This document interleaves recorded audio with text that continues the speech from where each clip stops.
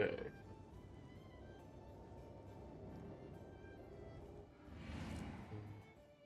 Let's see.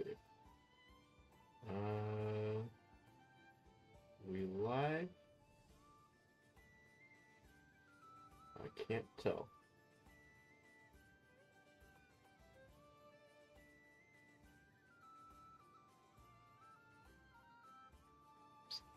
Thinking we're live.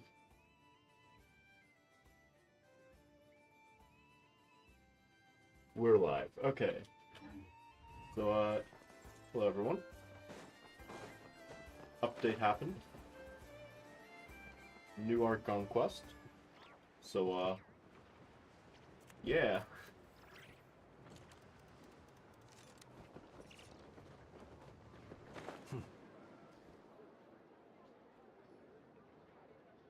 Going to have some fun. Thank you for waiting. I finished checking your adventurer handbook. Here are your commission rewards. We have no other urgent commissions on the books at present. Thank you for all your— Amazing! Paimon never thought we'd end up having— Things were pretty— It felt like this whole region was one giant slime in a barrel, ready to go boom at any moment. Sure have. Things were looking pretty dicey, but in the end, we managed to turn it around.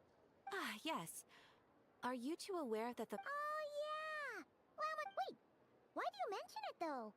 Do people in Nasha Town celebrate it, too? You're partially right. Most people in Nasha Town just see the festival as an opportunity to do business. The festival was first celebrated by the Frost Moon Scions.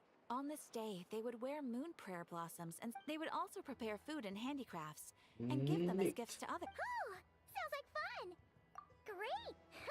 Well, in the meantime, since Catherine doesn't have any commissions for us, when we first got here, you mentioned that this was— We didn't get to follow up on it at the time, because we got wrapped up in that whole rare situation, but now we can finally start— Well, there's a saying Paimon's heard around these parts, which goes, if you lift up a rock, you'll— By that logic, you'll never find what you're looking for while you're searching.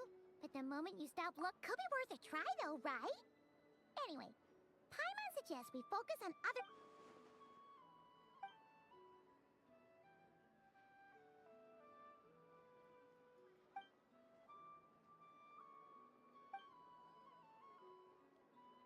What's wrong? She looks super serious all of a sudden. Huh? Paimon gets why you'd be concerned about Columbina, but what does the doctor have to do with anything?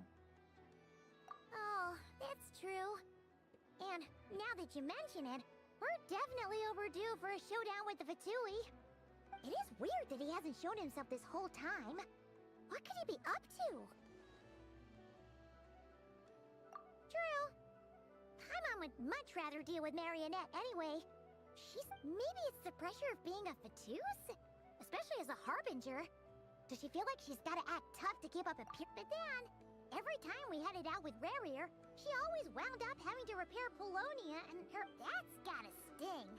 Losing face always hurts more for people who care a lot about their image. She's probably still furious about it. What? Relax! She's not even here! Huh? What's the matter? Oh, nothing, nothing! Where are we again? Oh yeah, Columbina?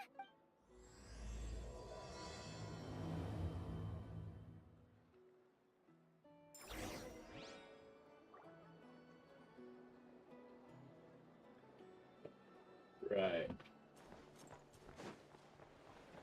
We probably can hear everything through the Catherines.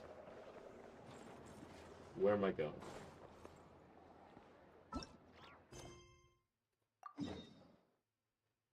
Neat, okay. Just to be safe, let's put on forced experience mode. Just because that feels like it's something I should have.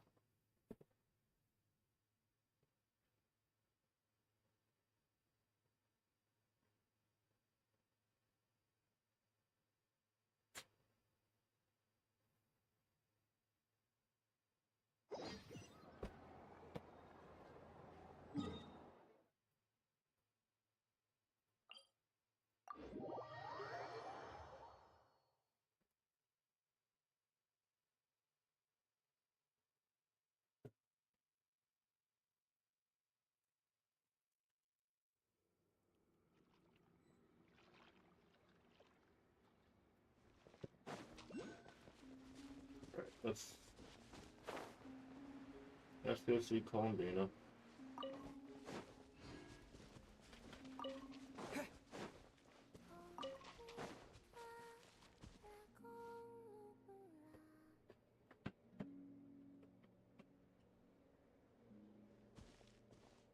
Hey, she's sitting up.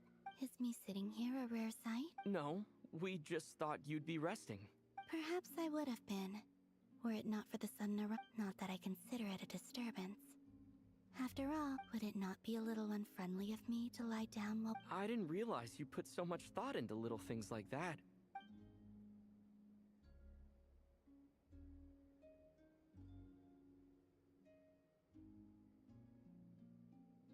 Only sometimes. There have been moments lately where I think about you and your companions. They are warm, mysterious, and cozy memories. They say that travelers return home bearing bags full of souvenirs. But my luggage was empty, and I believed it would stay that way. Return home? So, Yes. This planet continues to reject me. If I remain into that, there will come a day that I disintegrate. And I don't mean reduced to dust, or turned into... all right then. Well, How do you intend to return? The Moon Prayer Night is soon to arrive. On that, the Kuvaki in this land will reach its peak at that time. I merely need to grasp the tide, and with relatively little effort. oh, Paimon gets it. You make it sound like... If I did that, I suspect I would crack. I will be using a much gentler approach.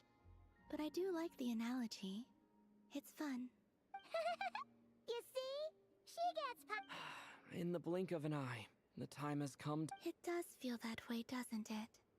Time seems to fly. I have always thought of myself as a wanderer on this earth, and it has never expressed any desire to keep me here. Yet, just as I plan to depart, it tugs at my arm. Is this a jest? Oh.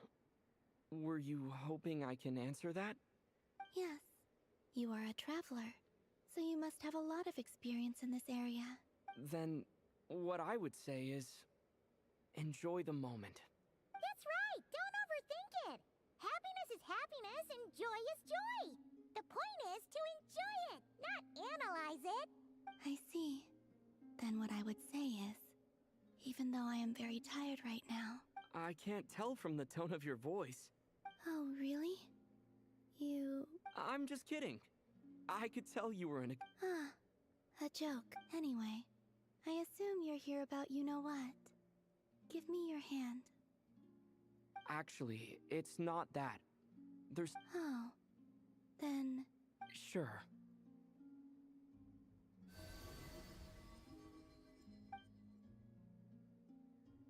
Thank you.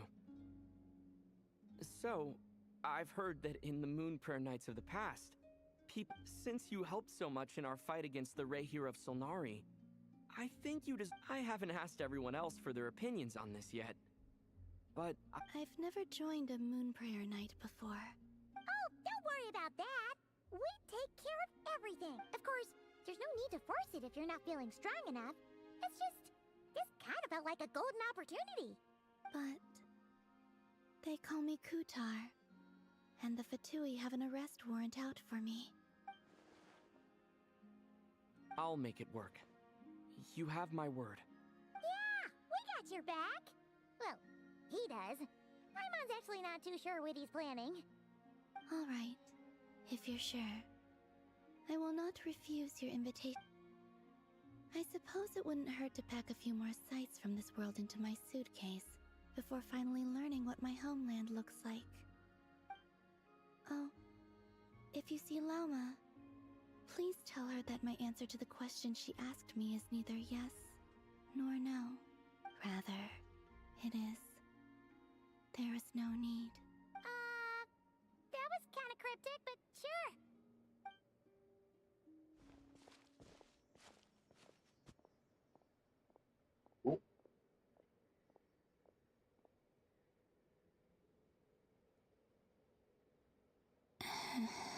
And also, I do not know. We will pack that info for Since she's later. agreed to join the festival, let's go see who else wants to take part. Llama's gotta be the person.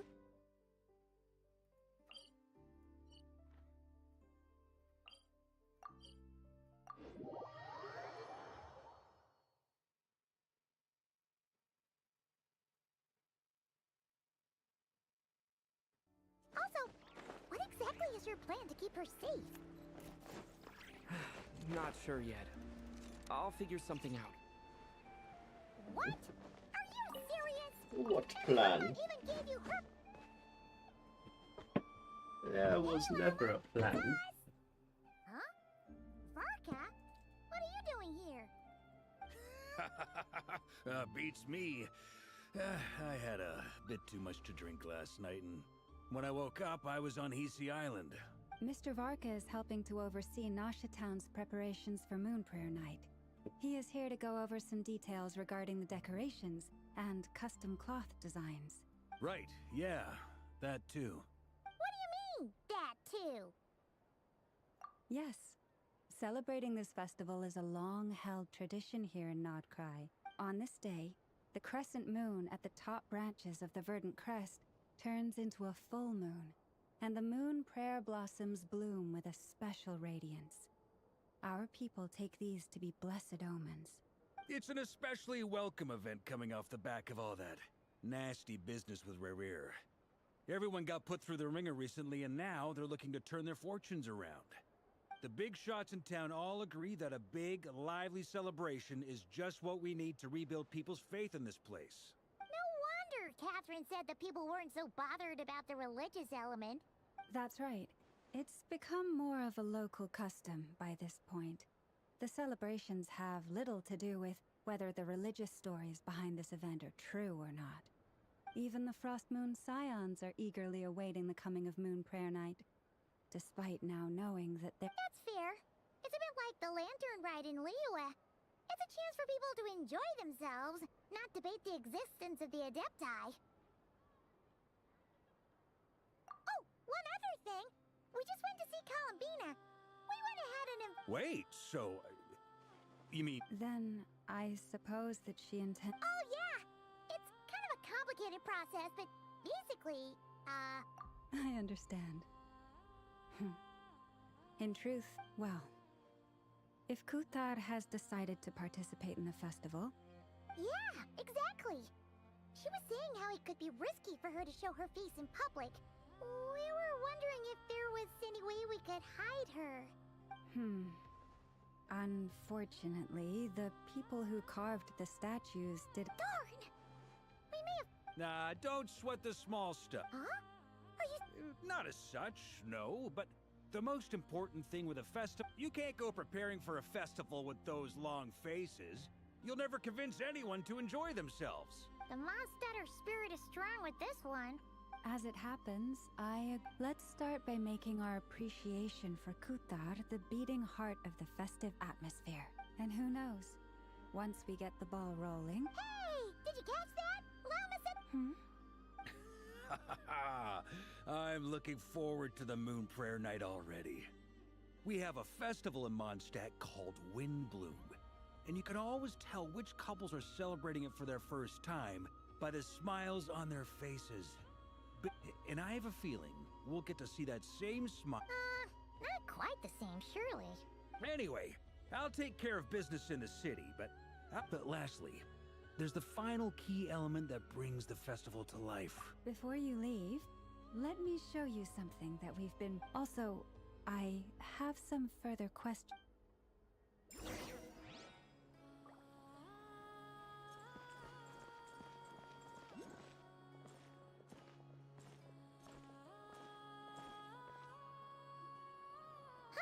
What's this?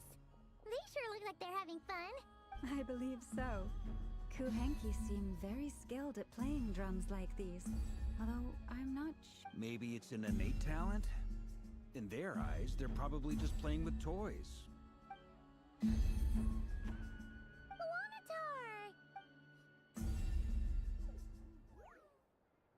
Yeah. She looks... Maybe we can teach her next time if we get the chance.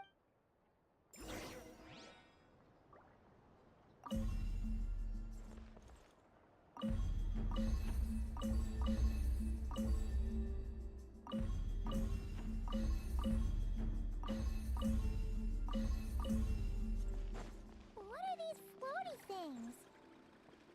Moon veils. We hang them from building.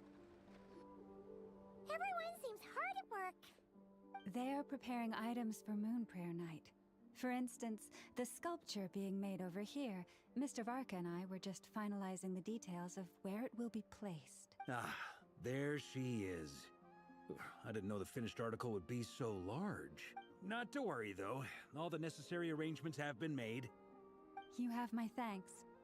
And over here, we are preparing a very traditional confection. Oh, look at all these colors! It looks great! Can Paimon try one? Of course. I have. You bet! Sweet! If you included those in the feast... There will also be verdant crests like this present in Nasha Town during the festival. The timing of Moon Prayer Night is not completely set in advance. We make a rough estimate. As such, the wait itself is a fun feature of this particular... You're waiting around.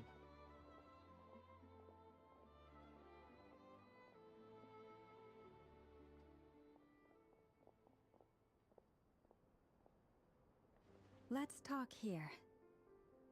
To tell the... I once asked her if she'd be willing to stay with the Frost Moon Scions. I could introduce her to everyone, and we could be a family.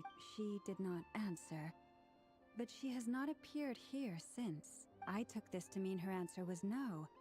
But if that were the case, she would not have accepted this invitation. Ah, I see. Maybe she is right, but my wish was not for her to come here and be I'm sure she believes that showing herself here might invite Fatui intervention, and as such, she does not wish to cause us trouble. But what really pains me about all this is... I think I'm qualified to weigh in here. When someone's about to depart on a long trip, what they need is blessings, not burdens. We should wish her the best, not make the journey harder than it are. Anyway, she's agreed to attend, hasn't she? All we need to do is simply respect her decision. I see your point. Yes. Our job is to leave her with some happy memories. Besides, who's to say her journey to the moon is a one-way trip? It's not like she can't... Paimon agrees wholeheartedly. Festivals are all about having fun, so let's keep it simple. All right, I'm gonna head back to Nasha Town soon. Sure thing, let's go! Bye for now, Wilma! Thank you all. Goodbye.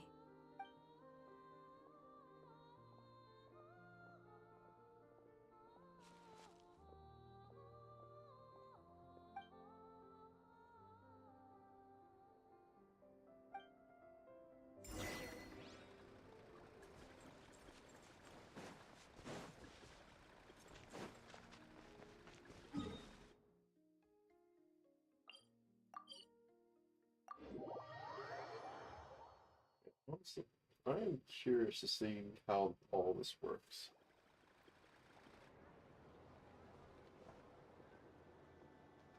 Huh? Hey, over there! It's Duran and Albedo with Flints! What could they be chatting about? Your guess is as good as mine. Ah, Grand Master, and the Traveler and Paimon. Hello there. It's been a while. Perfect. We have some new volunteers for our investigation. Wait, let me guess. The righteous Lightkeepers are finally ready to hunt down the Abyssal Dragon? Haha. Yes, that too. Yeah, right! Oh, wait! Why does everyone keep saying that too? Well, to be precise, the facts match, but not the causality. Wait, so I guessed right? Half right! Don't act so impressed with yourself. Maybe I can explain. We ran into Mr. Flint's north of Nasha Town. At that time, we just noticed a few abyssal creatures out in the wild, but the strange thing was, I didn't detect any traces of abyssal energy on them at all. On closer inspection, we realized that they were not real monsters, but something akin to reflections in the water, or perhaps a mirage. That's interesting. Huh? What do you mean?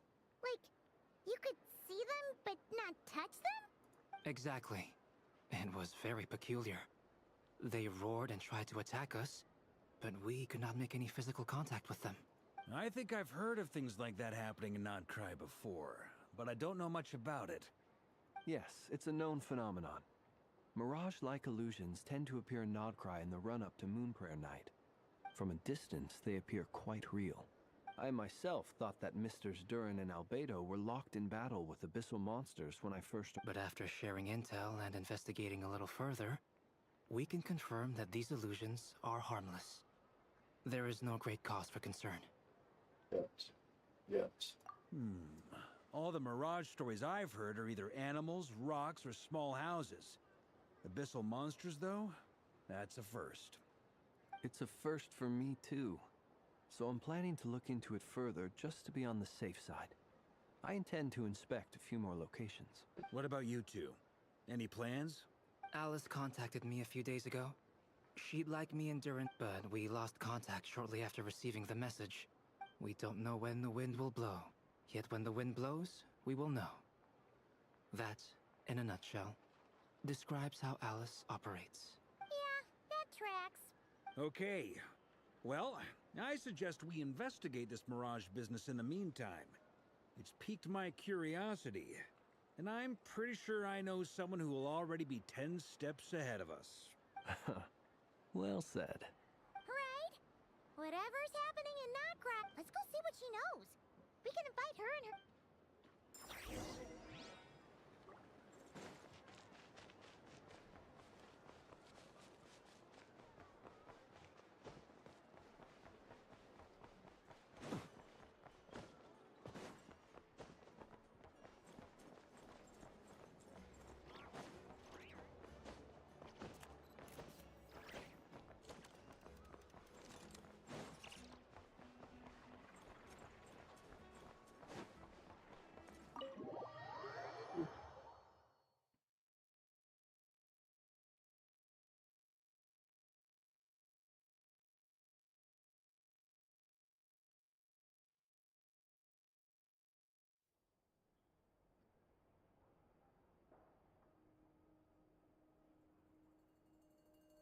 You're right, I have noticed. There's certainly something a little fit. Records indicate that this phenomenon can occur in the days before and following Moonprayer Night. That said, it has always... The odds of encountering these phantoms are similar to looking up in the night sky, happening to see a but this time, either everyone's getting lucky, or they're appearing far more frequently than usual. Yehoda's out gathering intel as we speak. In the first, the Abyss. The ones we saw seem to be abyssal monsters. Meek? Indeed.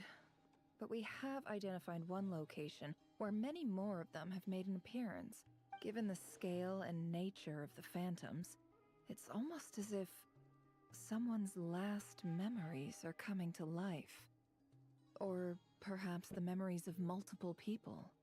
Oh. So, you mean the phantom monsters are hunting down the phantom humans? Exactly. The phantoms can interact with each other, but we have no means of intervening. In addition, some of the human phantoms would seem to be from the very distant past. This is clear both from the clothing they wear and the stories they tell. They claim to be from Hyperborea, a name which I've heard from Lauma before. If this is true, it means they must be from 6,000 years ago. Did Paimon hear that right? It sounds like this merits further exploration. That'd be a big help. I'll leave it with you, Albedo. My knowledge of ancient history is non-existent.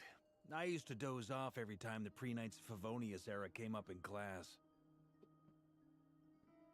It's quite a miracle that you were able to understand these phantoms' speech, given how long ago they lived. I suppose you're right. But I'll leave the archaeologists to ruminate over that conundrum. As an intelligence which, in this case, hopefully means earning myself some good favor with our dear Lady Moonchanter. So calculating. Whew, this intel broke. Sounds to me like we could split the work up. I think the abyssal phenomenon is best left to Albedo, Flints, and me. Agreed. It coincides with my... For my part, I'd like to understand the Abyss better. Even a little knowledge would go a long way. This is certainly a rare opportunity to study the Abyss. But even rarer, perhaps, is the chance to make contact with the Ancients. The Curatorium will take the lead on investigating the Hyperboreans. We put in the work to learn what we know so far. It seems only fair that we get some quantity of exclusive intel. That just leaves our trusty team of 2 unassigned.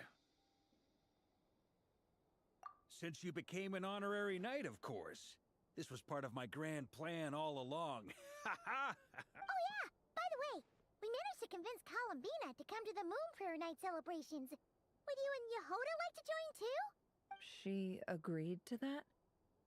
Huh. Quite an achievement. I'd be happy to join. No point shutting myself inside when the streets are all decked out. I doubt any clients will be visiting during the festival in any case. And Yehoda loves a party. So I'm sure No, no, no, no, no, no, no, no, no, no! Wait to contradict me and... Wait, no, that's...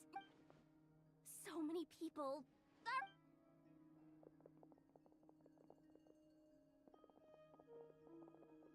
This is gonna sound crazy, but hear me out. I saw one of those phantoms at Star Sand... Like, a spaceship? That's gotta be the one you came to Tibet in! You said you saw this... Huh? You already know about it? Wait. Back up. You came here in a spaceship? Now my mind is blown! What's it like? Yep, exactly. Huge discovery. Wow. I guess that decides where we're heading next. Come on, don't look at me like that. I know the spaceship doesn't have anything to do with me, but you don't want to leave me as the only one twiddling my thumbs, do you? Fair enough. You can tag along. In that case, let's meet back here to discuss. I wish everyone a productive You too. Neat. Adventuring with Varka. What's up, boss? Tell me, Yehoda, when did the cure... Oh,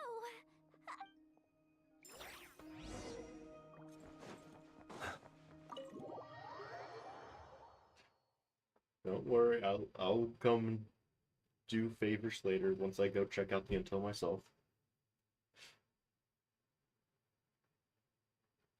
We've got some more to spare.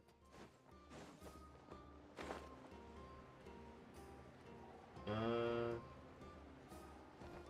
up, I'm gonna quickly do something first and I'll teleport over. Because I do believe I have not done this yet today, and I'd like to get that done quickly before time seemingly runs out later. Plus, this is like the first time I'm trying Ad this. Astra. I'm curious. Thank you for complete. Ad Astra.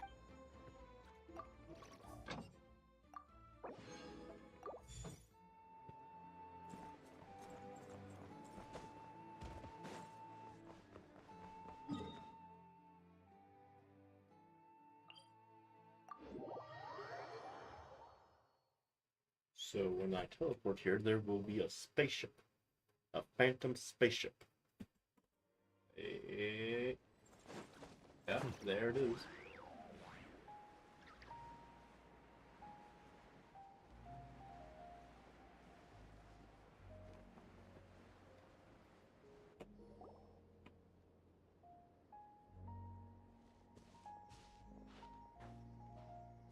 wow, what do you know? Yehoda was right on the money.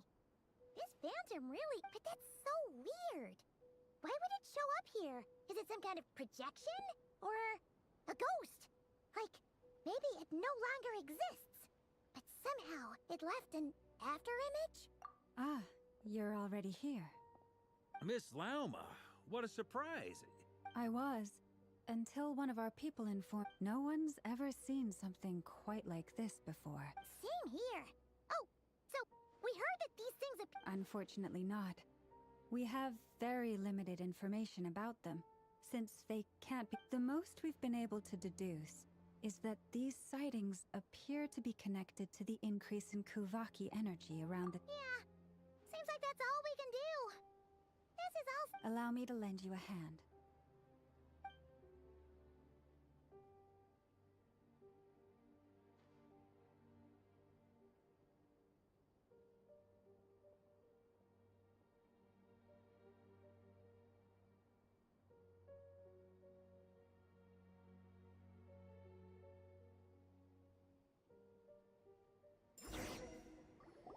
It's time to Everyone, go talk to Our you. friend here should be able to provide us with some information. Is that a phantom Rhymehorn deer? I've heard about how the Frost Moon Scions live in harmony with the animals, and can even communicate with them. Okay.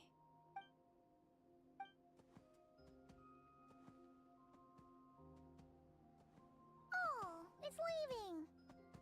It appears to share our curiosity about this giant spaceship. In return, I told it about some nearby spots where the wild fruit grows abundantly. We may live in a different era from these phantoms, but I trust that the terrain, climate, and ecology here are more resistant to the effects of time than some things are. Let's give them a moment.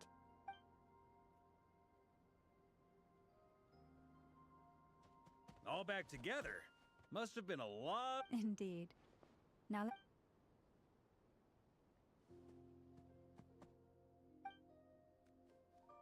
it did find a lot of wild fruit. Enough for this puffin circled in the air several times, but didn't spot any... Well, it definitely makes... Indeed. Other than that, I was also thinking that the world these... Oh, I get what you mean. The wild fruit exist in both times and spaces, but there might also be things that only exist in that space-time, which we can't see. Good point. Blunthorn rhinos can use Kuvaki to shift great rocks. But this one, the sniffer mole tried too, but despite being a skilled, they say that the spaceship looks robust and undamaged. It seems completely impervious to any and all attacks.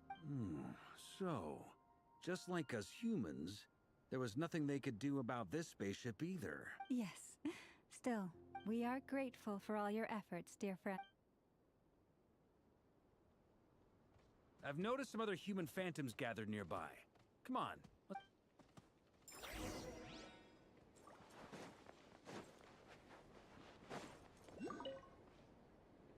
What is this thing? I've never seen it move, and there's no way to get inside. Goodness knows. My grandpa says it's been sitting here at least since his grandpa was still alive. What about his grandpa? Did he say anything to your grandpa's grandpa about it? Huh? I don't know. In all likelihood, it was here back then too. Hard to imagine something this huge could move. Guess that means that as far as there...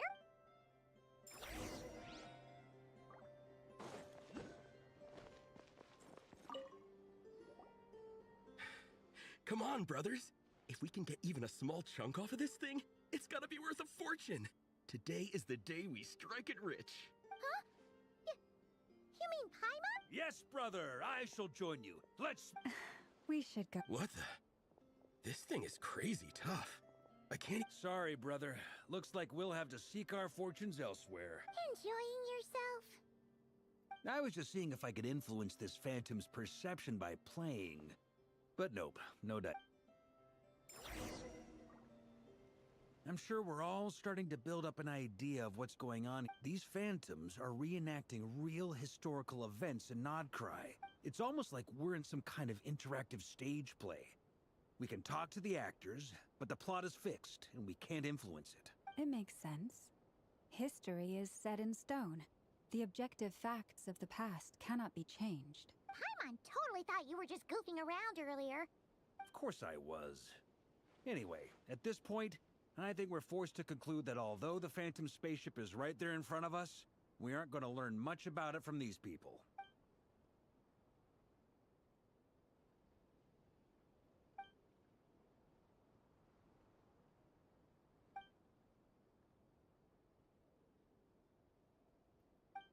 Don't be discouraged. If nothing else, and think about it. So many people tried to hack their way inside, but no one, to me, that says that we'll either find the ship itself or the story behind it. Huh. I wonder how the others are doing. Sounds good. Also, drinks are on me if Team Knights of Favonius is the first to... Wait! We have a team Am I in Team Knights of Favonius as well? You're very welcome to join. We've even got a cathedral ready for you. Isn't that technically blasphemy? You wouldn't dare make a joke like that if Barbados was in earshot. Nah, I'm sure Barbados doesn't mind a little harmless blasphemy once in a while. You're not wrong.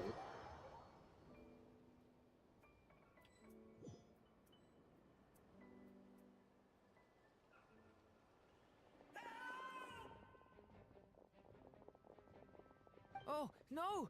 Get it! Oh.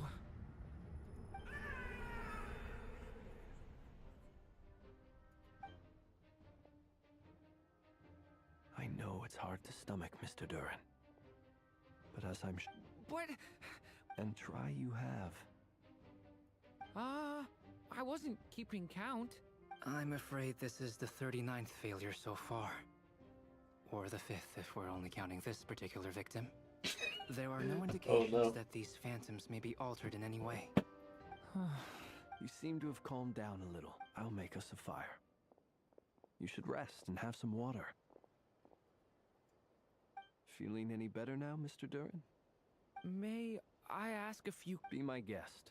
What exactly are we witnessing here? My guess would be that we are seeing Nodcry during the Conrian Cataclysm. Would that be accurate? Conria. That is correct. As you know, once the Abyss senses even the tiniest crack, it floods in and spreads like wildfire. There was a time in the distant past when it permeated all of Nodcry, causing immeasurable harm. The peep then 500 years ago, the whole of Tevat suffered an abyssal disaster. Once more, Nodcry was dealt a devastating blow. I see. In the face of the abyssal onslaught, all were like grains of sand tossed around by a tidal wave. Be they human, fae, or god. The moment you witnessed is but one drop in a whole ocean of catastrophe. All right. I guess that answers my second question, too. I wanted to know why there's nothing I could... That would be my guess as well. As I understand it, history and fate are not all that dissimilar. The latter may be unseen to us, but... Yes. Fate was determined long, long ago. I still have a couple of other questions for you, Mr. Flint. You mentioned more than one abyssal disaster that has struck this land in the past. How can you be sure that what we're seeing is from the Conrian incident? And also, how are you able to stay so calm when you're talking about these events? From everything I know about you, you're not cold or ruthless, and you're not indifferent to the suffering of others. Alas, I am forced to show my age. I must be 600 or 700 years old by human measure. Wait. One is not easily moved by history when one has witnessed the truth firsthand. I'm sorry. You needn't apologize. Your passion now, at the risk of offending you, your curiosity toward the Abyss. Is it born from hatred or because you sense its call? I only ask because I kept a fragment of Rarir's body in my lantern for a short time. Specifically, his heart. And I hear its power growling from somewhere within you. And my honest answer is... I don't know. I don't think I have the confidence to say for... Even before I became who I am today, the question dogged me. My doubts remain unresolved. But sometimes it is the darkness within us that allows us to achieve the impossible. I certainly got the sense from your 39 attempts that you were trying to achieve the impossible. It sounds like you've resolved to see the truth for yourself. Absolutely. In that sense, he and I are quite similar. Then I wish you every success. Well, if everyone's caught their breath, I suppose we should head back.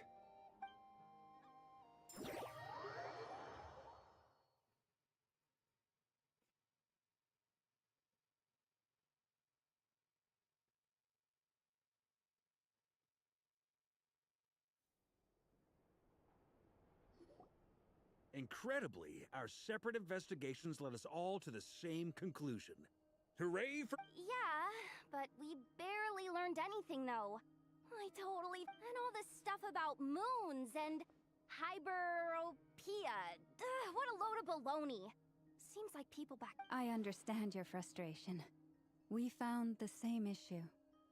There isn't much value to be found in the... If there's a silver lining, it's that these phantoms are harmless to the present reality. Paimon agrees. And not just because it's the first thing she understood in this whole conversation. You look disappointed, Nefer. What do you think? We all worked our tails off. Well, please do share the Hyperborean records with me. I will Oh, duh! I'm serious. Only an expert in the Frost Moon Scions and their history can... The alternative is to let them gather dust on the Curatorium's storage shelves until the... Nefer, you're wise enough to know that cooperating and sharing the profits... Well, that goes without saying. Huh? But didn't you say we aren't supposed to give out intel for free? Now is not a good time to push... Anyway, back to Moon... You mean a parting gift? Can't go wrong with food. Although...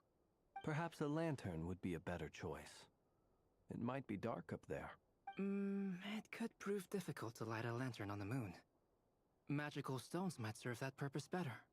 What about a clockwork mecha model from Fontaine? I've got a whole bunch at home. I use... None of these sound like things she would be even remotely interested in. Yeah. It would really save us the guesswork if someone... Ah yes, everyone turns to me. Traveler? They're all looking... Great! Haha, problem solved.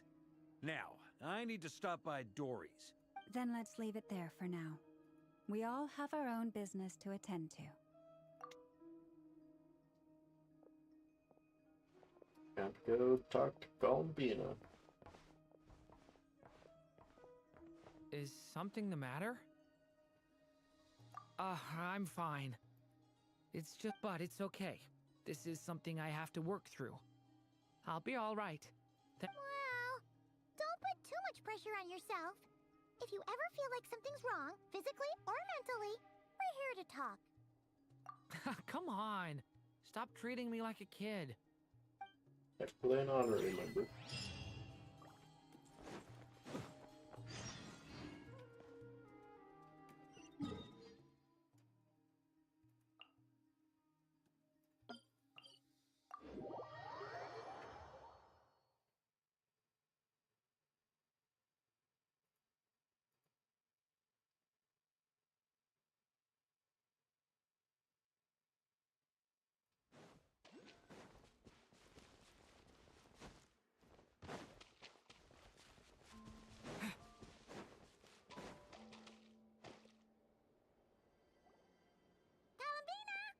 Huh?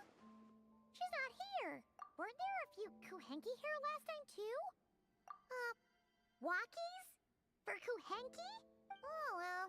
Looks like there's still a few days until Moon Prayer Night, so we're in no rush. Besides, she needs time to rest anyway.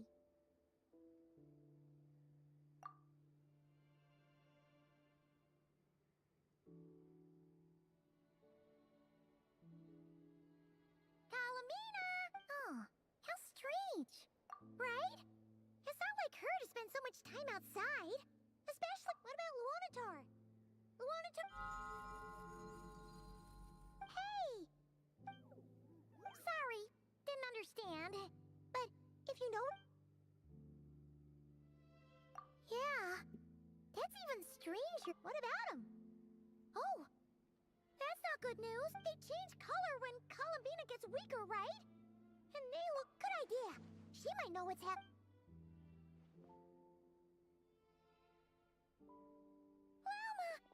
Ah, it's you.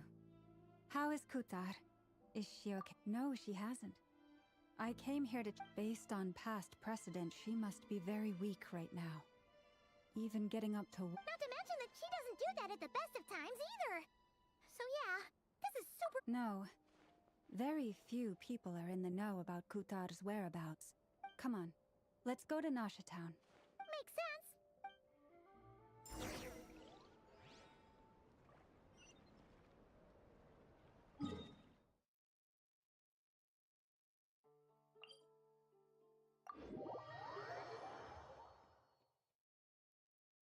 Whoa.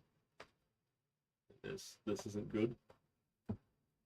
The fact that we're teleporting not to Nosh Town, but we're right outside Nosh Town.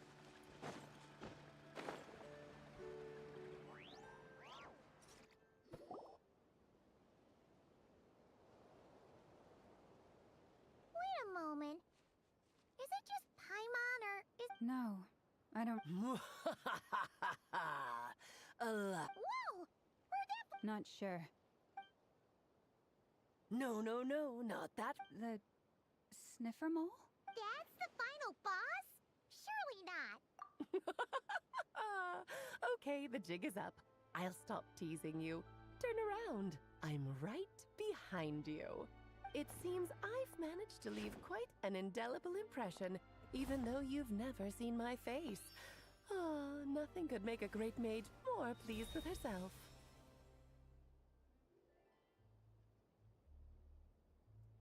Ooh. That is a nice intro image. Hold up. Did you just... What is going on? Hold up.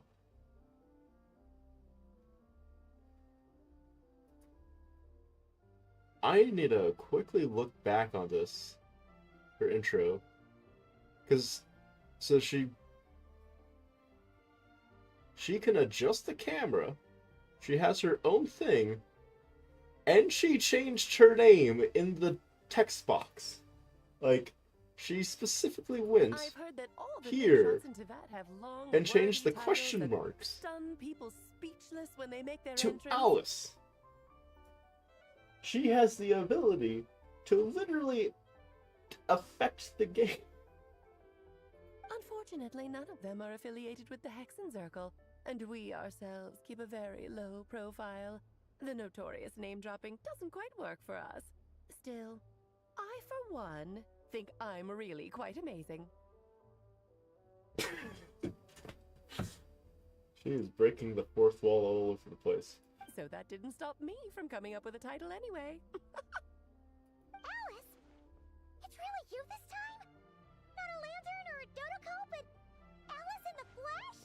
Oh, that's right. So, what do you think? How does it feel to finally meet me? Your hat looks weird. You look like... What is that supposed to mean, I'm the mother of Klee, Teyvat's #1 cutie. How... So she's a... I see. Madam Mage, that was, quite a powerful entrance. I certainly won't be forgetting it anytime soon. It's okay, Lauma, don't force it. Paimon will do the honors. This is Alice from the Hexen Circle. She's a friend of ours. And of Arcus, too. That's right. She's a good person, just kinda... unpredictable. Well, what is the human heart if not unpredictable, If we could not do as we please, how would we differ from machines? I am Lauma, Moon Chanter of the Frost Moon Scions. It is a pleasure to meet you. Oh, I know. Before you got here, I spent a good, 15 minutes getting up to speed on Nodcry's present situation. 100% point for her when she gets In other added. words, I've read the whole in the last episode part, so we can skip the pleasantries. There isn't even TV shows here. Fair enough. Well, Miss Alice, I can already tell that you have quite a unique personality. He'll get used to it. Paimon sure is. So anyway, what are you doing in Nodcry, Alice? Oh, I thought I told you already. This time, I'm the final boss. What? And what a formidable foe I shall be. Powerful, confident, decisive, and good luck finding my weak spot. You will never succeed. Oh, drat! My one weakness, and you found it in an instant. Fate has been dealt a devastating blow. Thus falls the great Dodo King.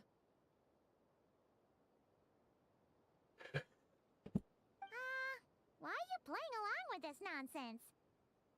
For funsies, of course. What's wrong, Paimon? Are you disappointed in me? Am I a gigantic letdown? No, it's just... you seem like a busy lady. And this is the one time you've shown up in person. Paimon figured it would be for something more high stakes than just goofing around. You're quite right. I'm here in Not Cry because something big happened. Something big enough it caught the attention of the Hexen Circle. It concerns the 3 moons, Tevat's borders, and of course, the moon goddess you are currently searching for. Kind of. Why don't we discuss this over a pot of tea? My main reason for coming on this trip to Tevat was, of course, to have some fun. But I do technically have a job to do as well, namely, maintaining the stability of Tevat's borders. I'll skip over the complicated parts, but to sum it up, abyssal energies are all that lie beyond Tevat's border. We'd find ourselves in a real pickle if they ever made it through. And the phantoms you've been seeing are a sign that the border has been disturbed. No wonder they tend to show up around Moon Prayer night. Is it because the real moon is now so close to us that its power can cross the border? In part, but only a negligible amount passes through. Just enough to influence the verdant crests and so on. And as you've noticed, there has been an unprecedented number of phantoms appearing this year. The influence of the moon beyond the border cannot explain this. No. There is another far greater factor at play. The trilunar syzygy. A trilunar. Eons ago, before the heavenly principles came to Tevat, it was the then 3 moon goddesses who controlled the laws of this world. Oh, that's exactly it!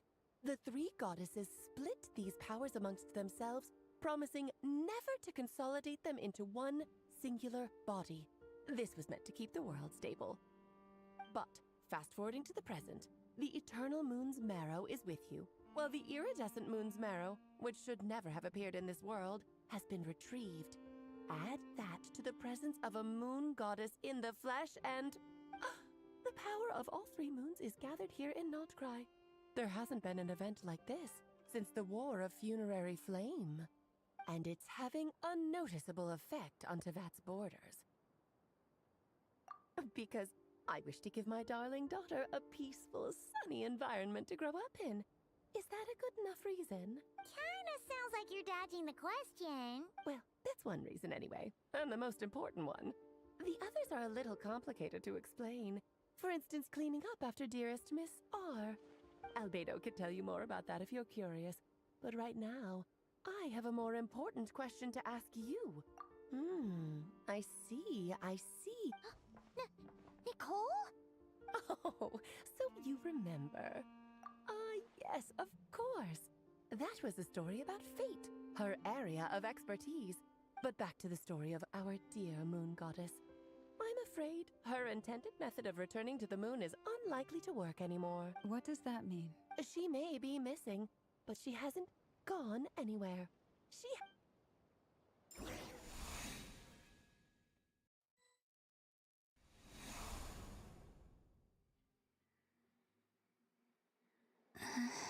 My body...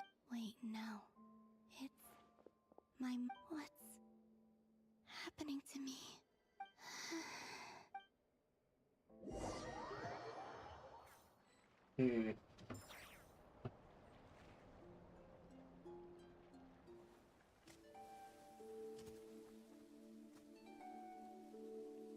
Are you out for a walk too? Huh?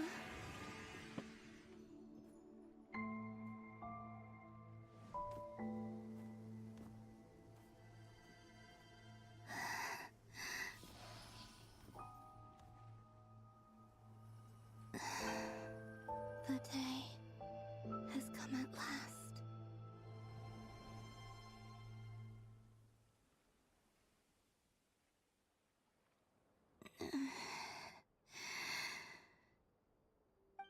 grown so weak that I can't even sustain my physical form.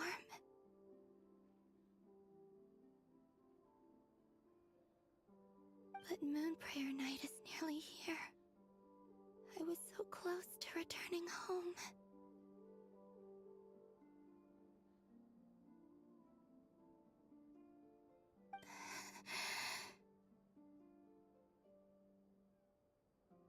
Death is near. Is this how it ends for me?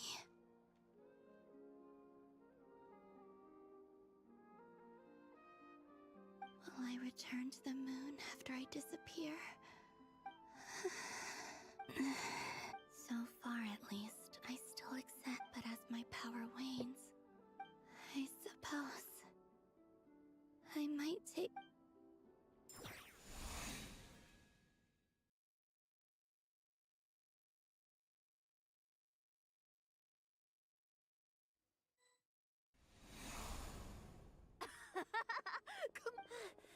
Wait for me! The Frost Moon Enclave. These decorations, it's times like this when you... How fascinating. I've never had the chance in the past. People would get so solemn. Karina, Lametti, it's time to eat! Coming! I want to watch them a little longer.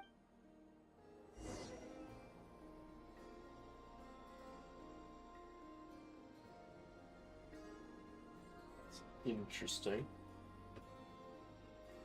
That's an interesting So walking just animation. fill these balloons with air. Yep. Try a couple now to test things out. The rest can wait till Moon Prayer Night. Think fast. Rita! Teasing an acolyte of the Frost Moon Scions? Surely that's a punishable offense. Take this! Huh? Alright, enough horsing around. The task is just to check that the balloons don't leak, right? Doesn't matter.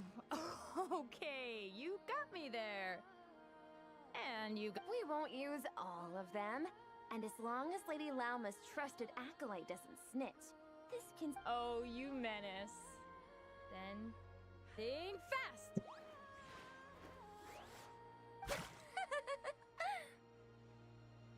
Is pumping a balloon full of water really so much fun?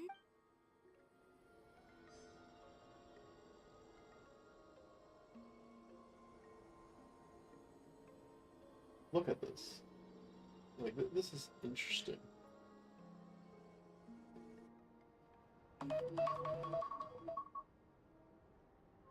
That feels like it's an interesting thing. I'm sure you're both tired from playing all day. Come on, eat up. A plain, humble meal. Huh? How come, I don't mind sharing. I've never shared food with anyone before. Even at the end when I couldn't finish my food offerings from the Frost Moon Scions, they'd leave the leftovers out under... Hey! That was... Oh, you too. Oh, don't fret now. Here, have some of Granny's too.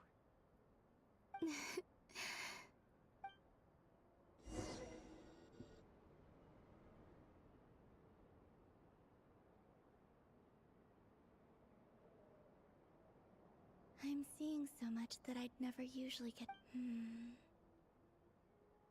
What a rare opportunity. I think I'll go take a look around Nasha Town, too. Maybe the travel...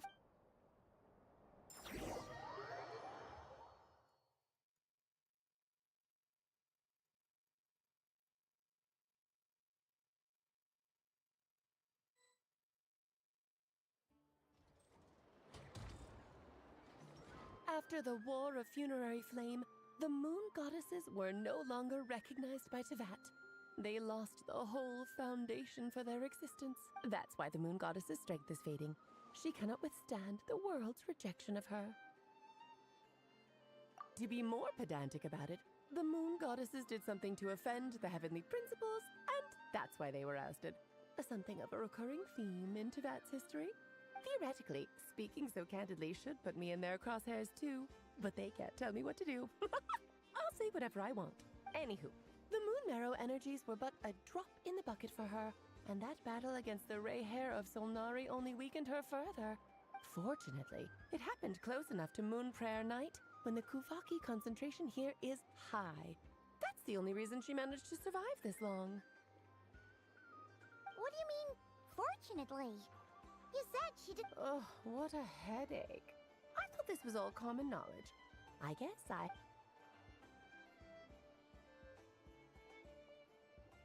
Now, I said earlier that the Moon Goddesses lost the foundation for their existence. The reason for that has to do with the natural order. Basically, the rationale for their existence in Teyvat was lost. The same logic applies to the present Moon Goddess, too. Consider her existence so far. Her comrades in the Fatui called her Damselette. And she was worshipped as Kutar by the Frost Moon Scions. But these connections have now been severed, whether by her hand or yours. So, the rationale that once sustained her existence is now gone.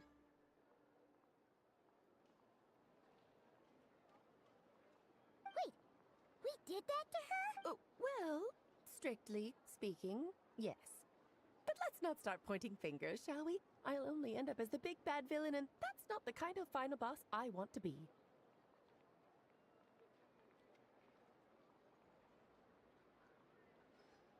Of course I do. I'm only the... Now, if you wish to find your Moon Goddess, firstly, we'll need to strengthen the connection between her and Teyvat. At least enough to sustain her until Moon Prayer Night. Strengthen her connection.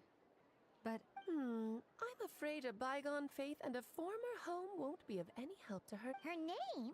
Oh, yes. Names are very important things. A name is a fundamental concept that anchors one's entire existence.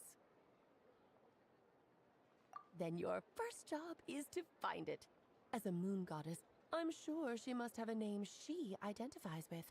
Neither Columbina nor Kutar is her true name, and she's never really accepted either of them. So, finding out her real name is enough to sustain her existence?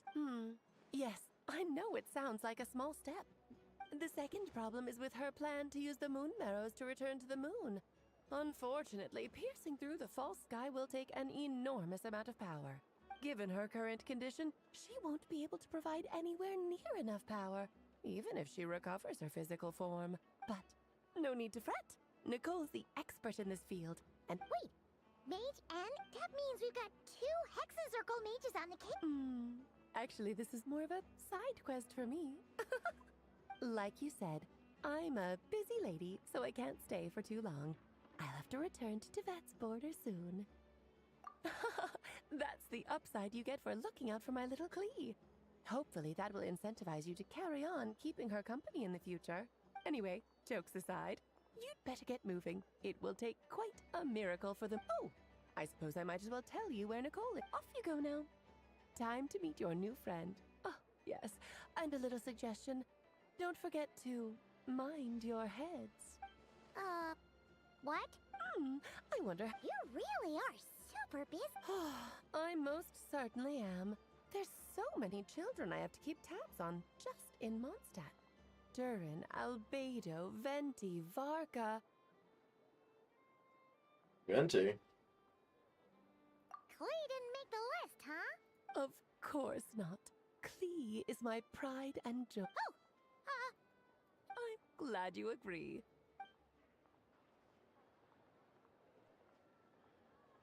She left in a hurry. Yeah, she didn't pack up her stall. Should we handle it for her? I must say, I'm now very curious. That's a lot.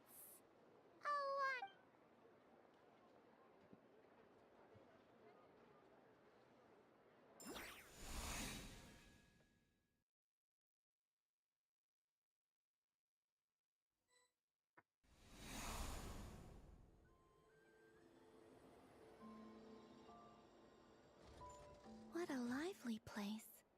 Hey, you old geezer! Your hammer's rusted through! Who are you calling old geezer? Are they... quarrel? I'm looking right at him! You've really gone downhill since giving your daughter free rein in the workshop. Can you even swing a hammer anymore? It shouldn't take you days just to fix a single chair. You might as well use that hammer to massage my back for all the good it's doing. Don't run your mouth, or you'll get a back massage that'll put you in bed for the rest of your life. Look, the materials haven't arrived yet. I'll bet you send all the materials to your little princess. All right, you've made your point, Uncle Koski. As soon as the materials arrive, fixing your chair will be the #1 priority.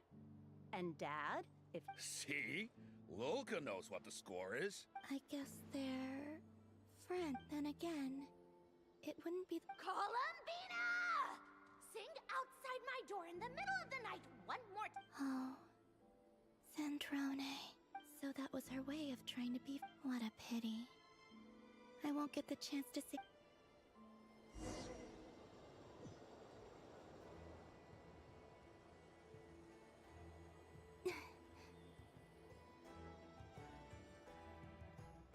Hey, have you decided what to give her for Moon Prayer Night?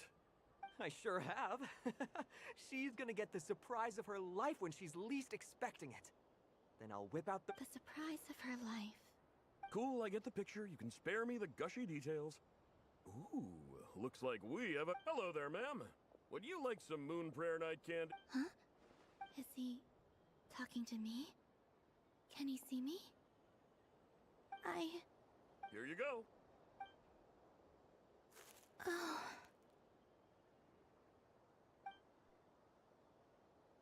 Come back anytime. Right. Now, where were we? I don't know why.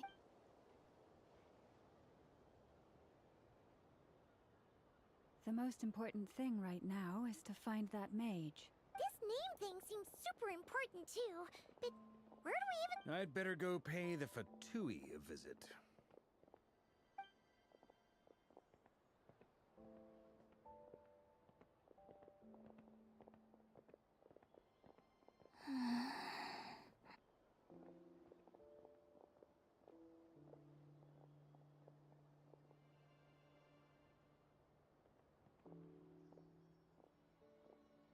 Columbina?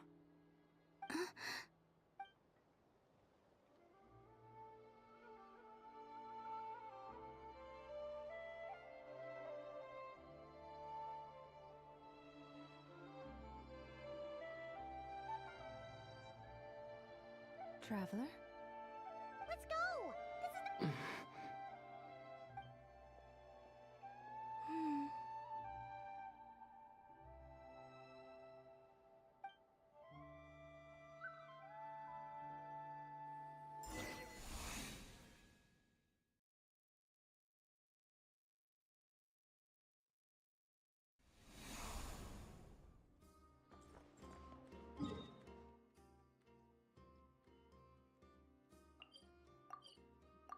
What's the total waypoint?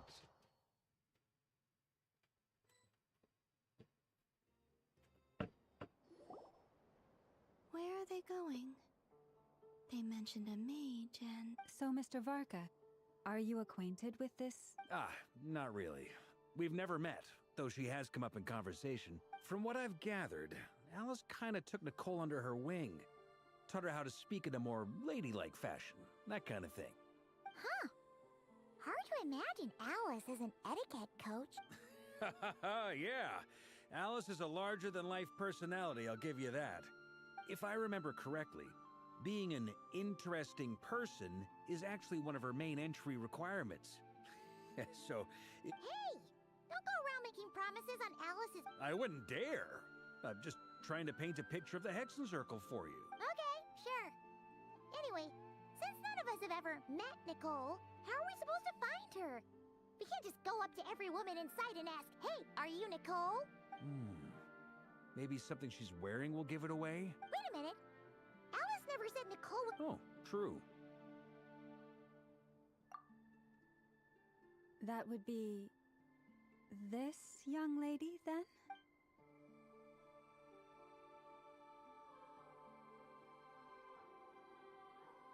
Hey there! Sorry to disturb... Varka. Knight of Boreas of the night. Ah, have we got the wrong person? Well, When I shook my head, I meant, no, Alice hasn't mentioned you before. Huh?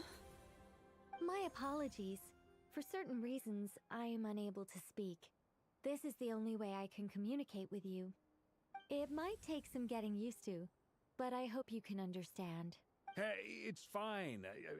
I'm more shocked by the fact that Alice never speaks about me.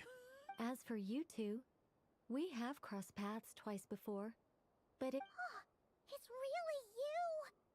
Thanks for all your guidance in the past! You're quite welcome. This time, things are different. We have reached the unwritten pages of the story. You might say that we stand at the crossroads of fate. Now then, allow me to formally introduce myself. My name is...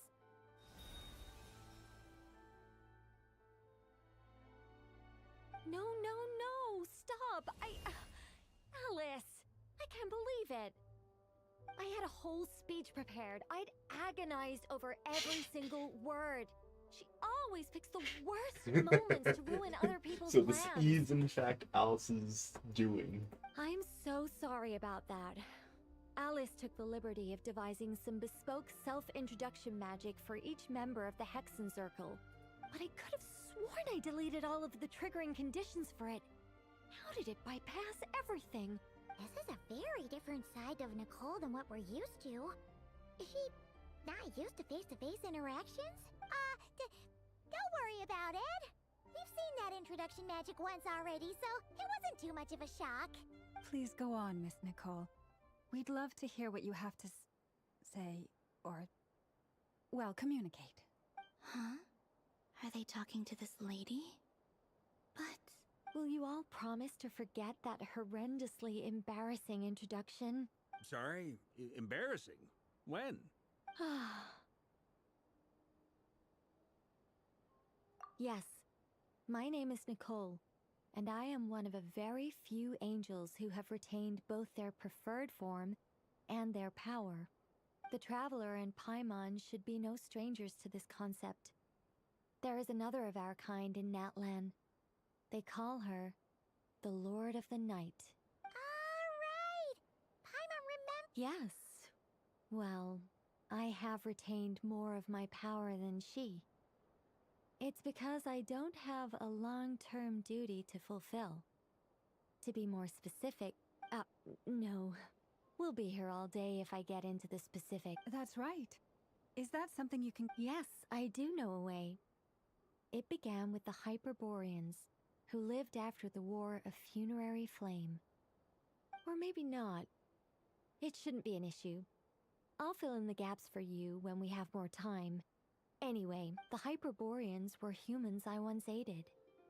They accepted the civilization and creations bestowed upon them by the angels, but despite accepting many blessings of the angels, many among them still held on to their faith in the moons.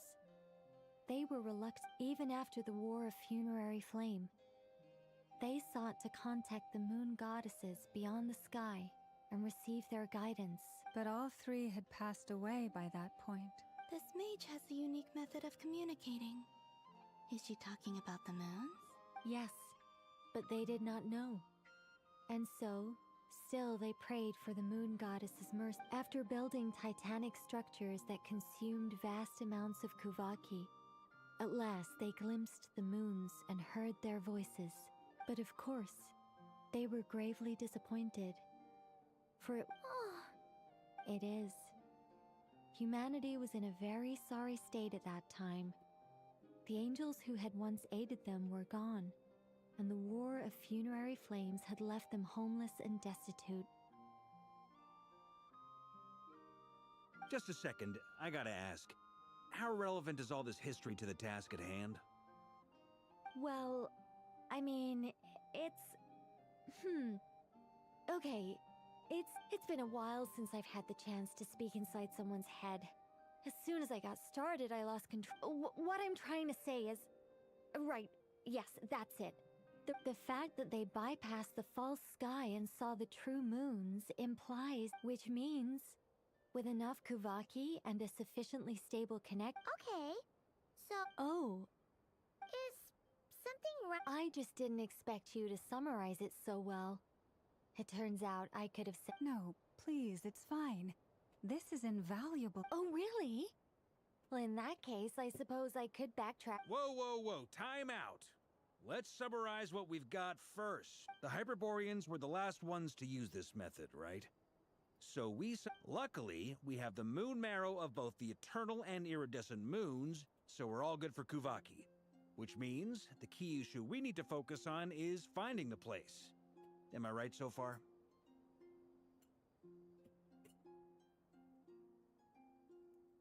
We do not have the iridescent moon. Yes. Although I expect the structure. That said, what if we could take advantage? Well, travel back isn't quite accurate. It's more like we'd be creating a handshake between 2 points in space-time. We wouldn't even have to pick a time when it still existed. It could just be a time when it still appeared in phantom form via projection, or we could You look lost. Yeah, things got a little... All right. Let me think about how to put this more simple. Over the next few days, I'll search for phantoms that we can... By completing certain rituals, specific individuals will be able to enter the phantom and make it to the Hyperborean structure. If everything checks out, and it looks feasible, we'll just need to wait for Moon Prayer Night. I think so.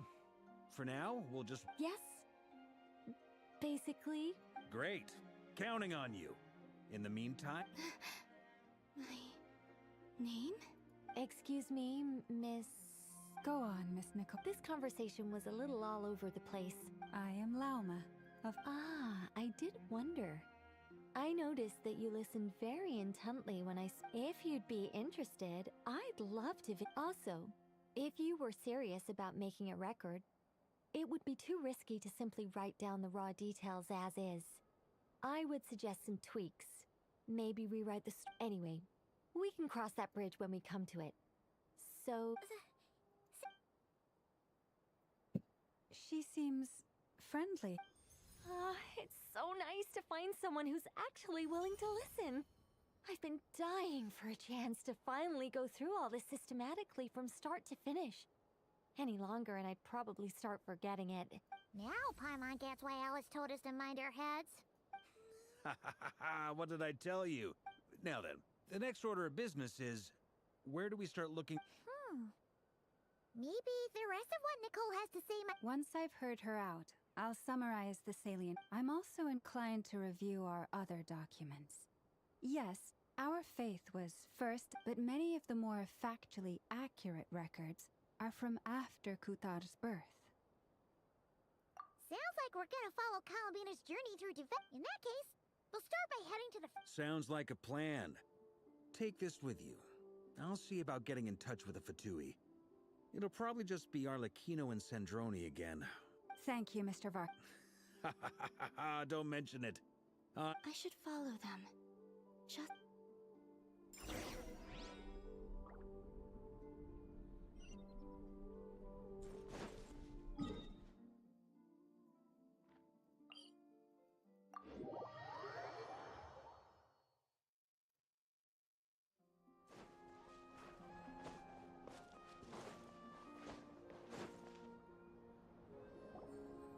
A while ago, I took the time to organize all documents in our possession that pertain to Kutar. You're saying there's unreliable... Yes. Most of the information we have was transmitted through an oral tradition. Inevitably, some of her stories were mythologized and deified over the years through countless retellings. There's no sense seeking answers in history unless we can ensure the veracity of the history. Makes sense. All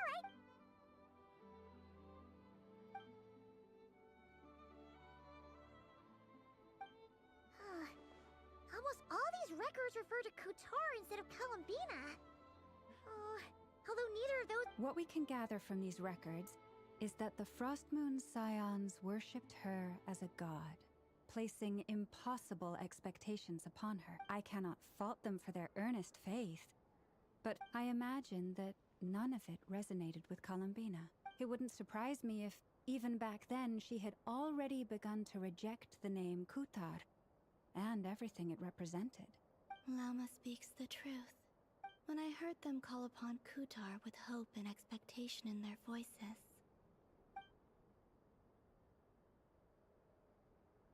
Well, that's a bit complicated. And how realistic their portrayal of Kutar seemed to be. Amongst the Frostmoon Scions of today, only I know of her existence, and I alone have spoken to her face to face. As such, that being said, I have sensed some changes in her lately. Changes?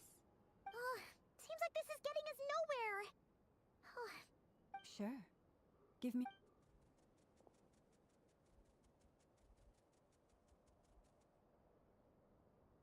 Exerting but a fraction of her divine might, Kutar sheared a great mass from the snow-capped mountain and cast it into the sea. Upon... Yeah, right. That doesn't even begin to pass us. The 3 moons are not but lies through and through. Only one moon has ever shone for us, and Kutar is her name. The vast majority of ancient texts are filled with fanciful tales like these. I trust you understand my criteria a little better now. Kutar did not speak, merely gazing into the distance in silence. And where her gaze landed, this was her prophecy. Clearly, whoever wrote this text never even met Kutar. Otherwise, they'd know that her eyes are always closed. What about you, Traveler? What are you reading? Come on, let Paimon. The child wished to build a wooden nest with which to shield a fledgling bird from the cold. But being so young and lacking in strength, the child could not snap the branches from the trees. Kutar was passing by.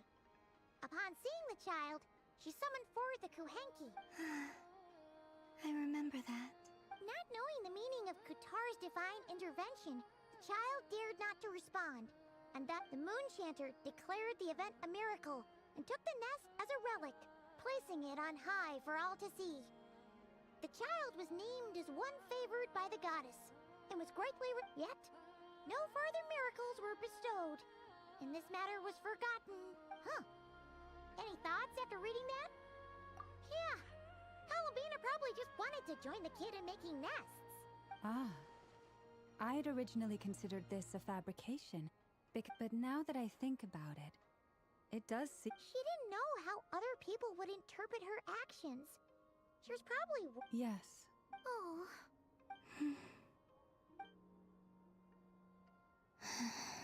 And now, I can make no... Still no name. That's a bit of a shame. But we did learn some...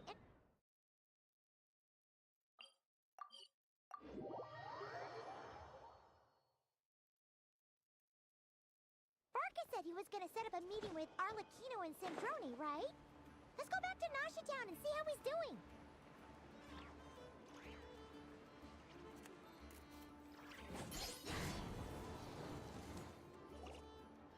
Let's see. There's Barca. Oh, and it's Durin and Albedo too. Yeah, this is pretty much the same place we bumped into each other last time. I convinced them to stick around a little longer. We were all waiting on people, so I figured having a little company would help pass the time.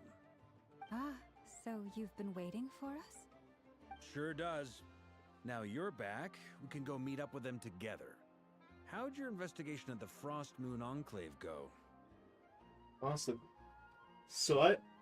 While this has just been going on, reading all the text and whatnot, I've just been thinking about the introduction magic, right? It's got me wondering. All of the Fatui who had those introductions before, have those been actual, has Alice just given all of them introduction magic to just introduce them like that? Has that just been a thing? That's been happening since the very beginning, right? One could assume that was just, oh yeah, that's just a part of the game. It's not actually happening in the story, right? It's just, hey, here's a cool way to introduce the characters.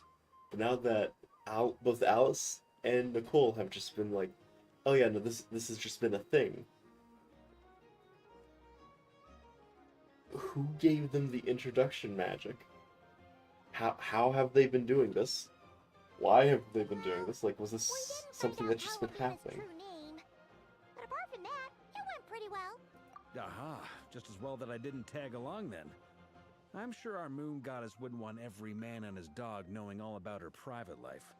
So, Barker was waiting on us, but what? Oh no, we already met with her. We discussed that experiment I mentioned to you last time. Oh, and she also handed me this communication device. That's right. I understand she informed you about the relationship between the phantom phenomena and Tevat's border. She said that she'll contact me through this device. Ah, I see. Following instructions and making observations. Pretty common research method. Takes me right back to Albedo's lab. Wait, then who Someone you know. Albedo's met him too. But I don't think Miss Lauma or the Grand Master have been introduced. Introductions are overrated, especially in cases like this. It's you! So, it's not like the Academia has prohibitions against going abroad. Also, I applied for leave. I've been writing to Hat Guy since obtaining a human form. I've already brought him up to speed on everything that's been going on in Nodcry. Hat Guy? Turns out, I actually have heard that name before. Oh? Then why did you react? I only knew the name, not the fella. But since we're all here, let's do some introductions for what it's worth. Lauma, Moon Chanter of the Frost Moon Scions. And I'm a Drioche from the Vahumana Darshan of the Sumeru Academia. Hat Guy. Good to see you again, Mr. Guy. I believe we last saw each other on the boat ride here. Yes, Mr. Guy. Mind you, the only reason I came here is because there's someone I want to look into. Who's that? The Doctor, also known as Dottore, second of the Fatui Harbingers. From the tone of your voice, I was reviewing our archives and noticed that a lot of information about him was missing. Left a bad taste in my mouth. That's all there is to it. Uh-huh. Yes. That's all there is to it. Dottore, or Zondique, as he was then known, once studied at the Academia, but he got kicked out before he could graduate. So the Harbinger's #2 man is a college dropout? How embarrassing for them. Last we heard, he was planning something. We actually heard that a few times before, even coming to Nodcry. But we haven't seen a trace of him since we got here. He only appears when something interests him.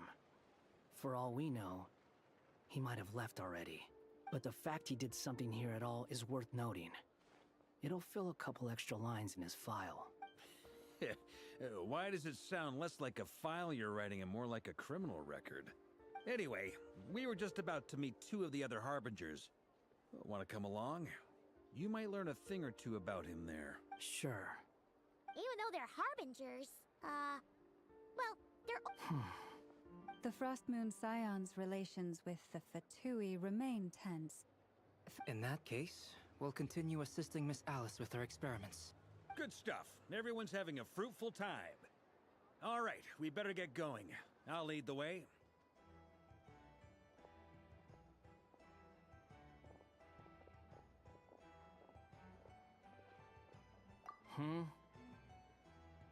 Well, yeah, that's obviously part of it. But I'm not the only one who has a score to settle with him. Neither you, nor Lesser Lord Kusanali, nor I want to see him meddling with things again. What's the hurry? Don't worry. Pigeons always know which way home is.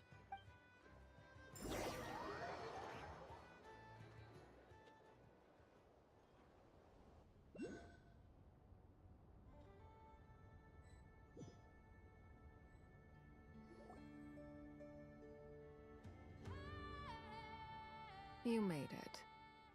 Who is this? A scholar from Sumeru. They call him Hat Guy. He's an old friend of the Travelers. Wait, this is the academia representative you wrote about? He doesn't exactly look the part. I believe this will prove my identity. You'll notice it bears the seal of the Sanctuary of Surasthana. Well, what do you know? So it does. All right then. My mistake. Man, who is this man? I've never seen him before in my life. That's the point. It's fine. I expected as much. I'm curious to know what would happen if, like, this quest wasn't completed that turned him into this. Like, would it just be, hey... So this is just actually Scaramouche? Not Hat Guy? So as I mentioned in my letter, the Academia's got its eyes on Dottore, but this matter remains top secret. Apart from those assisting in the investigation, If anyone asks, I'm here in Nodcry to pursue my personal academic interests. Gotta say, Varka, you did pretty well to keep all this under wraps for so long. Sounds like you got... you flatter me. Where do I even start? Remember that time we fought Rerir at Star Sand Shoal? He sure let me have it then, didn't he? I'll bet Dottore had that all sketched out, with me as his convenient little pawn. He could not care less about us if he tried, but hey! The feeling's mutual. Does Dottore really strike you as the sort who values his relationships with his colleagues? Fair point. Definitely not. Which is why I always keep my guard up whenever he starts making suspicious moves. To that extent, our motivations align. On top of which, I consider you... Now, back on topic. In the wake of the Reikir of Solnari episode, Sandrone and I grew suspicious about Dottore's complete inaction during the entire affair. So we tried to... He never lets anyone in on his plans. The more he cares about something, the more secretive he gets. Indeed. Perhaps he believes that by keeping a low profile, he can avoid trouble. But that trick isn't going to work on his colleagues. There's like 4 Harbingers in this picture. Yeah, I mean, he's been researching the ancient moon's remnants. And he's been trying to get his paws on the moon marrows. Only an idiot would believe he doesn't have something more planned. With this in mind, I returned to Snezhnaya and relayed my thoughts to Her Majesty the Tsaritsa, entreating her to have him recalled. That's pretty direct. Did the Tsaritsa agree? Yes. I made it abundantly clear that the Fatui's business in Nodcry is almost concluded, and we do not need 3 Harbingers in this territory. Her Majesty concurred. Accordingly, Dottore has returned at her orders. I imagine he is continuing with experiments, which no one besides he would ever have any interest in. Common sense might mean nothing to him, but he's not stupid. He knows that no good can come from opposing the Tsaritsa. Smarts alone won't get him all the way. He needs the Rooster's resources and Regrator's Mora, both of which the Tsaritsa can strip from him by waggling a finger. But doesn't he have a track record of publicly following orders while going against them in private? He probably has it down to a fine art by now. Wouldn't put it past him. We worked together on a research project once. Only briefly. But he has no interest in doing things methodically, stage by stage. His thoughts jump all over the place, and the moment his curiosity is satisfied, or he gets the results he wants, he disappears. The only similarity we share is that, once we set our minds on doing something, we will... Oh, we definitely saw some of that in your battle with Rerir. Ugh, do not... Then I believe we all concur. Dottore... Fantastic. Now this is turning into a whole... Are you talking about the moon marrow stuff? He also strikes me as the kind of person to disregard experimental regulations, ruin all the equipment, and go way over budget. Then leave the first person he can find to deal with the fallout. Exactly. This one time, he was running some high-temperature experiment and the substance exploded. But does he care? No. He orders his subordinates to open the device. That gas was poisonous. If I had... And after all that, he left. While I was still cleaning up after his mess. What a waste of time, he said. Waste of time? The nerve! He wasted my time! You've been bottling that up for a while, huh? Hat guy, I must say, you seem awfully familiar with internal Fatui affairs. Especially when it comes to Dottore. Thank you, Lady Harbingers, for providing such valuable information. I have no other questions for now, so I'll be on my way. Wait, what? You're just gonna leave? You're welcome to join if you want. Ugh. Just when Paimon thought he'd finally mellowed out. He makes quite the impression. I'll say. I've met tons of headstrong people, but not many of them would join me in bad-mouthing Dottore. Anyway, back to the main agenda. Varka. Yeah. We're working on building a connection between her and this world. The simplest method is to find out her real name. I've actually asked her that question before, but she said she didn't know. Considering our relationship, I doubt she was lying to me. As far as I recall, she was never dispatched by Her Majesty to claim a gnosis or anything like that. The Tsaritsa's plans had long contained a place specifically for her. I always thought that was weird. What could she do that the rest of us couldn't? Knowing what we do now, it's probably something related to Kavaki, right? More than likely. When she first arrived, Columbina would often go to Her Majesty and ask when she could start the task assigned to her. But Her Majesty always gave the same reply. The time has not yet come. The Tsaritsa has summoned a beautiful blind maiden to be a harbinger, giving her the third seat by virtue only of her enchanting voice. It was a dumb and stupid rumor. But the reality... And what happened after? I imagine she stopped caring. She no longer seemed to care why she had been recruited. And Her Majesty never gave her any missions. So for my part, I was busy. So busy that she had long been used to a life of other people claiming she was needed. I just felt that having a place to stay would cost me something and so I waited quietly for the day. And on the other end of that spectrum, you had me. Someone once told me that I had the lousiest work and the toughest luck. I forget who said it, but those words have always stuck with me.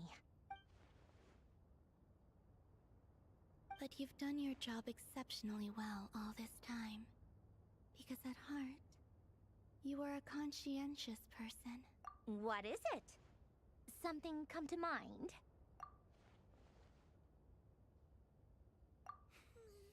That makes sense. Nothing screams you are needed like your name. Well, good luck with it.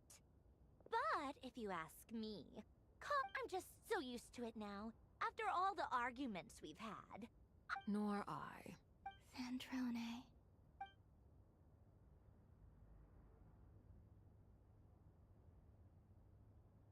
Huh! It's a Sealy! Does that mean... Ladies, I thank you for your I'm sure. You can make your own way out. Heck, you've been here enough times, you probably know your way around. Okay! Time to do what it...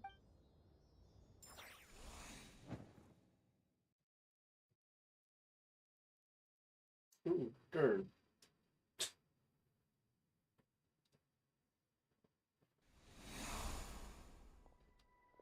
Here you are.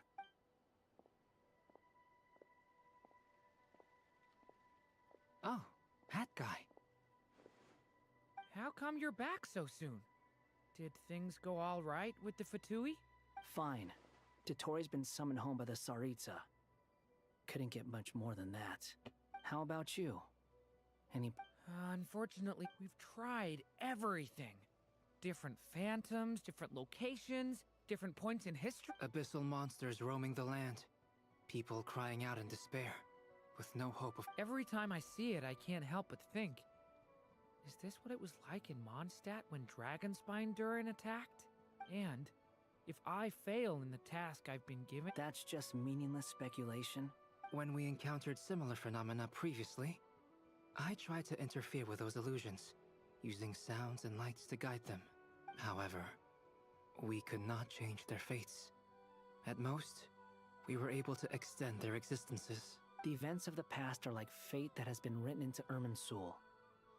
There isn't a living thing in Tevat that can escape its past. But Miss Alice instructed us to try to find ways to change the outcome that these phantoms face. It's an impossible task. Can't you just refuse? Since she asked us to do this, I feel like it can't truly be impossible. Or if it is, well, mages can make the impossible. I could not have been born as Durin otherwise. But you also said that your past 39 attempts were fruitless. That's true. But you're still going. Yes. After this many futile attempts, surely you realize that you're not doing this because you still believe what some mage told you. It's because you want her hypothesis to come true. So, think for yourself about what you want to do. As long as you... Yeah. Previous experience indicates that we cannot touch the phantoms, which limits the effectiveness of our interventions. If we want to clear this hurdle, we need to break this rule some... Same thought here. Following the same rules means repeating the same failures. So you mean we need to figure out a way... Yes, and I suspect that's something only you... Everything in Tevat is logged in Irminsul. But the withering that once occurred in Sumeru was a sign that the Great World Tree was being corrupted. This corruption allowed things that should not have existed in Tevat to appear. This is tantamount to rewriting reality to an extent. You're saying abyssal power might be able to... No one's ever tried it before. If you're... Is anyone there? Has anyone seen my daughter? She's missing. I hear someone inside. Spark... Ah! If I can use my abyssal powers to warn him that there is danger here, maybe it'll change his decision. Yes. The important thing is not the nature of the power. To intimidate and obstruct. Let me try. Have you seen a little girl? What? This isn't the time for that! Just run!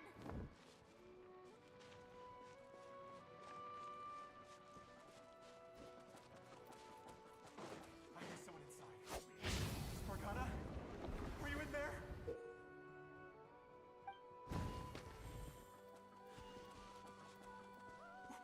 What is this? Looks dangerous. I should get out of here.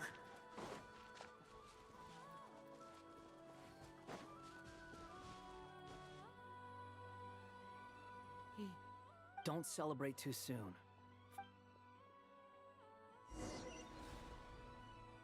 Monsters approaching from the front. You need to stop them and create an opportunity for him to hide.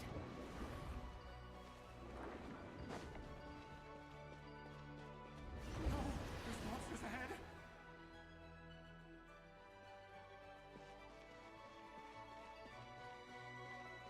Wait, is that the barrier I saw earlier?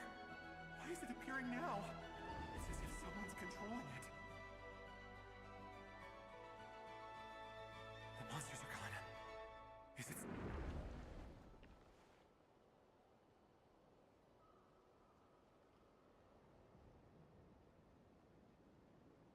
The barrier's gone too. How odd. Anyway. Quickly, let's keep up.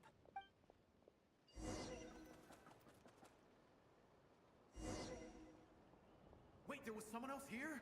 Don't go any further. We've got anti-monster traps laid out everywhere. But my daughter must just be up ahead. I have to go. This way's blocked.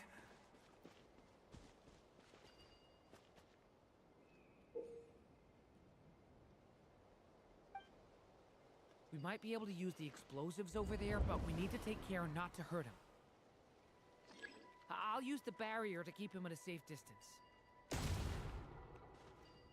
This barrier seems stopping me somehow.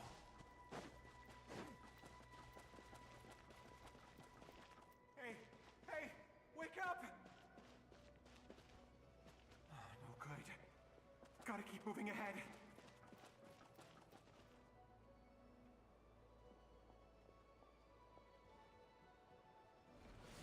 So many monsters!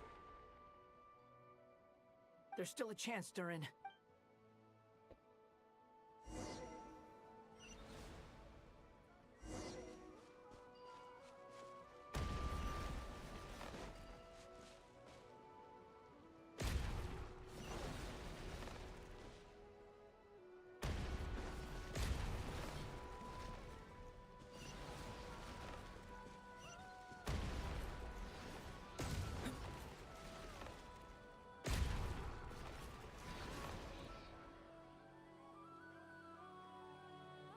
This is a new development. I've never seen this happen before. We might just be able to save this person.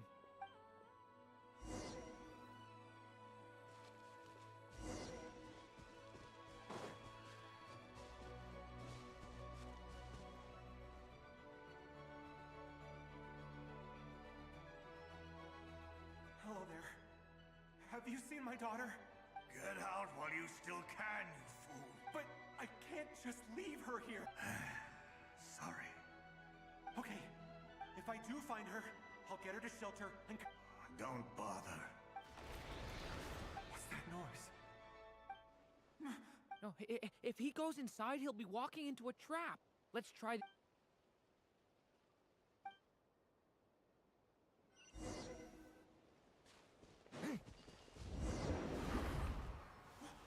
Why?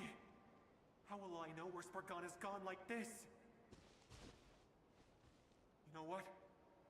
I'll trust this strange barrier. It's gotten me this far after all.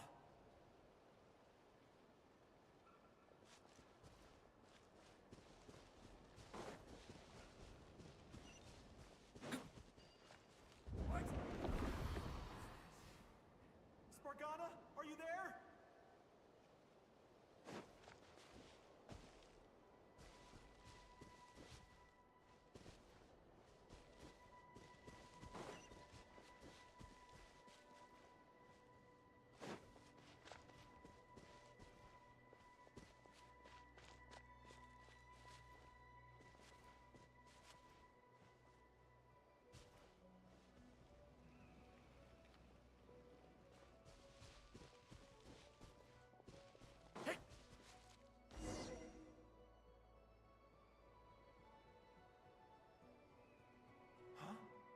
That's...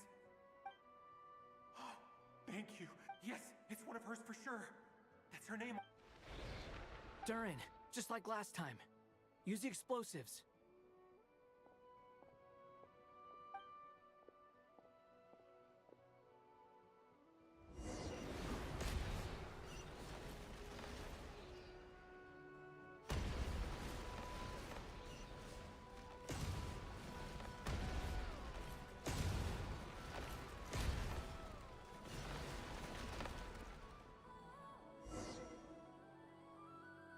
It won't work. There's not enough left. If he but then this clue could... It might not be the only one. Better he misses that clue. I guess so.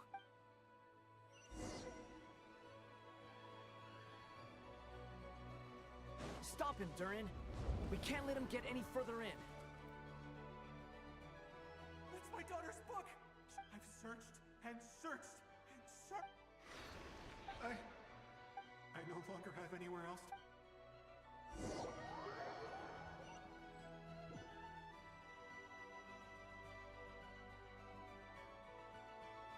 I'm sorry. He refuses to go anywhere else. Whether he opens this door or not...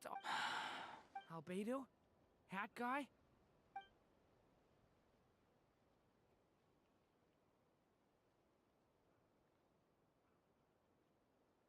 Why am I here? What's going on? All these scenes running through my head. Huh? His reactions have changed. How many times have I... Huh?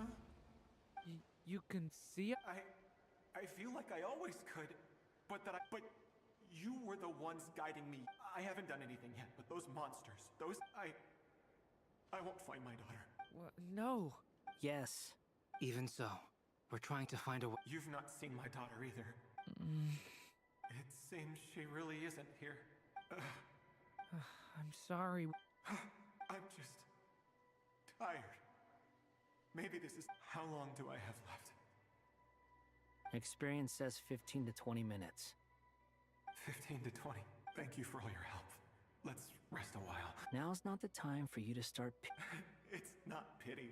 I'm just realizing that I've...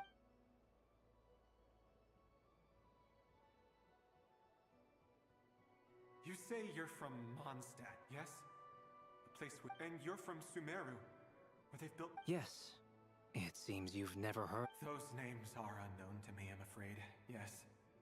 Have you heard of Hyperborea? I have, but I heard that it was destroyed in the distant past. I see. That was where my ancestors once lived. What about Delphi Pytho? Was it... I've never heard that name. Then what about Sal Vindagnir? I have seen that name on stone tablets on Dragonspine. But I see. Sure enough, there was no way to turn this... I'm sorry. I was the one who asked to chat, but it seems like we're... It's all right.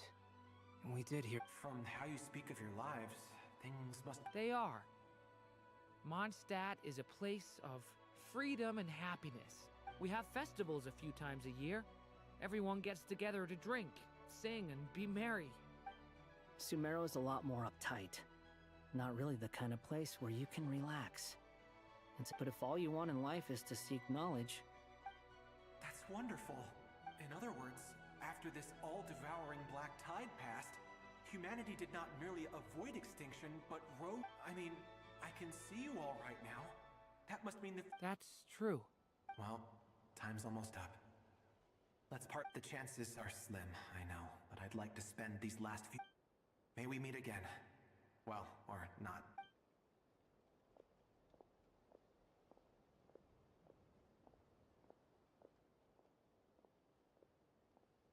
He's gone. In a few minutes, he will meet the ending of this tale did not change. May your wishes come true. Hat guy. You've never talked about your past. It seems complicated. Would you be willing to tell me about it? I mean, sometimes it's better to get things out in the open. Take that guy we try to help, for instance. At least he said goodbye with a smile. I know about Albedo's past. Our experience. As for you, you're my first friend, and you've witnessed every step I've... Either way, I mean, we're still best friends. But if I knew more about you, I've told you about myself. And what did you do before that? Prepared for the entrance exam? All right. If you really don't want... I was a puppet built from the branches of a white tree, using technology left behind by the Conrian schools of mechanical engineering. A white tree? You mean an Irminsul tree? Yes. A branch of Irminsul that was once connected to the main tree. So you had a human creator too? Yeah.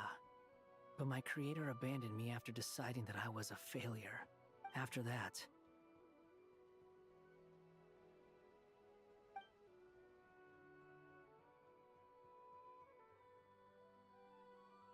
Durin. Resisting the influence of the Abyss, suppressing the urge to destroy, trying to do the right thing, but no matter how hard they are, trying to rewrite past wrongs is far harder. You asked me if you would create a new tragedy if you failed. I told you there was no point speculating about that, but the real answer is... That guy.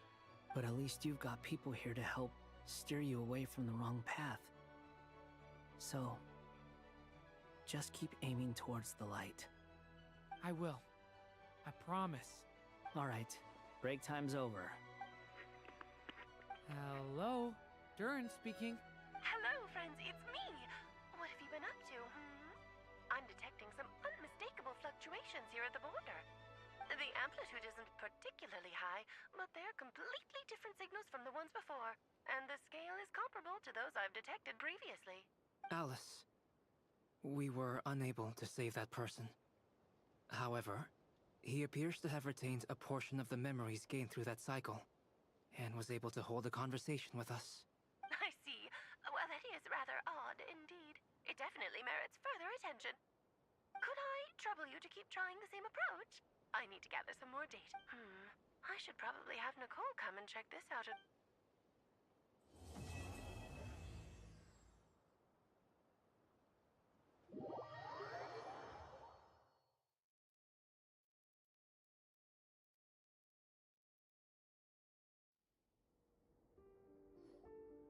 There you are. I was worried you might stop to collect treasure chests opened by the Seelie along the way. It would have taken you so much longer to get here. And I am delighted to see that you understand. Paimon's... Okay, I'll try and keep it short. My senses are telling me that this is where we shall find the entrance to the ruins. Oh, cool! Well, what are we waiting for? Patience. This... Oh! Like the place that housed the Eternal Moon's marrow? Okay, so... Ah. Alright then. Remember what you were saying about Fine. Simply put, we need 3 human Think of it as a test from the 3 moon goddesses to see if the entrants are qualified, with the most recognizable qualification being... Pretty sure Lauma would ace that test. Oh, I also have no doubt that the Moon Chanter would be qualified. Therefore, the most feasible method is not so much to... I've done some research, and it turns out the mechanism is rather crude. I'm with you so far. How do we get the Kuvaki in them? The easiest way would be transfusion. Take some Kuvaki from Nodcry's soil. So we're going to... Precisely. There are other methods, but this is the Huh? Sorry? Does the... No, that's not it. Oh, what is it? It's about Moon Prayer Night. I figured out a way for Kutar to join in the... Huh? But as Paimon said, we need to have our... Oh, okay. Anyway, is this really the best? If you think that's dangerous, wait till you hear the other method. No need, we're good. Very well. Kuvaki transfusion it is. It would be rash to simply infuse the Kuvaki and hope for the best. If the symptoms are similar to another condition that some people living here suffer from. So, before we execute our plan, I will perform a Once that is done, we will have to complete... What? No, That's some hardcore fasting. They'll all be monks by the time they're through. 3 days. Oh, that's so long! And we still need to find 2 more people. Fasting? What are they talking about? Really? Don't you want to... Haha, count me in 2. Miss Nicole has made it clear that this is the easiest way. The way I see it, there's nothing else to discuss. It's time to step up. Yeah, you're right. In that case, Paimon! Then we'll start with you first, Traveler. Please step...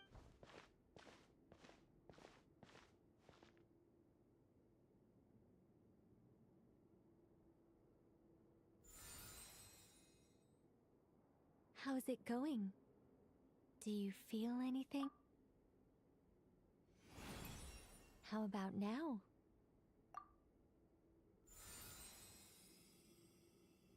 And now?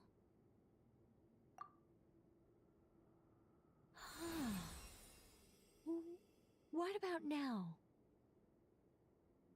You guys, it's not a competition, you know. All right, I'm officially impressed. Even as a descender, you can withstand far more than I imagined. It's like I summoned a giant stone titan to arm wrestle you, and your arm hasn't even moved an inch. In my last attempt, I infused 5 times the amount of Kuvaki required. Yes, safe to say, compatibility won't be your next, Mr. Varka. Sure, here goes nothing. All right, I'll start where we left off. 5 times the required Kuvaki dose. Whoa, whoa, whoa, hey, wait a... How's it going? No, not great. I You think this is funny? I just lost to a young lady in an arm wrestling contest. My apologies. I'll lower the concentration and... Oh. How's it going now? I'm not as dizzy as last time, but I can still feel it pulsing around. In that case, you wouldn't be an ideal choice, Mr. Varka. Okay. Let's go ask some of our other friends.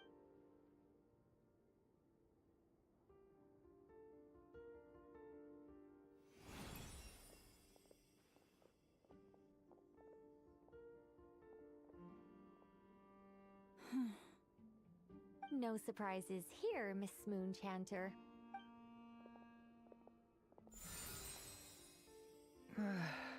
I'm getting a slight headache. Shame. Whoa! Time itching. Allergic reaction. Huh? Well, are you good? The Hexen Circle is an organization that cares for and protects children.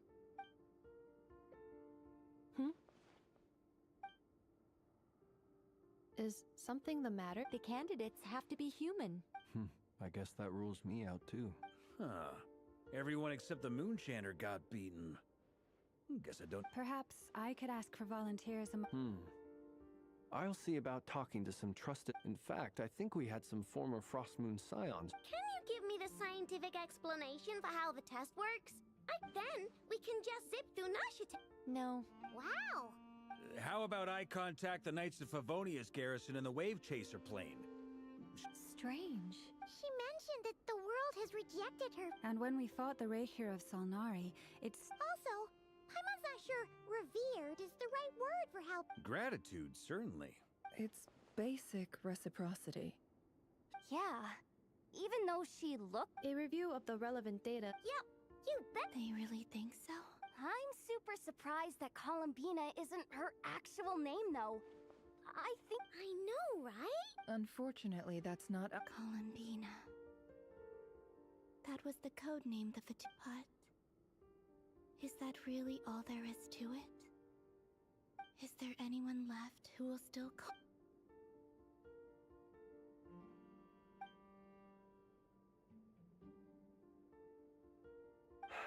Moonprayer Night is getting closer by the day.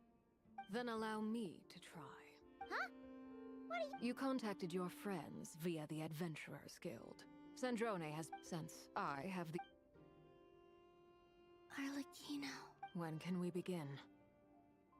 I see. We can begin right away.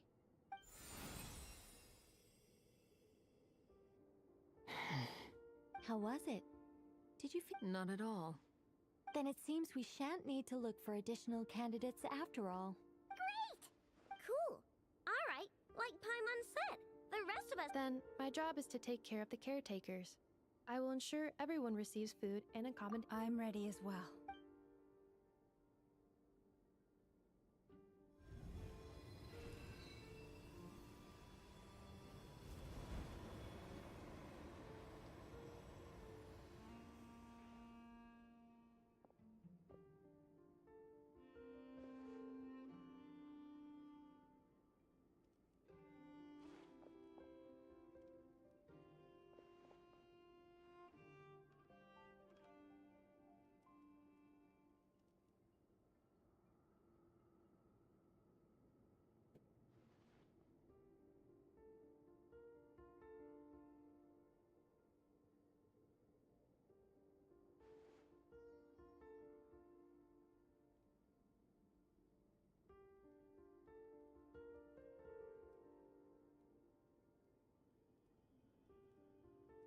He's gone so quiet all of a sudden.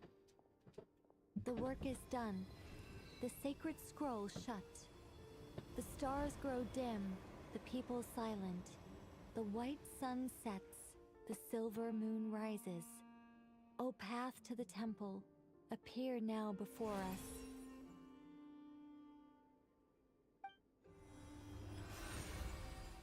Wow! It really opened! So that's what all this is about. They've been trying to open this gate. Come, let us enter. It might be best to eat something first. Take care to chew properly and swallow slowly. It will give your body time to. They will head in soon. They will need to enter this gate.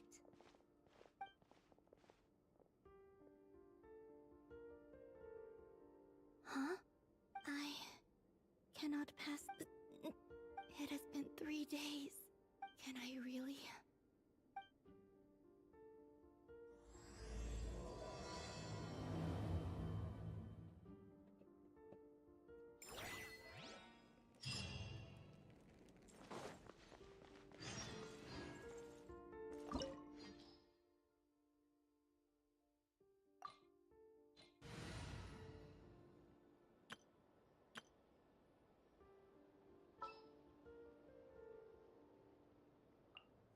Stay close and you will I'm live. gonna want this team.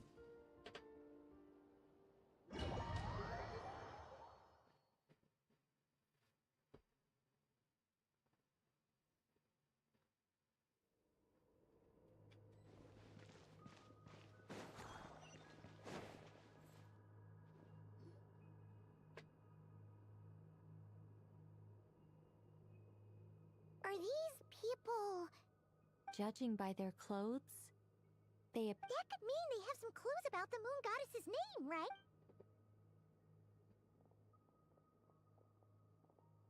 Hey there! Could you tell us what the moon goddess's name is? Sorry. That's probably a weird question, huh? How do we explain... The moons are long gone, and their goddess... When a new moon goddess is born, we have used every last resource at our disposal.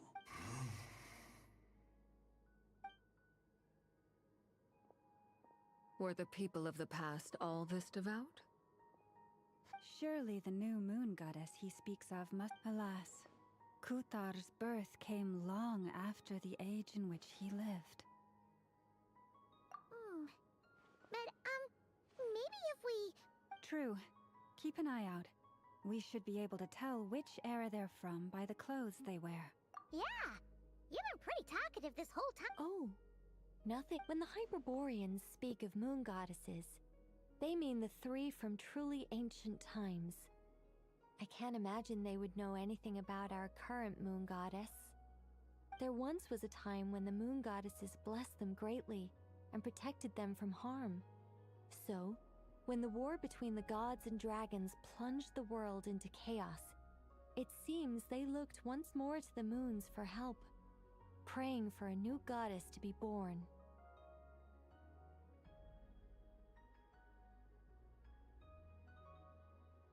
Yeah, that checks out. Let's continue on. Who knows what else we may discover?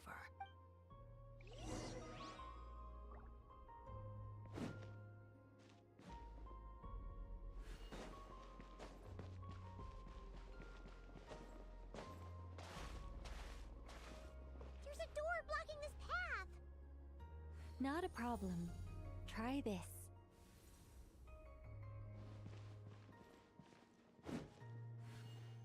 Whoa!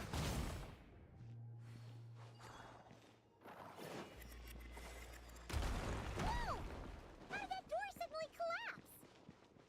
This device was maintaining the door's integrity. Is this our destination? Impressive. More precisely, this is a device that will help us reach our destination. Let's go. We still have a long distance to cover.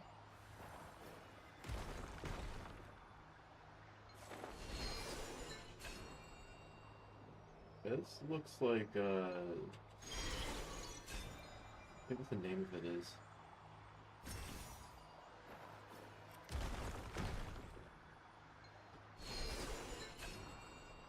This thing that's underneath, Inazuma.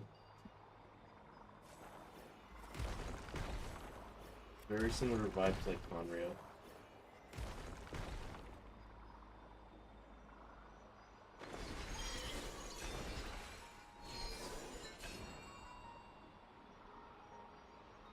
Or at least like the Conrio structures.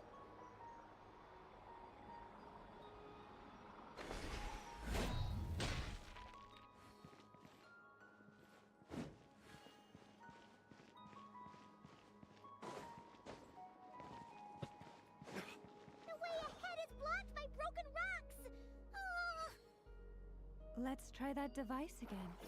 Remember the door from earlier? So it works in reverse, too! The humans we see are all phantoms, but the monsters are real. What a fascinating touch. There'll be plenty of time to admire it later!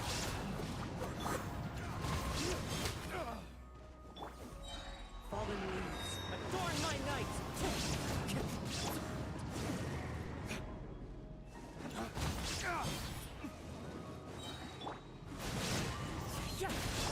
Flames, burn!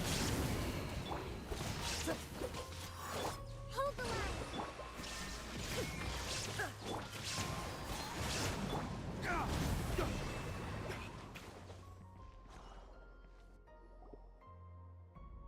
Ooh, there's a whole bunch of artwork in here. Seems pretty. Let me see. To understand these murals requires some knowledge of the history surrounding the War of Funerary Flame. Yes, I think I follow. The dispute between the Moon Sisters, the transformation by Nibelung. Oh no, it's no trouble. Tevat's 3 moons and their goddesses were brought into being by the will of Nibelung, the then ruler of Tevat. But when the heavenly principles came, they changed the world. The moon goddesses were nowhere near strong enough to challenge this entity. But the heavenly principles did not view them as heretical entities that had to be removed. Essentially, the 3 moons existed to keep this planet alive and operational, which did not directly conflict with the heavenly principles' aims. Nevertheless, the inherent precariousness of this arrangement would soon be revealed. Nibelung returned. He did, and thus began the War of Funerary Flame, a battle for dominance between Nibelung and the heavenly principles. Discord would soon emerge between the 3 moon sisters. One would voice the opinion that they should follow Nibelung, for it was he who first hung the moons in the sky. Another would argue that taking sides in the conflict would only bring the world closer to ruin. There was no telling where it would lead, especially since their creator had returned, bearing the perilous power of the abyss. Nibelung would eventually discover their disloyalty. He had all 3 imprisoned before transforming the moons into weapons with which to fight against the heavenly principles. What? What? Yes. The very moons that had once defended the planet became instruments of death and destruction, striking terror into the hearts of all living things. And although the heavenly principles and the 3 moon sisters had once been at peace, it now seemed that the moons posed an unacceptable threat to Tevat. It is possible that the heavenly principles did not know of the goddess's imprisonment. If so, the weaponization of the moons would surely have been viewed as an intentional breach of the peace agreement. Regardless of who knew what, when, the heavenly principles shattered 2 moons and flung the other beyond the skies. Whether the goddesses managed to escape Nibelung's captivity after his fall, nobody knows. But this much is certain. From that day on, the moons no longer belonged to Tevat. The rejection slowly drained their power until eventually they passed away. So that's the full story. You say the moon ceased belonging to Tevat from then on. Why then would Columbina be born here?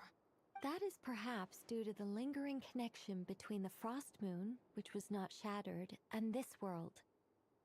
You could see it as the 3 sisters' dying wish. They never desired war. All they ever wished for was to protect this land. I see.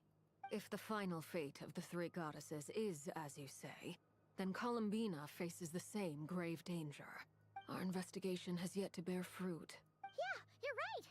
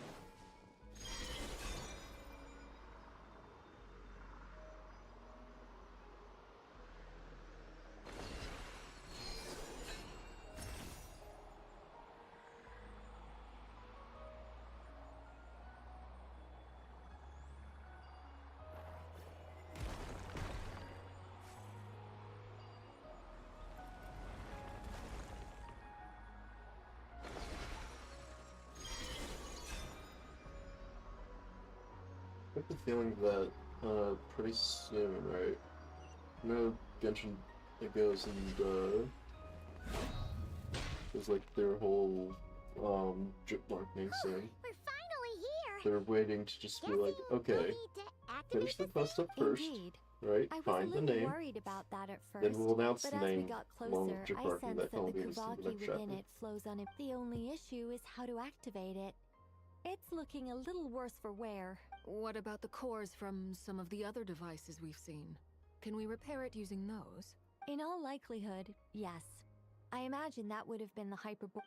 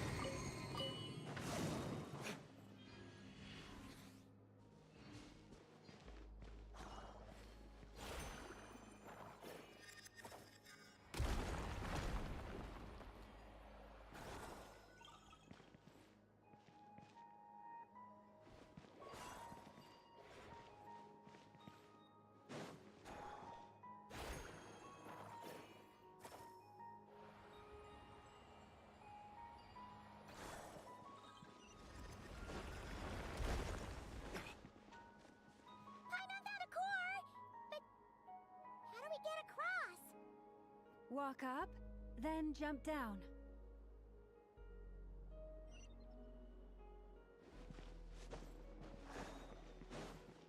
And if we walk up, we're going to encounter some monsters.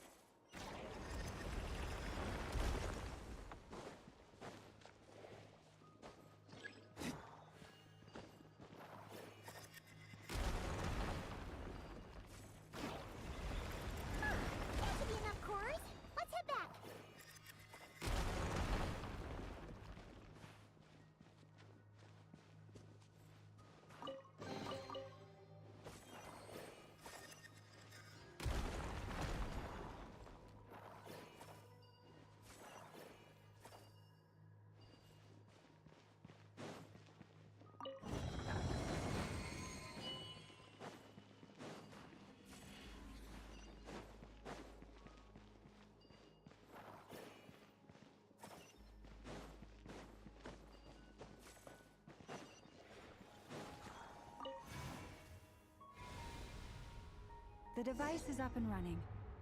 It's hard to believe that the ancients were capable of constructing such things. Paimon's our destination! It's right up ahead! Yes, let's go.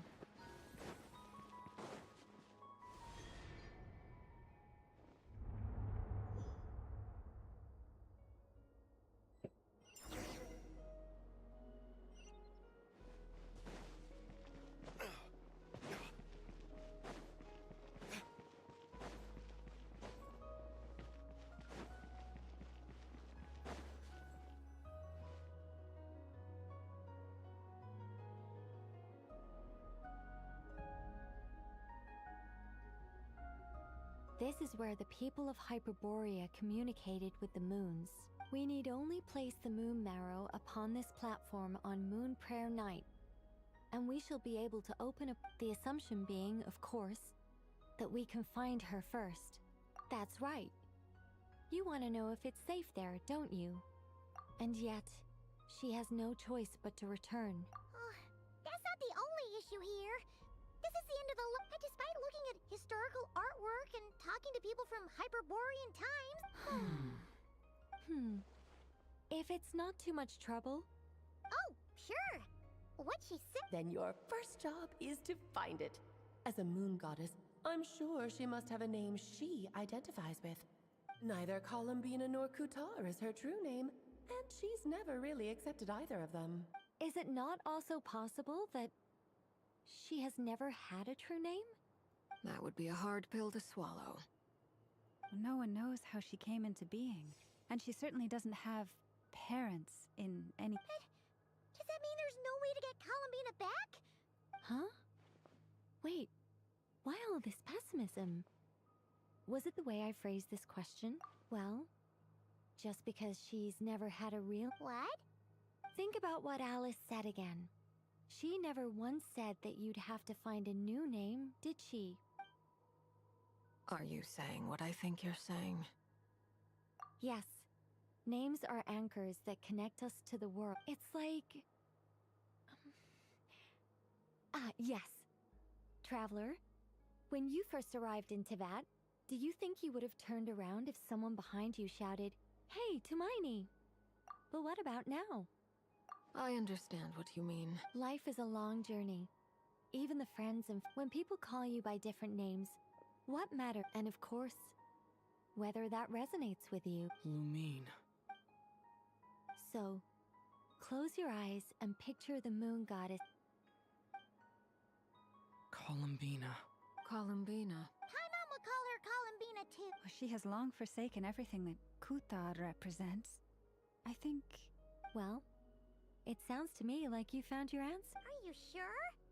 Is it really that simple? For a journey like this, the process is every bit as important as the outcome.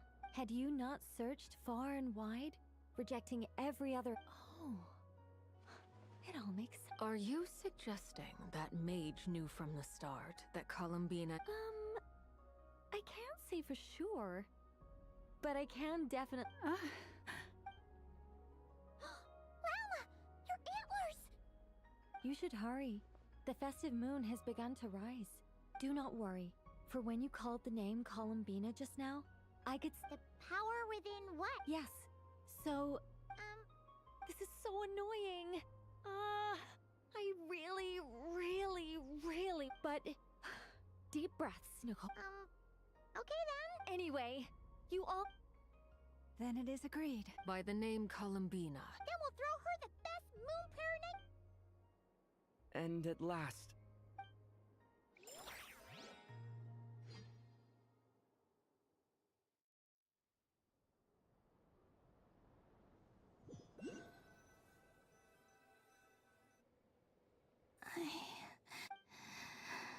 Have they come back out?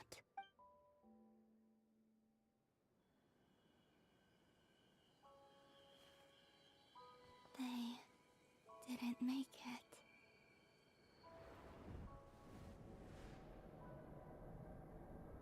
could you tell me your name? My name is... Columbina!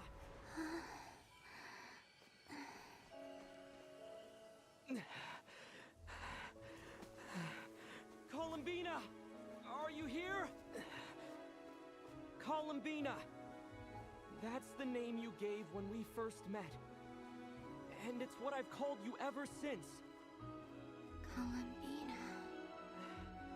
It's a fine name. I have many fond memories of Columbina, and so do all of your friends.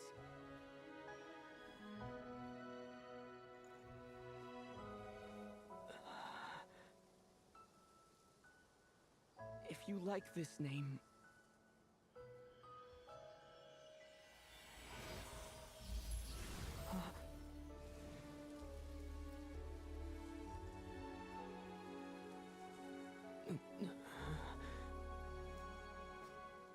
looking for me?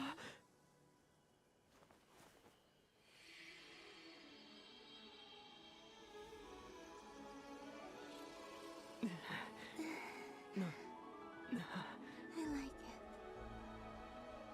You can carry on using it. My name is Columbina Hyposelenia.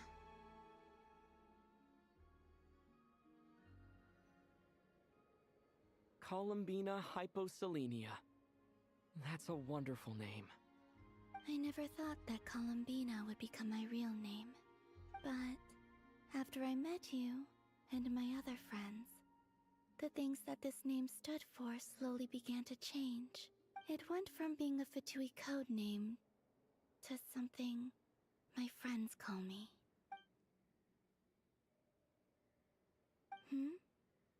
I'm just... We can go and meet them very soon. Everyone went to different places to try calling your name. Great. I'd like to thank them as well. Everyone's done so much for me. Searching for my name, entering those ancient ruins. Huh? Wait. Yes, I was there. Not physically, but my Starting from when? You turned around and called out my name while you were in Nasha Town. Do you remember?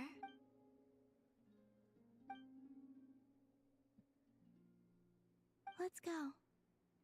Sure. In that case... But... Hmm?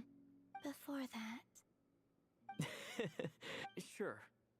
Come with me, Columbina Hyposelenia.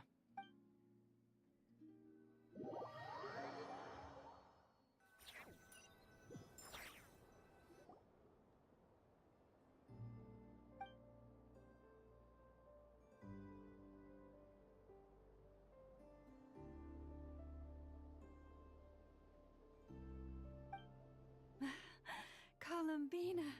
Oh, this truly is wonderful. Ha ha! Just in time for moon. Yeah, we were worried. Thank you, my friends. With your help, I now have a Columbina Hyposelenia.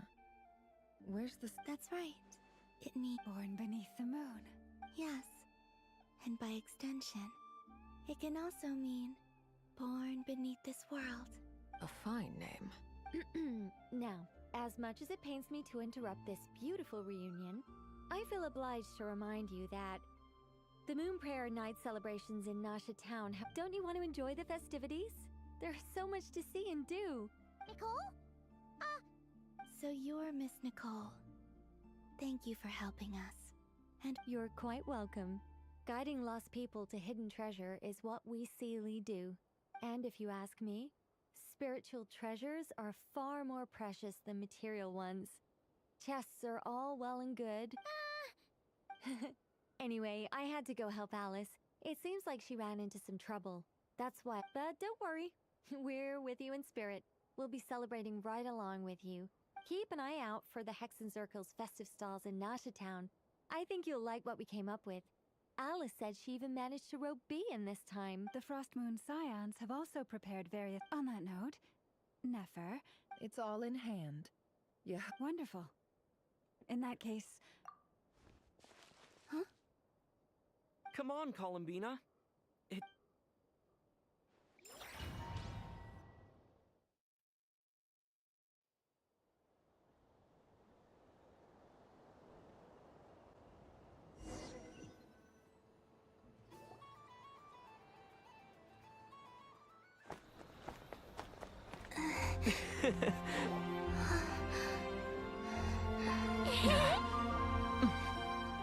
Hey, young lady. Would you like some Moon Prayer Night candy? Happy Moon Prayer Night. Oh, yeah. I almost forgot to say. Welcome home, Moon Goddess.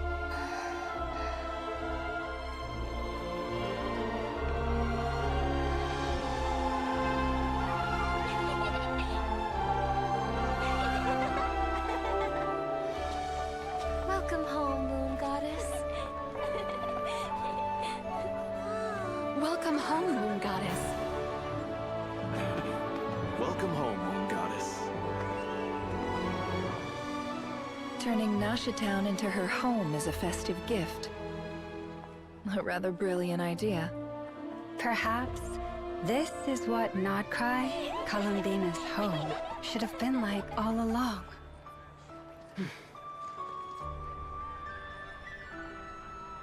Thank you for the gift. I like it a lot.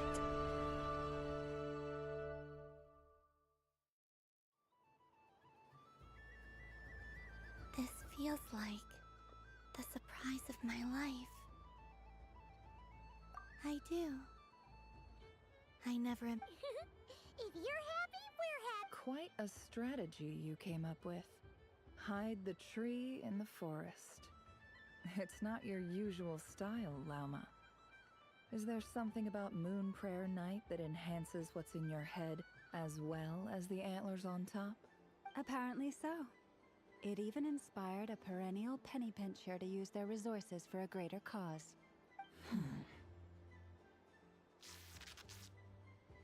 I see it now. This bickering is actually a sign of a strong relationship. Huh? What's everyone doing here? Oh, Miss Columbina, you're back. Yes, I'm fine now. Thanks for your concern. How's your progress with Alice's assignment? Very well indeed. I've never heard her sound so excited. Not like this. This time, her excitement seems more... She said she'll contact us once she knows more. In the meantime... Enjoy the time off while it lasts.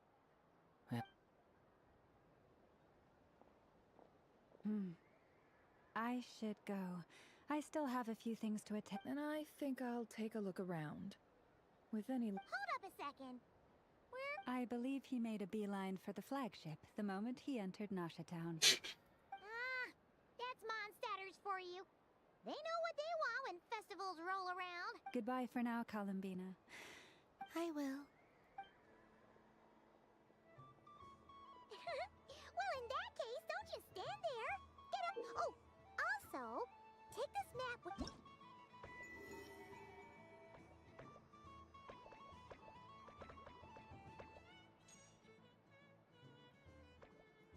The Frost Moon Scion stall is over here. Over there is the Hexenzirkel section. Alice seemed more excited than anyone about this festival, so she insisted on making it a grand affair. Oh, and then there's the Nashatown local specialties, including... Actually, forget... Thank you. It looks like a lot of fun. You're not coming with me? We'll be around. But don't you want to browse by yourself for a bit first? Yep. If you find something you like and want to try it out together, otherwise, just relax and enjoy yourself. There's so much on offer, so try to experience as much as you can. And don't forget to stuff yourself with all the delicious festival food!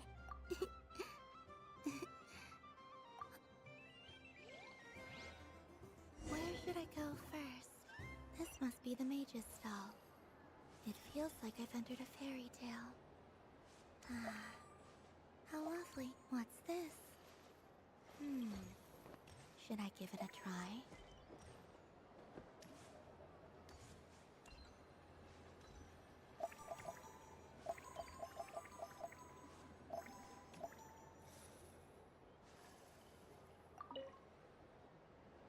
Welcome home, Moon Goddess. Oh, you're the genuine article. Another one that talks. Greetings. Pleased to make your acquaintance. I am the Hexenzirkel member they call B. Barbeloth Trismegistus. Columbina Hyposelenia. Pleased to meet you too. Hyposelenia. A fine name indeed. Now then, Miss Columbina, do you wish to hear a mage's divination? Divination? The Frost Moon Scions used to ask me... From the perspective of the one seeking answers, perhaps.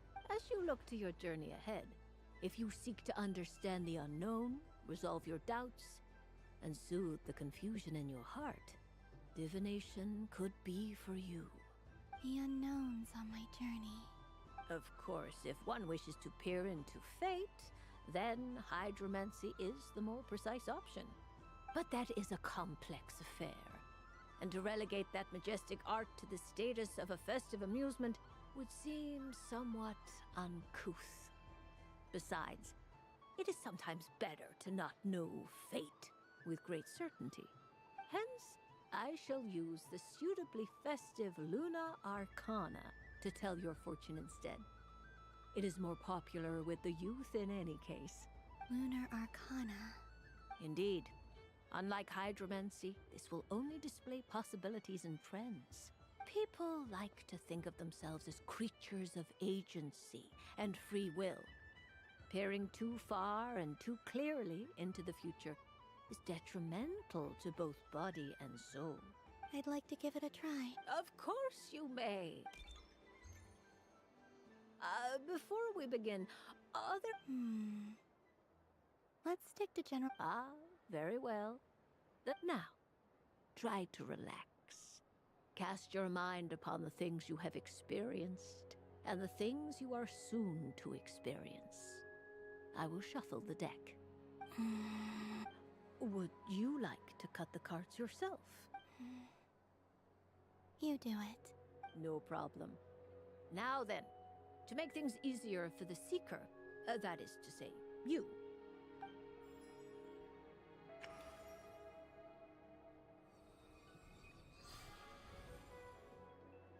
Please, draw the first Lunar Arcana.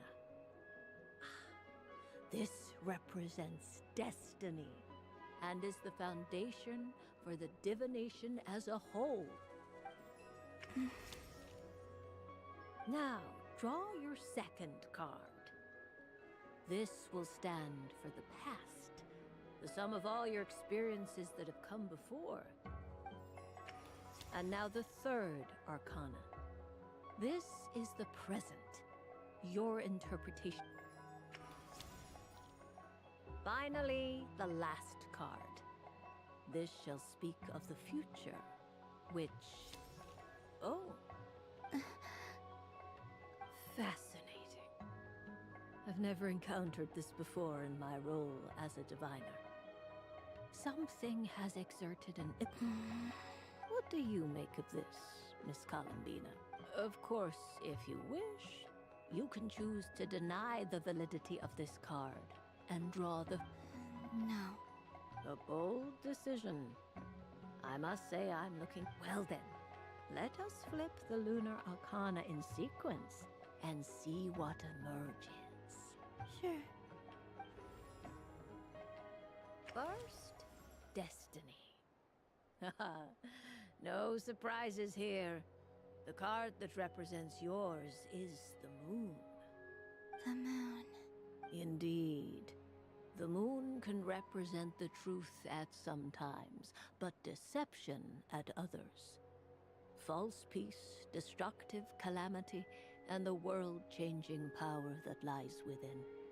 When the moon is placed on the destiny tile, it indicates that your destiny is not what it may appear on the surface. Instead, it may yet have a hidden side. It symbolizes a journey through the fog, fraught with uncertainty and deception, where one must face inner challenges head-on. I don't understand. Patience, my dear. This is but the first card, which serves as a basis for the interpretations that follow. Our divination will only grow clearer from here on out. Now then, flip the second card, the one that speaks for the past.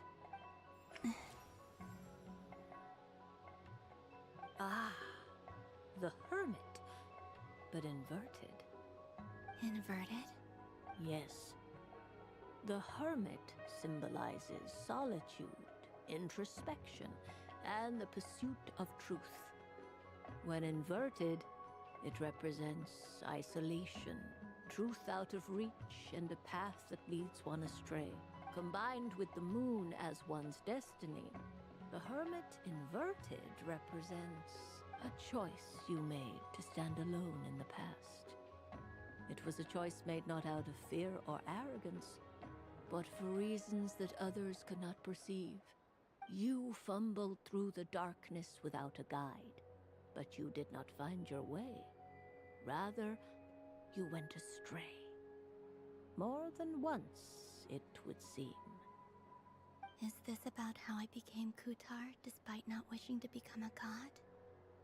And how— I suspect only you know the answer to this question. All is not lost. The past is in the past, and so it shall remain. Shall we look into the present now? Oh my. The lovers. One of the most interesting Luna Arcana. What does this one mean? This means that you have had an unprecedented emotional experience. The joy of finding your soul becoming intertwined with that of another. A precious and wonderful thing indeed. It's true. I've made a lot of friends That sounds lovely. I am most delighted for you. The lovers can also represent important decisions, perhaps related to a parting of ways. Now, if I were to guess... Yes. My return to the moon. I understand. Parting with friends is never easy, Columbina. But rest assured, this is not the end of your journey. There is always another story waiting to be told. The future.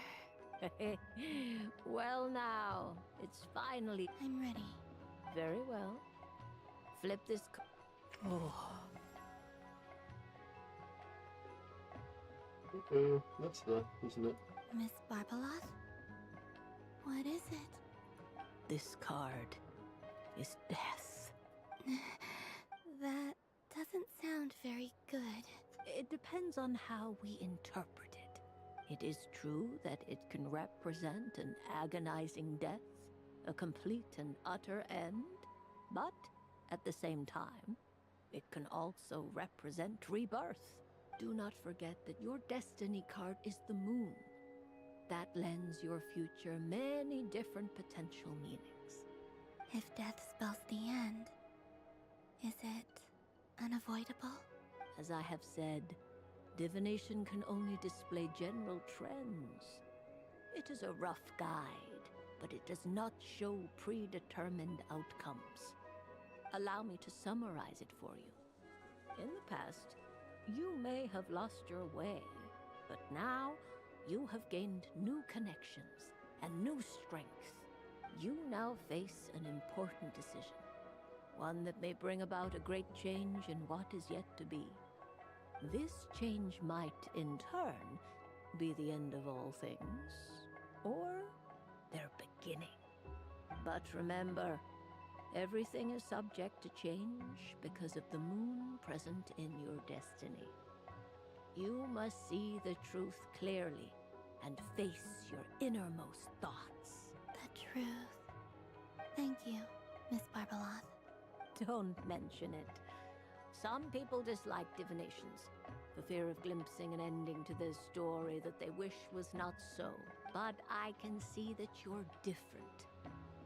This is a rare quality, and one that diviners always hope to see in the seeker. We are here merely to guide, not to exert undue influence. I understand. Go then and illuminate your...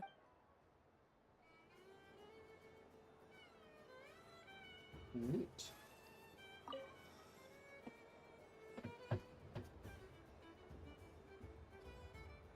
I wouldn't say it's unfair, exactly.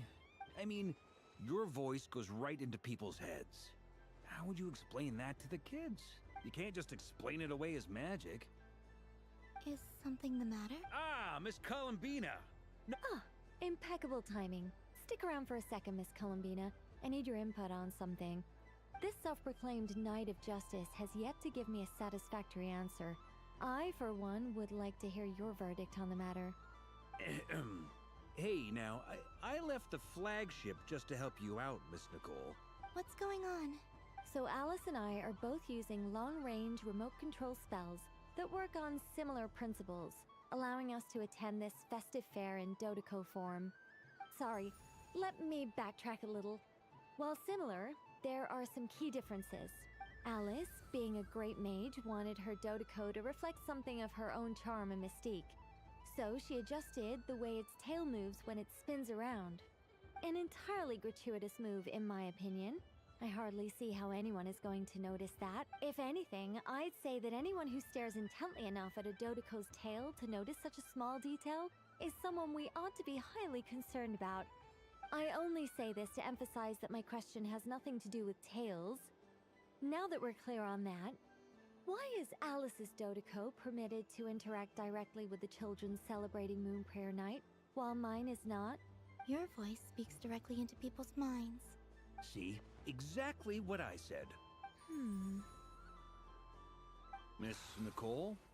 Ugh, I can't stand it. I know that probably makes me sound like a whiny child acting out in front of their parents. And it's a little embarrassing now that I think about it. But hey, I said it now, I can't take it back. That would be even more embarrassing. Also, don't go reading too much into that analogy. Miss Nicole, are you saying that you'd like... I'm not so invested in that. It's just something cobbled together using items I borrowed from Alice. The point is, I want to know everyone's thoughts after they receive their prize. I've been biting my lip for so long, and I've had I thought this was going to be a nice, straightforward festival where I'd get the chance to guide people to treasure. Well, can I play? You will? I'd like to try. Then what are we waiting for? It's like they forgot I was ever...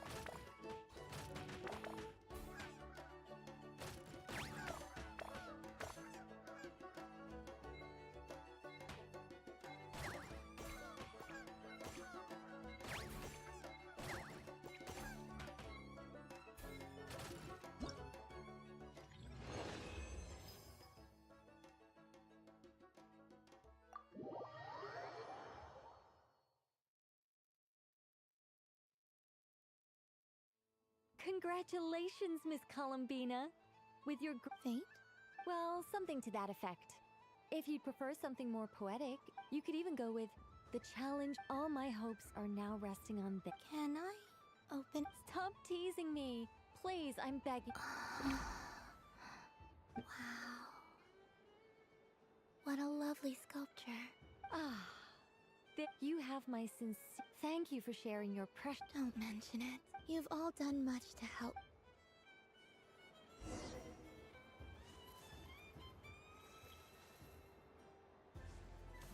A soft and furry creature that bounces and jumps. Welcome home, Moon Goddess. This one talks too. Allow me to introduce myself. I am a Dodeco from a distant archipelago, the most mischievous of all my... When the going got tough, I power... That sounds like a lot of fun. Doesn't it just? Oh, but then the trouble started. Recently, I found a lovely beach. The same beautiful jelly color as my hometown, only to find it overgrown with seagrass and nasty little spiky fish everywhere, looking to turn me into a Dodoko kebab. I made it back to shore by the skin of my teeth, but my tail was sorely hurt. I can kind of tell that this is Alice's voice, but at the same time, Couldn't weird. you just boom them away? Oh, I wanted to, believe me. But I've heard that you, Moon Goddess, can understand animals. The last thing I wanted was to cause a gigantic... And so, dear Moon Goddess, I was wondering if you might lend me your allegiance. Are you roping me into a crime? Oh, let's call it a once-in-a-lifetime. All the festival goers tonight are dressed up as the Moon Goddess.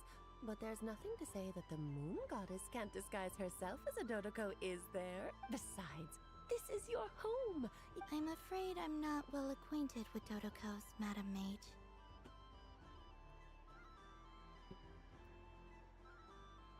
Oh, that's quite all right.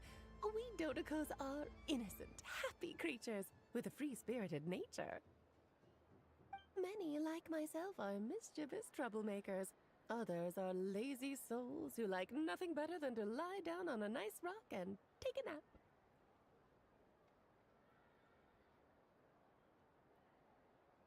In our eyes, every creature who yearns for happiness and freedom is a Dodoko. But perhaps in yours, we Dodoko are a fluffier and more mischievous breed of Kuhenki? Yes, that is a much easier... Oh, wonderful! Then let's play! Grab onto my tail and follow me into the sea! Time to settle some...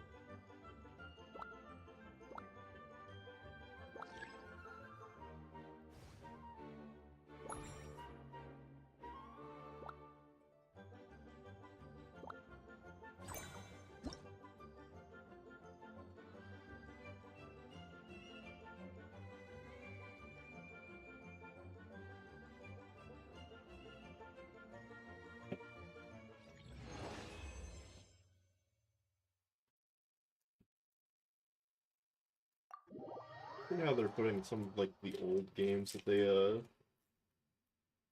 had Ooh, a remarkable talent! into this. Interesting. So, what do you make of it? The use of Jumpy Dumpties doesn't come as naturally to me as Kuvaki. but their unpredictability makes it fun. I think they call this novelty. Indeed! And how did it feel blowing those pesky nuisances away? Not bad. Any guilt? What do you mean? Oh, wonderful! Lovely answers to all 3 questions. You've passed the safety test. Now I can get. Remember, if you find any meanies living on the moon, you can use this to boom them into oblivion. I will.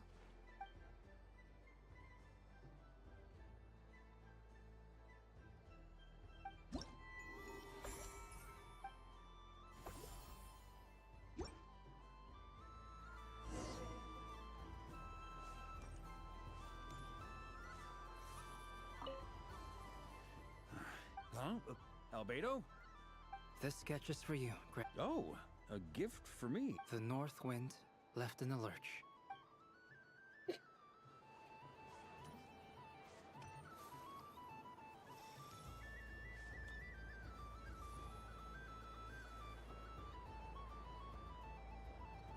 Dodoco's Whirligig! Come check out Dodoco's Whirligig! Ah, welcome home, Moon Goddess. Might I ask what this is? Ah, it's a very special amusement sponsored by the great mage herself. Ride on a soft and furry Dodoco and embark on an unforgettable adventure. I say that, but I'm just following a script here. Who is this mage, anyway? And what the— I'd like to ride. No problem. But, Is that not okay? Oh, no, it's fine. It's just that each Dodoco— My friend. That should do it. Now, but we gotta keep. Traveler. I want to go on that ride. Will you join me?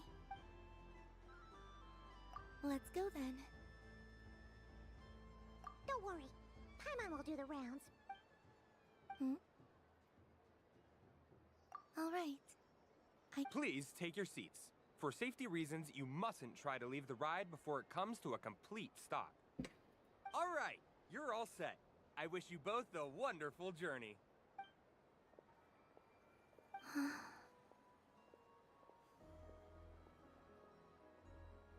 Not bad. It reminds me of riding a moon lane. Sometimes, the Kuhenki circle around me like this, playing their beautiful melodies. Yeah. I'm going to miss them.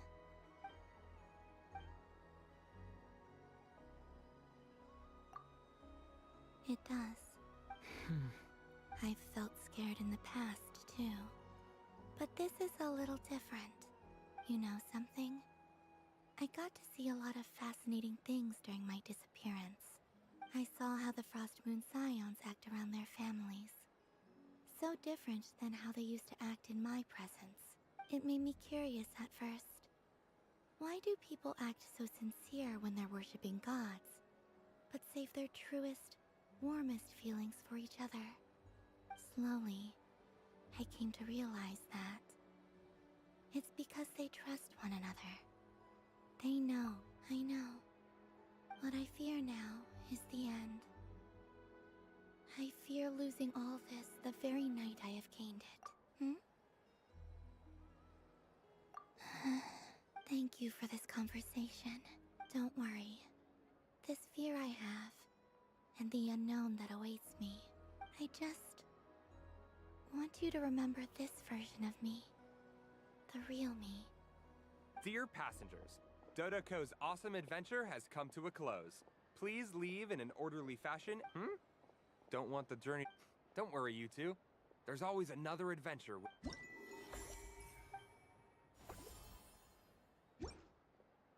So this is the Frost Moon Scions area.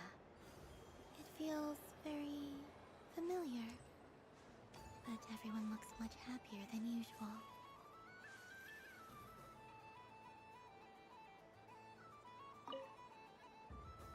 If this were any other day, I'm sure it would make for a great photo opportunity. Doesn't it look like this rhyme-horned deer has 2 sets of antlers?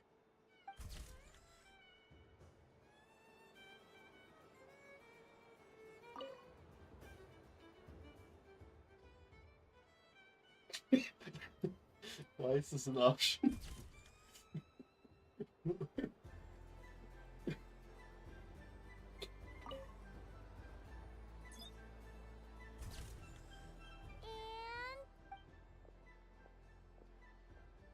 I think it looks quite funny. Well, Paimon thinks it's super. It looks like a silly chic badger and.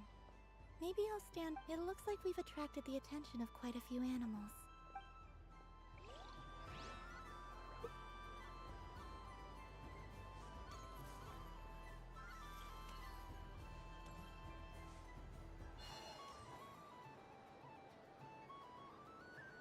But I was aiming right at it. Aw, what a pity.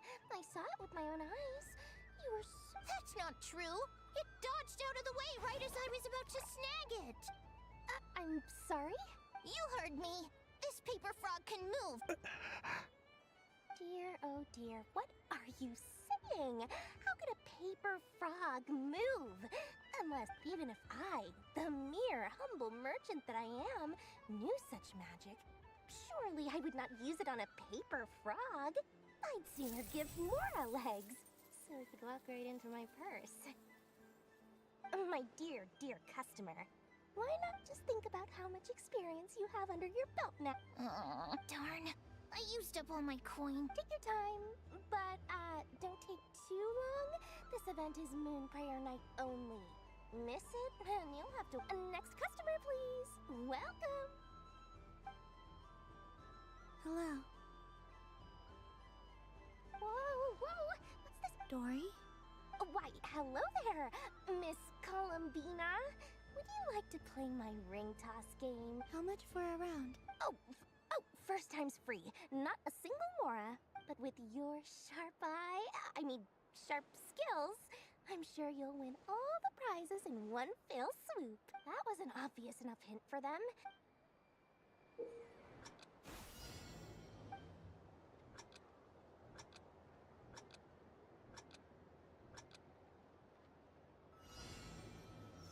Here comes the ring! Oh, peanuts.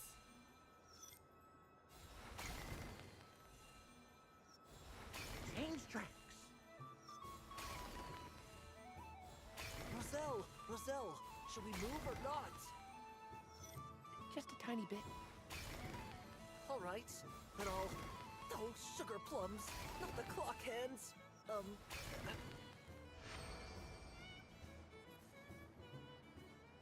Let's see now. Wow, very good. And here's your prize. Now, how about another round? Happy Moon Prayer Night, Miss Columbina. Happy Moon Prayer Night, Durin and Hat Guy. Yes.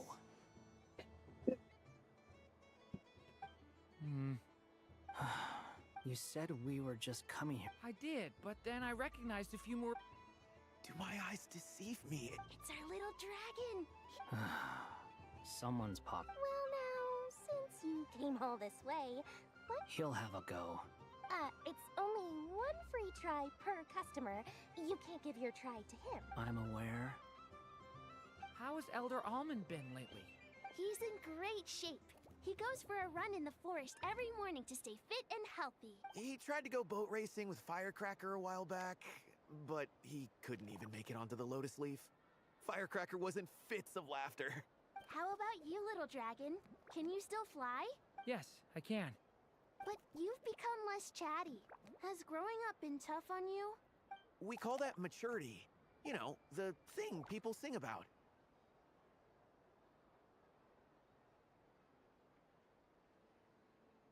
The knight wields a sword of stone to defend those hearts that are made of gold. Stone is very heavy. That's what keeps him from talking too much. That's awesome! I want to be a knight when I grow up too. Ring, here I come! Ha!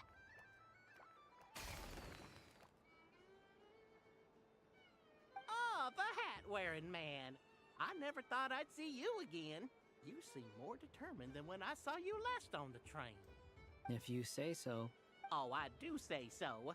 The people you once helped see it clearly. It's because you are once again on the right track. May the engine in our hearts propel us to the... I can move! I can move now, Roselle! What are they doing? Running into the... You got them all so quickly. I've never seen anything like this in all my travels. Is this guy acting... How? They're origami animals and clockwork people from a fairy tale. Getting to know them would be quite an arduous task. Unless... they share a hometown? I have to get to the bottom of this. Next time I see the Great Mage Alice, Thank you, Dory. I had a lot of fun. Now for your prize. Oh, sweet grand prize. Good thing I've already turned a profit from the customers earlier in the night. Although... Okay. What? I leave for 2 seconds and so... Oh, well, these things happen, you know? Perhaps you'd be interested in one of the other prizes. Here. You can have it. Huh? But... Don't worry about it. It will be happier with you. Oh, thanks so much, miss! Oh, goodness gracious, Columbina. Give me Daddy, look! That's the gate. Forget it. She is the moon goddess after all. Huh? Oh. You can take mine if you want. What? Why? Why are all these bleeding hearts coming? Happy Moon Prayer Night, everyone. Happy Moon Prayer Night.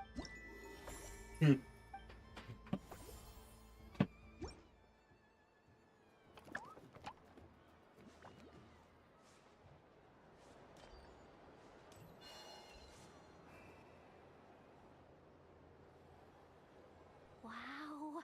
The Frost Moon Scion stall looks kind of... plain. But it's... I don't go to Hisi Island much. But it's got that, like, old world cultural feel. And if culture means... Hello, Yahoo. Columbine... that was too close. I almost gave the game away in front of the staff. Oh, wait. What's the deal with her shoes?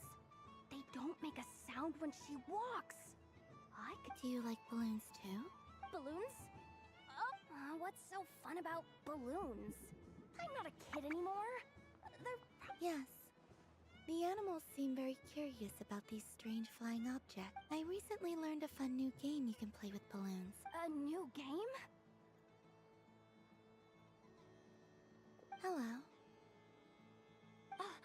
Welcome. Yes. Could you give me a few that haven't... Are you sure? Yes, please. Uninflated balloons? But those are just... Would you like to play the balloon game, Yehoda? Huh? Wait here a moment. Oh. This is so... I thought I saw Columbina nearby. Uh-oh! That's the 4th Harbinger! Although she's helped us out, is she looking for Columbina? Which stall is she checking out? Oh, it's that other Frost Moon Scion's one. Try on the headgear, see what it's like having antlers or animal ears for a day. Oh, I wouldn't be caught dead wearing that stuff. So embarrassing. Wait, what? She put it on?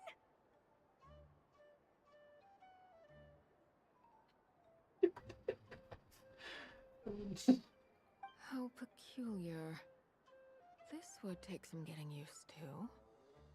I wonder if this is what it's like for Lynette. It really suits you, ma'am. What is this? She was so intimidating a moment ago. I suppose I may as well keep them on for now. All part of the festive experience. She's coming this way. How do you do, Miss Yehoda? Oh, jeez. Don't talk to me while wearing that thing. Where am I supposed to look? Oh, hey there. I'm looking for Columbina. Have you... She... Oh, wait. Is that... Yeah.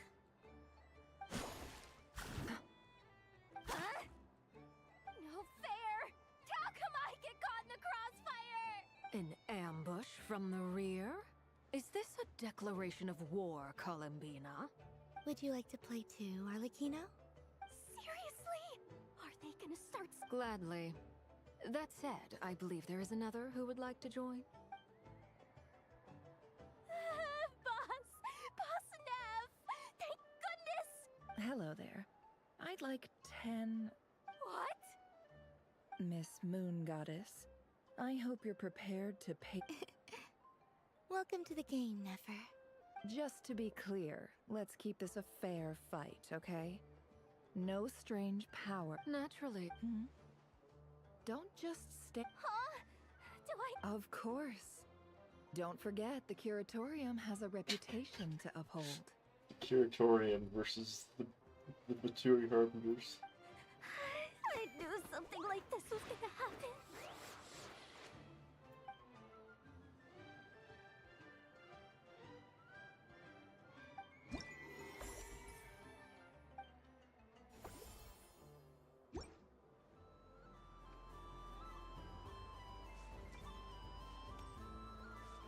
What's this? Should I give it a try? I just had a water fight with 2 Fatu...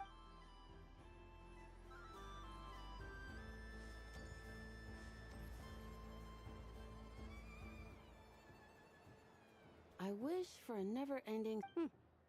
What a humble wish.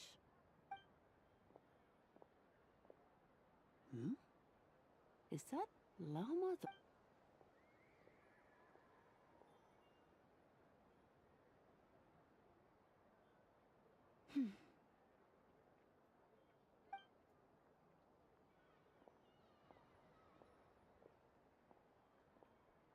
I wish that the long plume ibises would stop biting me.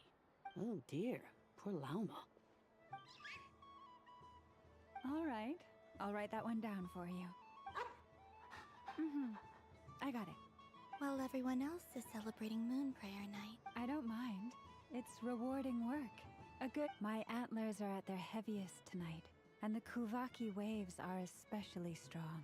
But as I help these dear friends hang their wishes up, I feel, you see, that, and they are ones that we can fulfill. Do you blame me, Llama? It is by the help of so many people that I can return to the moon. You've done plenty, Cullen. I say this in earnest, both as someone who... What about as a moon chanter? I feel proud to honor our moon god. Thank you for your kind words, Llama. But... Since you asked for my honesty, I won't lie to you. My feeling, I suppose, it's... Once you return to the moon, we will be far apart. I'm sure those of us left behind will gaze up at that sky, yearning for the moon once in a while. I will miss you, Llama. I hope to stay in touch. I will try and find... Perhaps you could use Kuvaki. I've heard Yehoda say that signals can be sent using long and short waves, or strong and weak lights. That sounds... We could prepare a codebook beforehand, but... Still, whatever happens, I believe that you will find your own unique way of communicating with us. And now that I think about that, my heart feels lighter. Because you trust in me? Yes. I have faith in you. In my experience, the truth tends to be difficult. But that's what makes it stand out from what is false. So I'm confident that your thought... Thank you. Is this... I wish that all who dwell in this moonlit world can find a place to belong. And I wish that I shall want its 2 wishes. Not at all. And I think you speak for us all with the second one.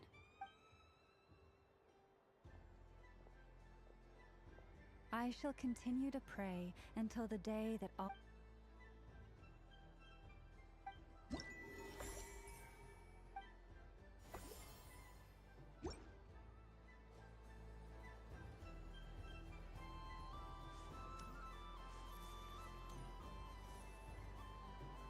Days. Ah, well, you are as warm as the sun itself, Moon Goddess.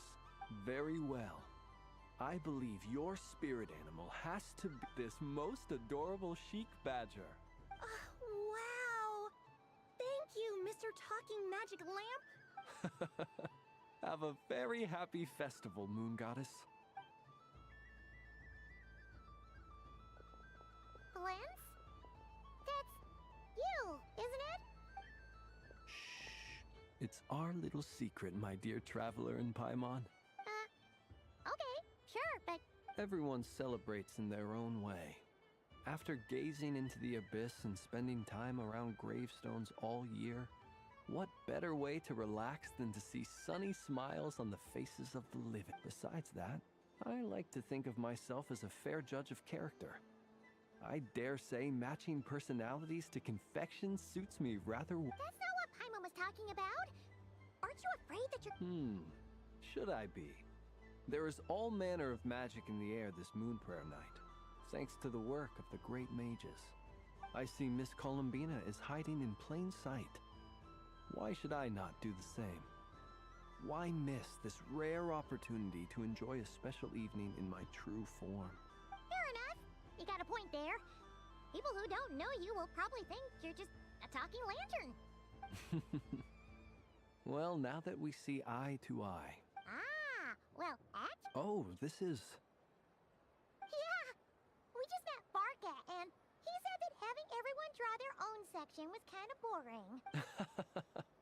Ah, Varka. Ever the In that case, I shall paint something on Mr. Albedo's behalf in a short while. What? Why not now? Ahem. Phew, that was cool. Hello, Flint. She recognized you right away! What keen eyes you have, Miss Columbina. I did not see you. Rather, I sensed you. I can sense the fluctuations in Kuvaki all around me. One would expect no less of the Moon Goddess. Might I interest you in some candy? Yes, please. Excellent. I shall make some for you right away. Something the matter, Miss Columbina? What about my spirit animal? Oh, wait, is she taking the test seriously? Ah, my apologies. You are quite right, Miss Columbina. Every one of us has a map. Yes, please. Do you prefer the day or the night? Night. Which of the 4 seasons is your favorite? Winter. Think of a perfect day. What is the weather like? Rainy in the morning, sunny at night. What kind of answer is that? Forests, lakes, and open seas. Which do you prefer of these? I like them all. Imagine you opened your very own shop. What would you sell there? Moonlight, I think. Wow! Paimon would totally shop there. It wouldn't cost anything. Aha! I believe I know what your spirit animal is. Here. For you. Oh, it's a Kohenki! Indeed. A free-spirited being with a deep love for all things here in Nodcry, who selflessly lends her aid to as many people as she can reach. It is the perfect fit for you, Miss Columbina. Thank you. But you shall have to forgive me. We have known each other for quite some time. So instead, would you accept the... It's a lantern. Hey, what? Come on, play ball. But I want to hear Paimon's answer. But it'll probably... Oh.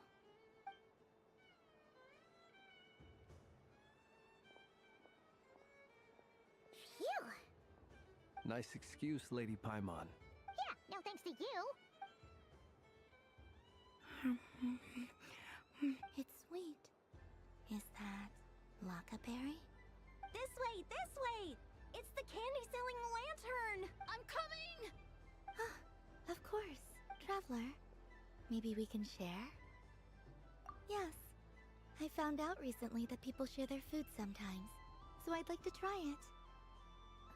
Or... is that a no? Thank you.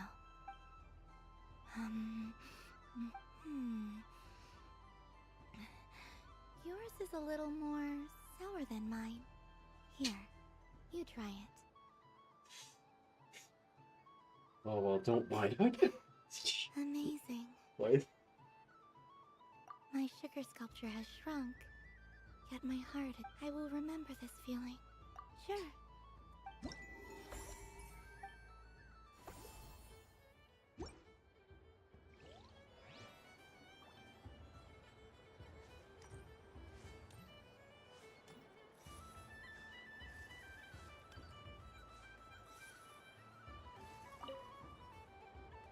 Welcome home, Moon Goddess.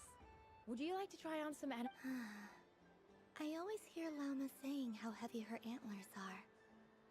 Let me give it a... Oh my! It's a little itchy. And it's hard to turn my... Should I keep wearing it? How does this look? How does this look? How does this look?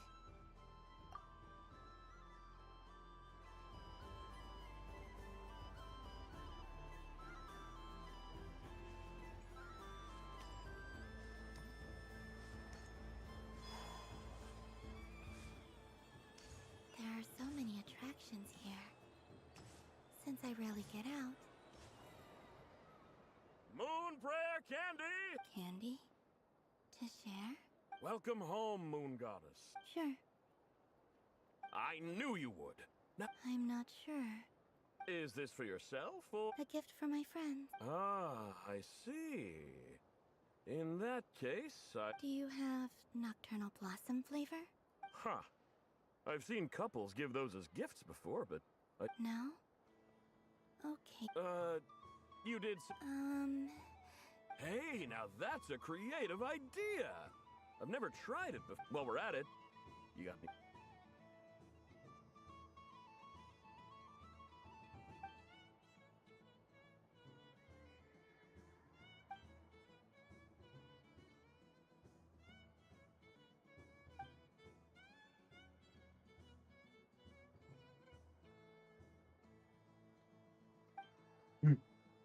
Here you go. Every flavor you asked for is in there. Thank you. I should be the one thanking you! You brought me a whole bunch of new business. I hope you and your friends have...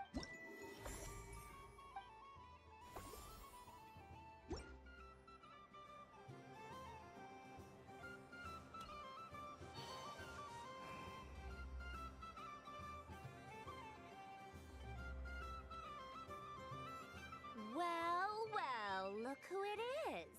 I heard someone went and disappeared on us the moment we let her out of our sight. They looked all over for you. I can see the ears on you. Frankly, I didn't think you'd be back for Moon Prayer Night. Were you worried about me, Sandrone? You would like that, wouldn't you? Do you even hear what you're saying? It seems to me like you disguised yourself with festive headgear, just so that you could come see me on Moon Prayer Night and make sure I'm okay. You did- You? I cannot. But I sense the confusion of those around us rippling through the Kuvaki currents. Based on what I know about you, let me guess what you're wearing. Shut up! I'm only here to protect the Fatui's interests. Really? But you- Columbina! It's Columbina Hyposelenia now. Tell someone who cares. I've missed you, Sandrone. I hope I get a chance to say some ugly words to you. Is that Anyway, let's go play that game. What? You mean that frostfin whale? Yes. It's some kind of game where you get bitten if you step on the wrong tooth. Seems like fun. Who in their right mind would wanna... Because you're not a scaredy cat. Fine! You wanna play? Let's play. Don't complain when I kick your sorry butt. Lovely. You old geezer! I'm gonna beat... What if... You'd better not lose, or I'm going to beat your head in. What? Allow me to demonstrate since I'm feeling so nice. You just step on the teeth, like this.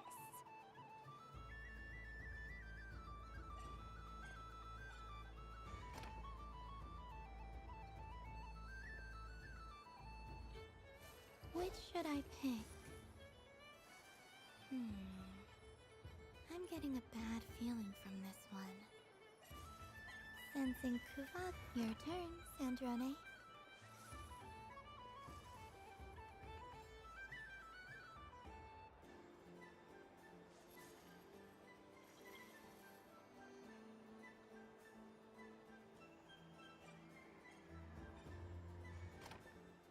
Don't come crying to me if you get bitten.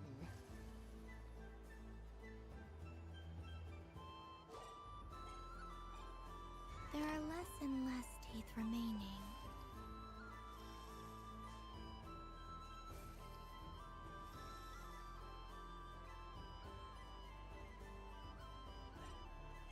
Huh?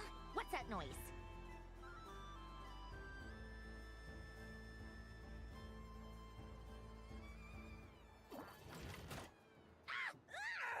I think you might have picked a bad tooth, Sandrone. Shut it! Do you need any help? It seems like you're stuck. No! It's just a blasted... Stop laughing! All right. Well... Hey! Hiya! Why you... Rematch! Are you all right, Sandrone? That was... quit your fussing! I don't need it! All right. I'll go first this time.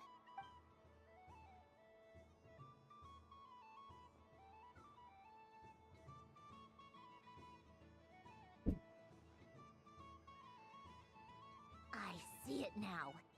So I just need to avoid the same ones that she does.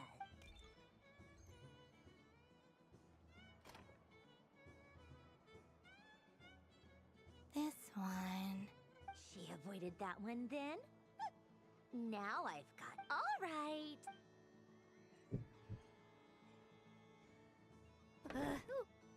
What? Looks like you lost again, Sandrone. Wait! Bonk.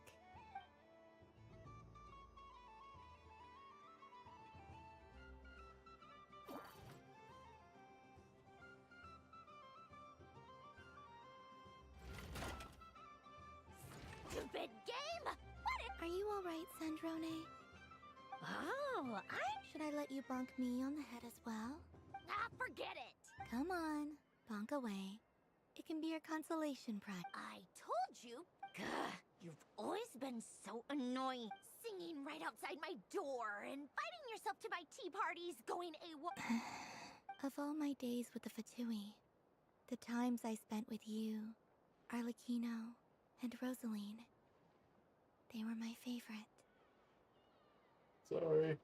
I accidentally killed her. I will not forget them. Just as I shall not forget this moment. We'll always be friends, no matter where we are, right? Who would want to be your...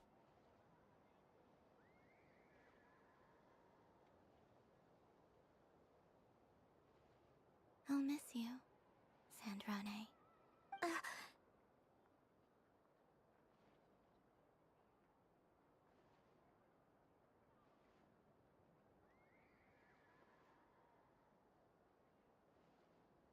Goodbye, Sandrone.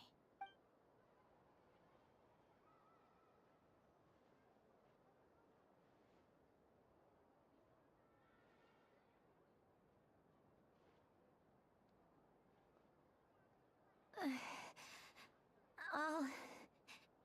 miss you too, Columbina. Sorry, what was that? Hi, Mom. Hi, Mom, why are you here? Are you here to get a death sentence? Yeesh! No need to freak out. What do you want? Oh, nice ears. What do you... This! Huh? It's your turn to draw something.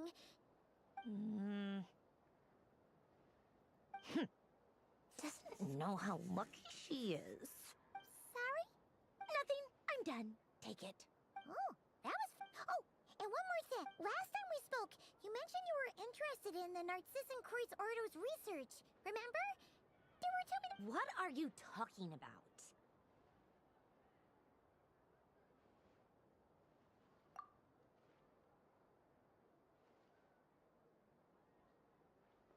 This is... Oh. Huh. The Holy Blade. A savior's plaything. It's not about whether I approve or not.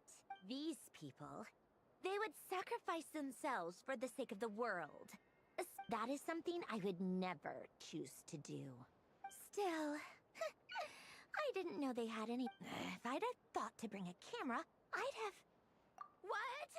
Yeah, of you being bitten by the frostfin whale and Columbina bonking you on the head. Tear it up!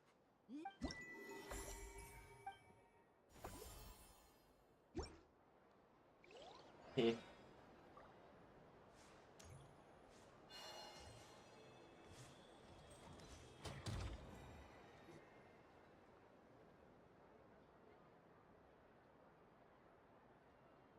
doesn't make any sense. How am I losing every single time? I am not cheating, Aino.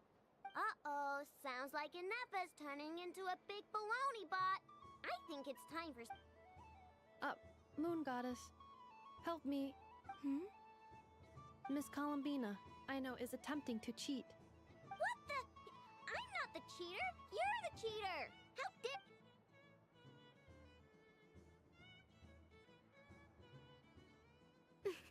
Alright, fine. Let's all laugh at Aino. Just you wait till I get home, because I'm gonna make a game bot that can win 100%. Let's see you laugh when I come back and beat your butts. We came to check everything was okay after all that yelling, but...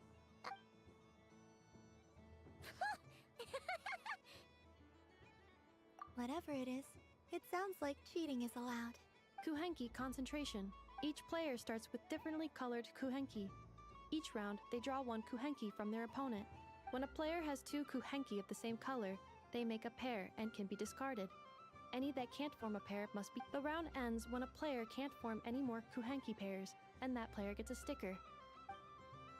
Ooh! That is fine, so long as the turn order is fixed beforehand. Alrighty then. In that case, the two of... Okay, but if you lose, you're both... Sure. And if we win? If you win, only one of you gets to sticker someone else. I have taken to calling this. I know logic. Hey, lay off me, alright? Okay, so we're starting the game from scratch again. Looks like Luonatar is the Kuhenki of honor for this game. Anyway, let's go clockwise, starting from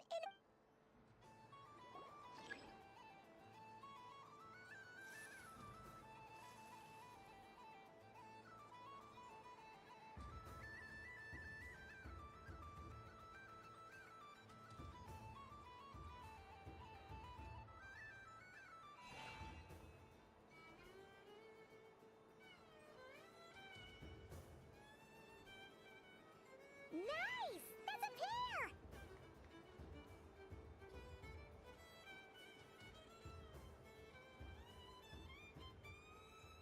Go, go, fly!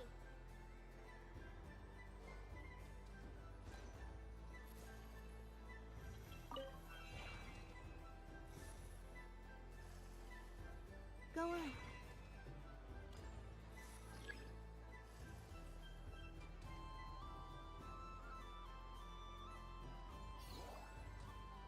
I have a pair.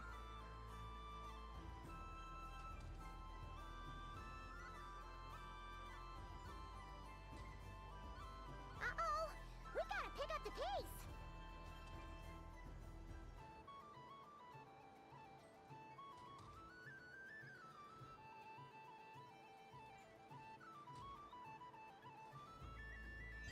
Phew, that was too close. I thought I was gonna lose.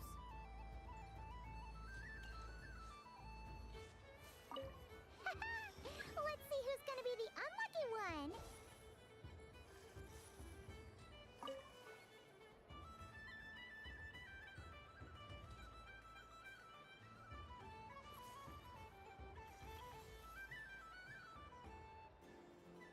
Good luck, everyone.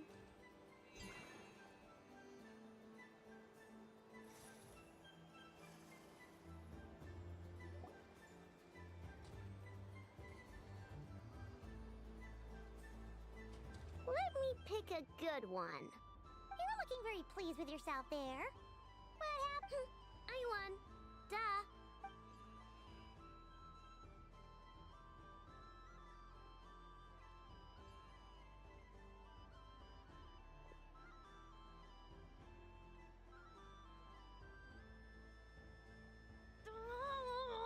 Don't fidget too much, Aino, or the sticker's going to fall off. I don't care. If it falls off, if a pair of Kuhengi get discarded, why not a pair of stickers? Huh?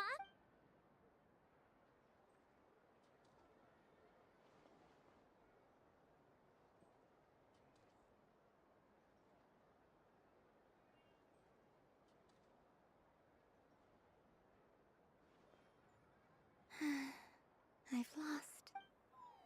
Sticker, sticker, sticker!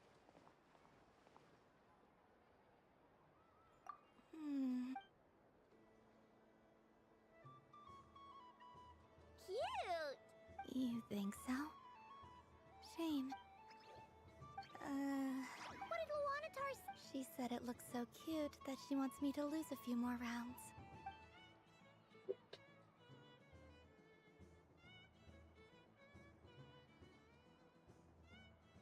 Who put these stickers on Paimon's eyebrows? Alright, now, I think we got enough evidence to prove that there's a serious... Yes, I agree as well. The culprit is... Ineffa! Culprit? What did I do? Quit acting dumb, Ineffa! You're not wriggling your way out of this one. I've been watching you. Not only did you remember whose side Luanatar started at, but every time someone drew a Kuhenki, you were logging it. Which Kuhenki pairs were gone, who had what color Kuhenki in their hand, even our facial expression. Exactly! Putting aside the fact that running calculations is not against the game rules, do you have any evidence to support your allegations? But that's not against the rules either. So, she admits. She certainly does. Alright, everyone But... Take that!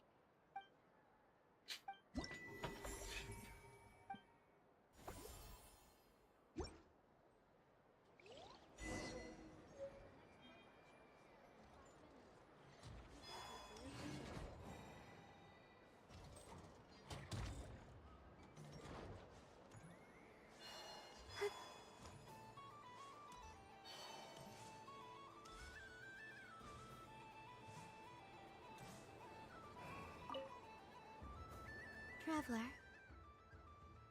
Hey there, Columbina! Are you sure you don't want to look around? right now, what I'd like to do is...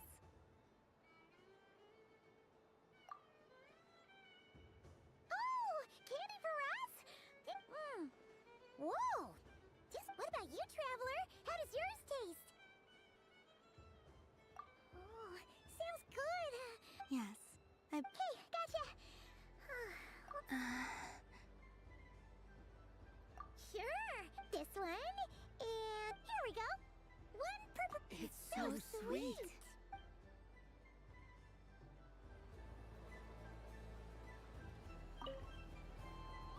Traveler, Columbina! Finished with the festival? Really? You're sure you don't want to have a little more fun out there? yes, I am sure.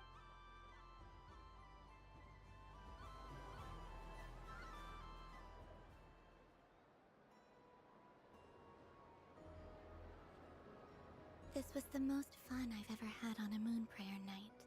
Everywhere I went, people were saying, "Welcome home." And there were friends at every turn. I only wish it could last longer than one night. Oh. Yes, you're right. The moon prayer blossoms. Ooh, look! Look! Moon prayer.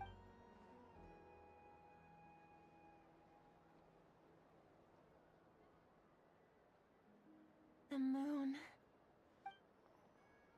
Happy Moon Prayer Night, dear. Happy Moon Prayer Night. Happy Moon Prayer Night.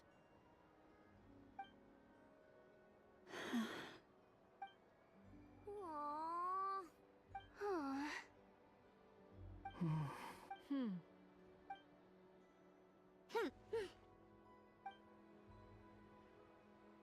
flies when you're having. Oh. Looks like the time has come. Columbina. You're heading off then? Yes, to the ruins you mentioned. And from. Wait! I know? At least. Take one of our craft shops Krumkekis up to the moon with you. You know. The Curatorium of Secrets believes in proper farewells. Never. Farewells are an important affair for the Ratniki, too. We never know when we might meet. Haha! And here I thought grand farewells wouldn't suit tonight's mood. But I suppose friend. We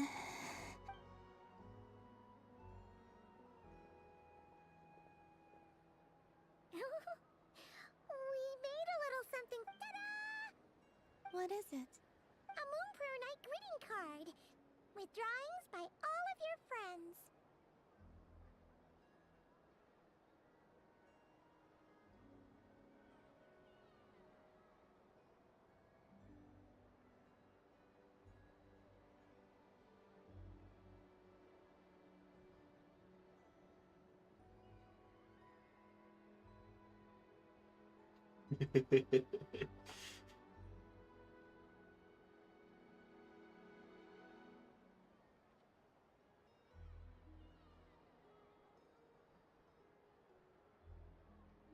The more I look at this, the more hilarious it gets.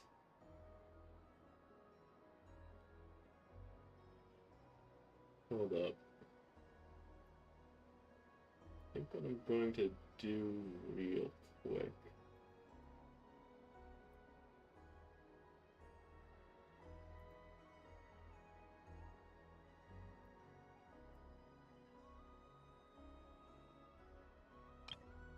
Just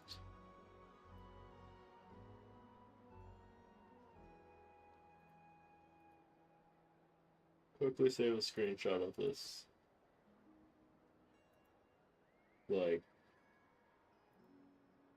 You did mention that you'd like a portrait done, so I took the liberty of creating one for you. I, meanwhile, did the portrait of Mr. Albedo, and Mr. Varka did the same for me. I mean, I think my work was pretty true to life, don't you think? The picture of Ashru was my doing. The two of you seem to get along rather well. Wait, was I the only one who did a full body picture? That's so embarrassing. no. I did pictures of me and Anefa. I did my own portrait and one for Hat Guy. Plus, there's the two mages, Arlecchino and Sandrune. So, if you ever miss us, just flip the card open and we'll all be right there with you. I don't know what to say. Thank you so much, everyone. Lama, I figured. Remember how the Frost Moon Scions used to use milk as invisible ink to write hidden messages? That was a very long time ago. Yes. When I miss you all, I shall use moonlight in the same way to write words that only you can see upon the moon itself. Wow. Quite. But how will we see them? Simply open your windows on nights when the moon shines bright, and the moonlight will naturally flow towards the words I have written. That sounds most fitting indeed. Very true. I'll try to write them in places that won't disturb your sleep. I, for one, would sleep all the better for having read. Exactly. So don't worry about disturbing anyone's sleep. All right. I promise.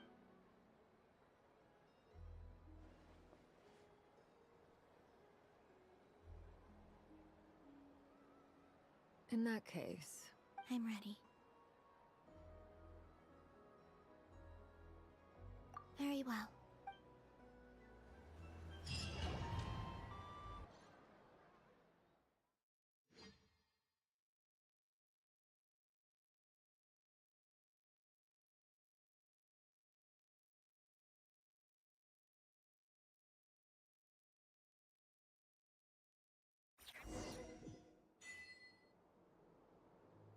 In just a few moments, I will be gone. I still don't know what to expect on the moon.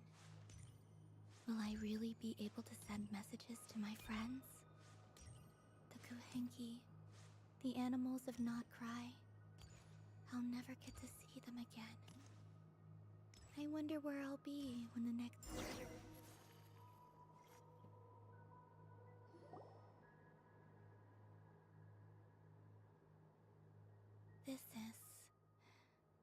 This is where the people of Hyperborea...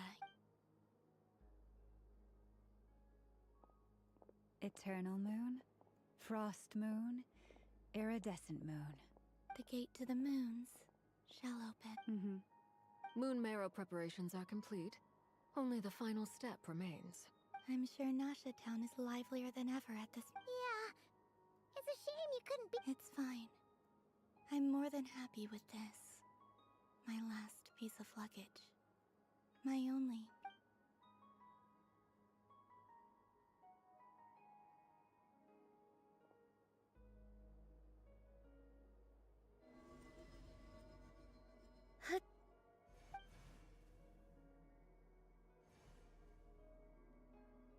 I can already feel the moon calling to me.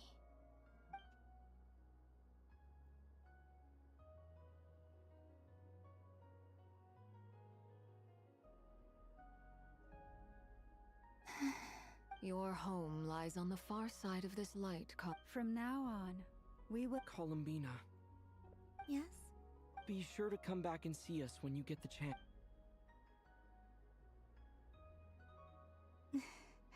But if that chance doesn't come, then remember that you have friends on... Yes, I will. Thank you for everything you've done for me. And remember, come not... Well then, farewell, my friends.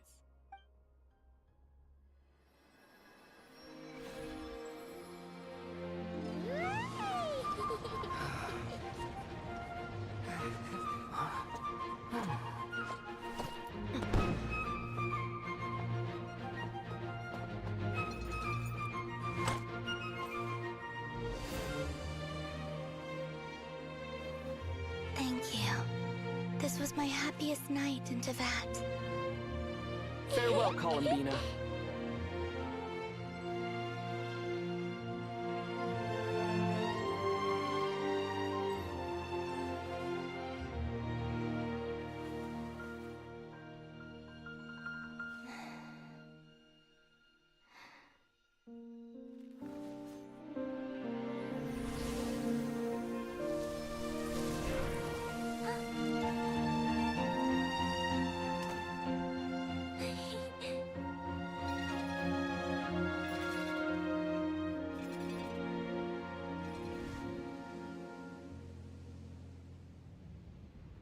The moon really is closer than ever tonight.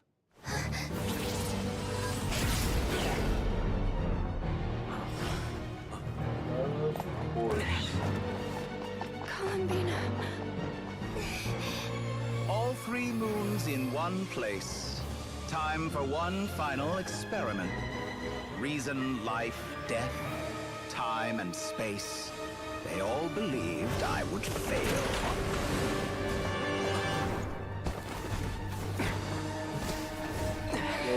Everyone's saying. But Tevat's primordial power never did belong to the throne of heaven. And now, they are mine.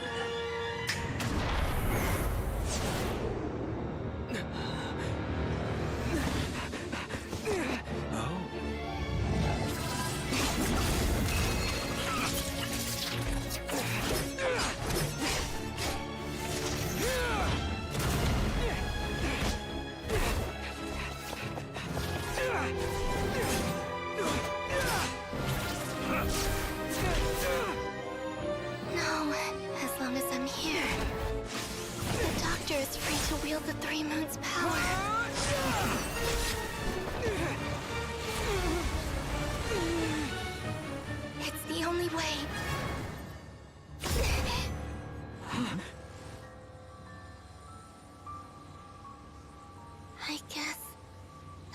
be going home today.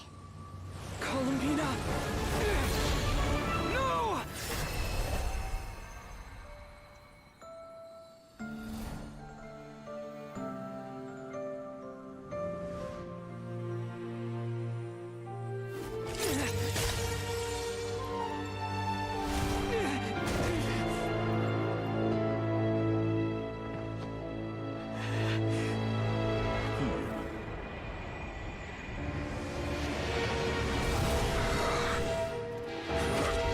Stubborn world, do not try to control me!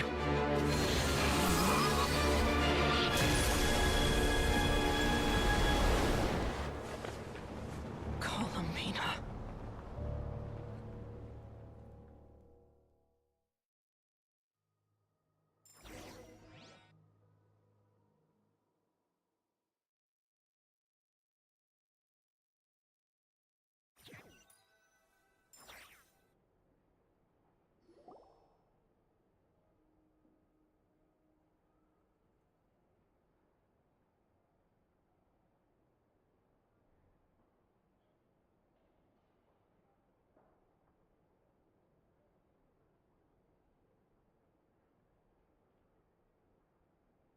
Are you all right? Do your wounds still hurt? I had someone prepare a little medicine that could prove effective. Take it if you need. In that case, let me relate the contents of the call we made to Alice after the incident occurred. That Dottore is a crafty one. He distracted the Hexenzirkel by creating a huge fuss at Tevat's borders. I'd assumed that the cause was an abyssal intrusion from the outside world, which in fairness is a rather common occurrence. But after learning that you managed to influence the phantoms in Nordcry, I realized that perhaps this interference could have come from within Tevat instead. But we weren't able to change their fates. True, you couldn't change how their stories ended, but you did build some variables around yourself. Variables? Yes, things you heard that you could not otherwise have learned, ideas that would otherwise have never crossed your mind. All these things are variables. Of course, most variables usually pale into insignificance with the myriad of possibilities floating around. But the moment you start treating them as building blocks and intentionally stacking them, that changes things. That's what Dottore did, and it's how he created the necessary conditions so that when you activated the portal tonight, it played right into his plan. However, we have no way of knowing exactly what he did. Yeah, we also need to ascertain Columbina's status. And that about sums it up. As I suspected, Dottore has disappeared completely. If it's any consolation, he wasn't able to control Columbina as he might have wished to. Oh no! What? She did what? All we saw was Dottore appeared and used some kind of power.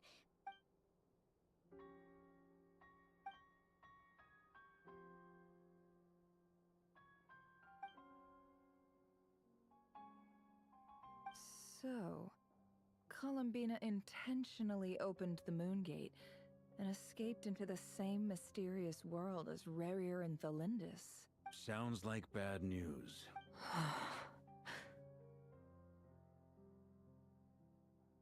Seen in that way, the Trilunar Syzygy and Rerir's emergence, Dottore might have been pulling the strings in both cases.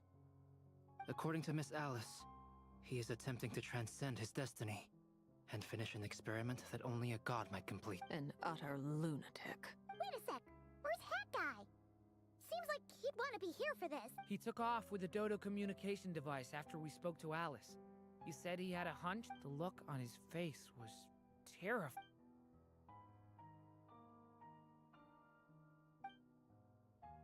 I'm back. Hat Guy! I went to look for the Hyperborean phantoms again. I think I got them to talk to Nicole on the other end of the communications line.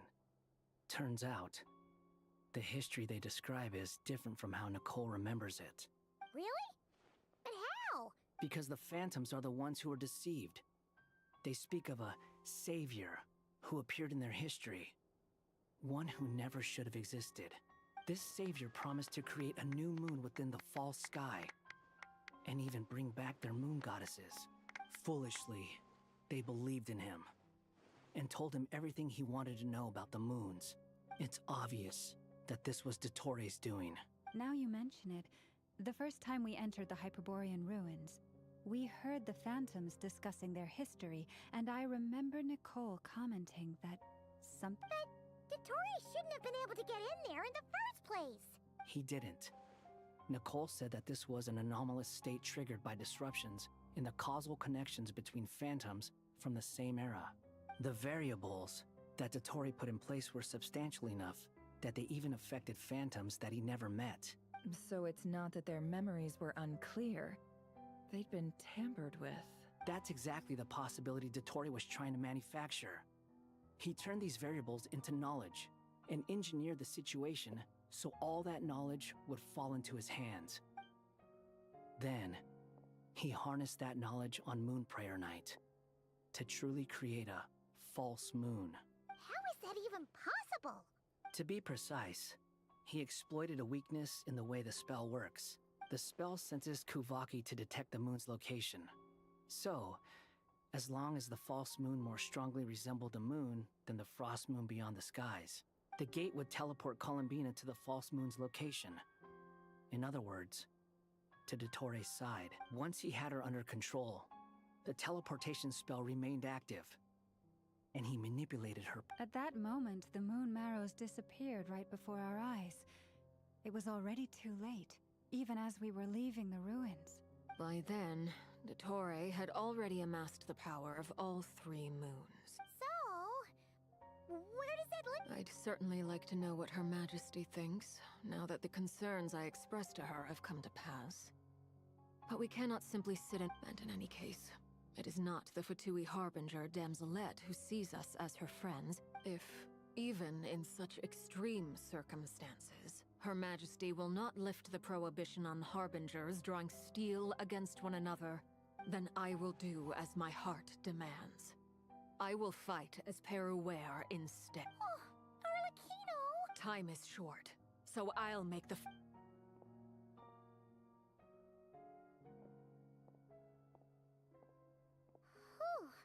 You and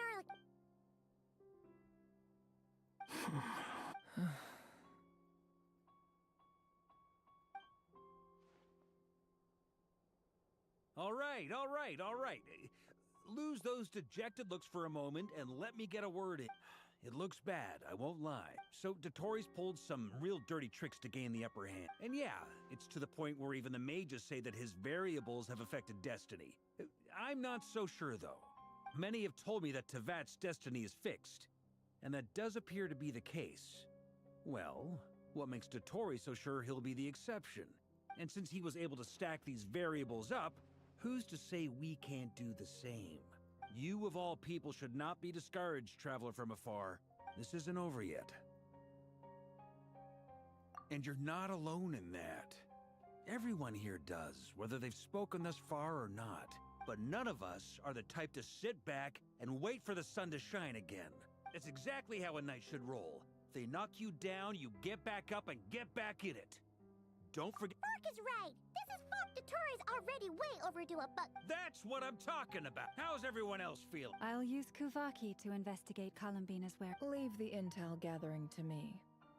Aino and I will do all we can to support you. We will attempt to reverse— Alice and Nicole are busy dealing with an emergency at Tevat's borders, but they're both very angry about this. They've asked Albedo and me to act on the Hexen Circle's back. Are you ready then? We're going to have to conduct a lot of research, even in the early stages. I'll do my best. As for me, I'm pretty familiar with Dottori's way of doing things. So Nice! Looks like we have our basic— I'll get in touch with Flints and Itlua, get them to have a chat with their Starshiner.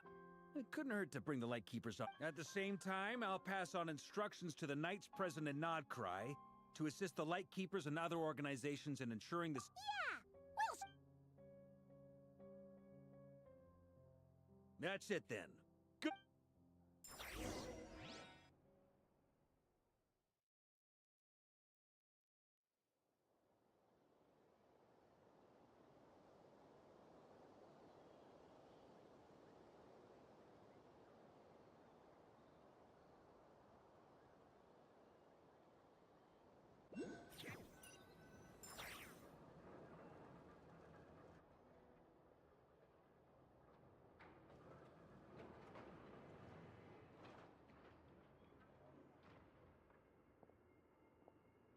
I never thought that Columbina would become. It went from being a Fatui code name, and remember, come night or day, the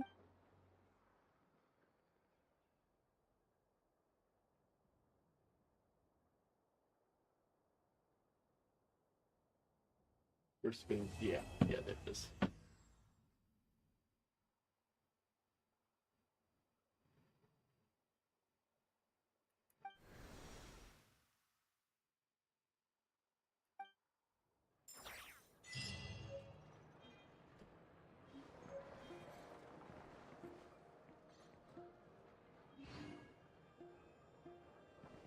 Well, we've caught up to the story. That said, there's still this.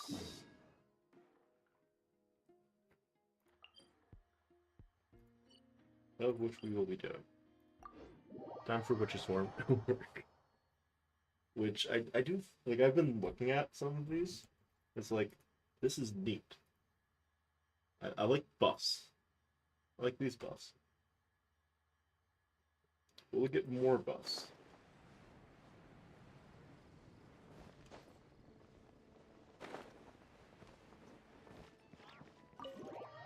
Because it's like, do you look good? Something? That would be nice. Some of these other, like, older characters could also use some buffs. This is way too many, but considering this library organizing job is classified as a premium commission, but seeing it in person is something else. Why, if it isn't Cutie and Paimon. Let me guess. You missed me so much, you just had to come visit. Is that it? Well, I wasn't planning to. What, Lisa, But then, Kaya, Catherine mentioned someone had finally accepted an important Amber, commission they for don't the have library. buffs. Might you both be here for that very commission by any chance? Ah, music to my there are books of and sorting them myself. All that to say, I would treat you to some. Don't worry. You're as sweet as ever, Paimon. Jane. Well then, good luck in here. I'll leave you to it. Characters from Leeway. Well, like some of the Leeway characters could use some buffs.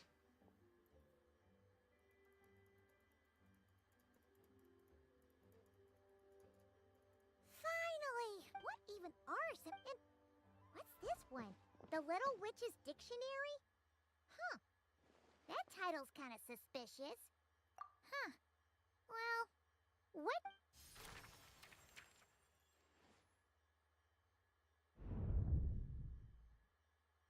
Yoo-hoo! Looking for me?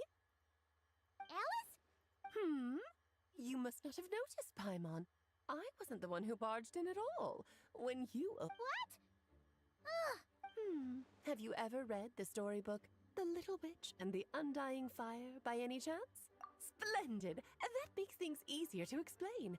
This book was written as a dictionary for that other story. That explains... Oh dear. Where should I begin? You know namely that in Mondstadt's greatest time of need, the mages would return and, well, waiting around for danger to descend upon the land isn't rather than a scenario where we jump in and save the day out of nowhere. It makes more sense to lay the groundwork over time. That's how Em put it. Besides, who knows when such a crisis could occur? It could be in the next life, or even tomorrow. Preparation is crucial. So, I gathered the mages together to write this dictionary. Of course, it had to be under the guise of being related to that storybook. Otherwise, I would never have been able to get them in one place. Well, we looked into Barbie's scryglass and came up with a series of tasks tailor-made for the people of Mondstadt. They're all in this dictionary. Striving toward a common goal, overcoming obstacles alongside trusted companions, becoming... You make it sound like something bad is actually about to happen. Now, I never said that. But still, we are talking about trusted companions here, Paimon. And when we speak of a person who could be considered a friend to all in Mondstadt, I'm afraid the pool of options consists of but one. Wait. The huge book donation? That was just... Oh dear, I never... Well, this is an important book. I'm much better to hide it in plain sight, you see. Besides, it's not like this is a bad thing. Just think of it as an excuse to... Okay. If the we'll take the dictionary. And the next time... Wonderful. Then I'll... Cool. Book acquired.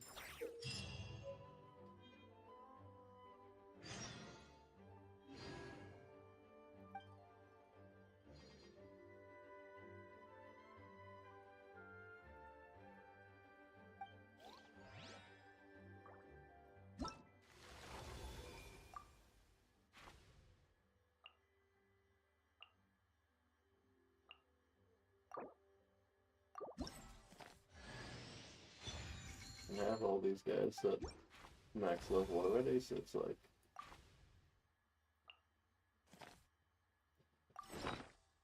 no point in trying to figure that out.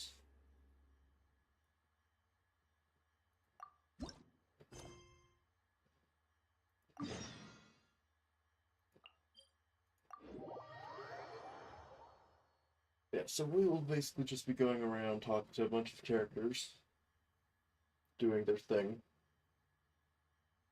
And after that, odds are that will be it. For now, or for at least for now.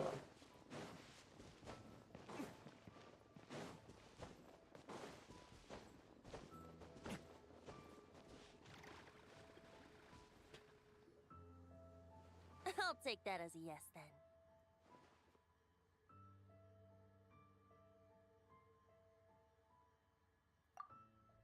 Ah, finally, you're here! Do you have a message for me from someone by any chance? There's not a single prophecy about you in that dictionary. That's what you were about to say, right? Oh? One moment, then. Your curiosity seems as strong as ever, Barbeloth. Alas, my future will have to remain absent from your dictionary. The wind may be happy to let dandelions trace its form and have poets sing it into verse, but to be contained is hardly its nature. So, dear Barbeloth, please do set your pen down. Words heard on the wind are not meant to be recorded on the page. If you're truly interested in this legend, allow me to fashion it into a poem. I'll be sure to share it with you ladies at our next tea party. Barbeloth has always been a reasonable person, and I believe she heard my request. As such, our conversation should be free from interruptions for now. Wait! Barbeloth was listening in to... Well, she is a Hexenzirkel mage. They all have quite a few tricks up their sleeves. Still, you noticed right away and even got her to leave us alone. Given the various practical factors at There you go, being all secretive again. Well, anyway, there wasn't a single thing about you in that dictionary. You being here is enough. Barbeloth's prophecy concerning me may be incomplete, but it's not incorrect. There's something I need to do, and I could indeed use your help. Trust. Could you play a song with me later? Yep, that's all. But don't worry.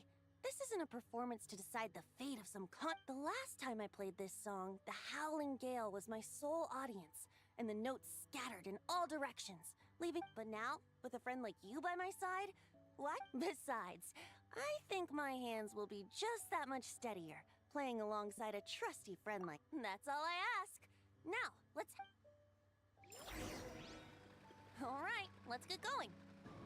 Just relax and let the winds lead the way.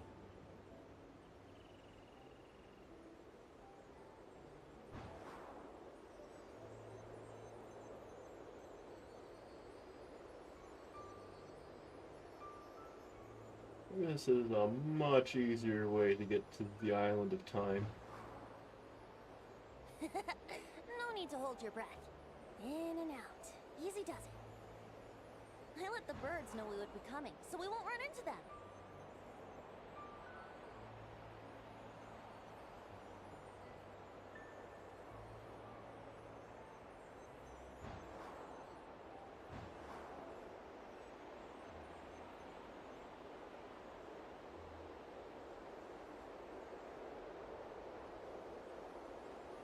Don't worry. It's just a little ocean spray. You won't get soaked. Ah, the delightful sea breeze. Go on, breathe it in.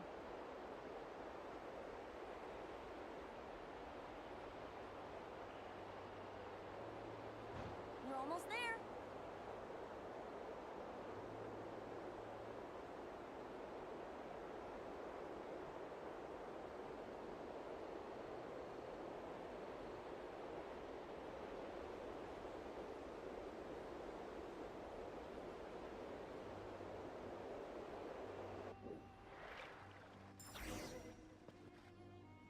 Huh. This island looks kind of familiar.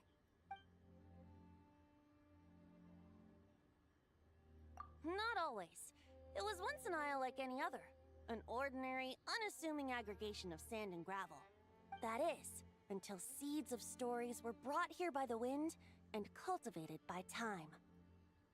And in due course, the wind brought forth new tales, and time caused them to grow into legends. So with that, allow me to welcome you in truth to this island favored by time, traveler. This is the place where time and wind met in the distant past. Whoa! You suddenly sound so serious, Tone Deaf Bard. Paimon's not sure she's following this conversation anymore either. Fret not, dear Paimon. The best stories always start with a bit of suspense and intrigue. I told you about this before, remember? About how I encountered time at the Thousand Winds Temple and received some help? Well, it was because of time's help that those first winds of freedom were able to blow so strongly. But forceful gales like that are most suited to wiping things clean, not helping things grow. So, after a few crises in Mondstadt were resolved, I made the winds gentler. Just strong enough to bolster the people in times of need without knocking them off their feet. Shadows gather in the distance. I'm sure you felt it too. I've heard about the Pyro Archon's face-off with the ruler of death, Renova, and what happened to the Fatui Harbinger, the captain. And that's not even mentioning how abyssal activity has been encroaching closer and closer to Mondstadt. I fear the impending crisis may be beyond what humans alone can solve. In light of that, I need to be prepared. It is the Animo Archon's duty to intervene in times of need. As such, I, Barbados, will bring forth a wind strong. But if I whip up a gale of such strength in Mondstadt City, it would just turn the place upside down. That's why I chose to do it here. The place where I once offered an ode to time. Who knows? Perhaps time shows this island special favor precisely on account of my lovely, lovely music. Wait, so is this place really that special? It sure doesn't look like it. There's a tide that ebbs and flows, and a bunch of birds that come and go. Time's impact on things isn't limited to what the eye can see. If the outer peel remains intact, it's nearly impossible for the average person to tell whether the fruit inside is ripe. But even the tiniest hole in said peel will cause the fruit to rot. Starting from that nestled in the hands of time, not one blemish marks this island's peel. Thus, time's influence on its very essence remains hidden to all.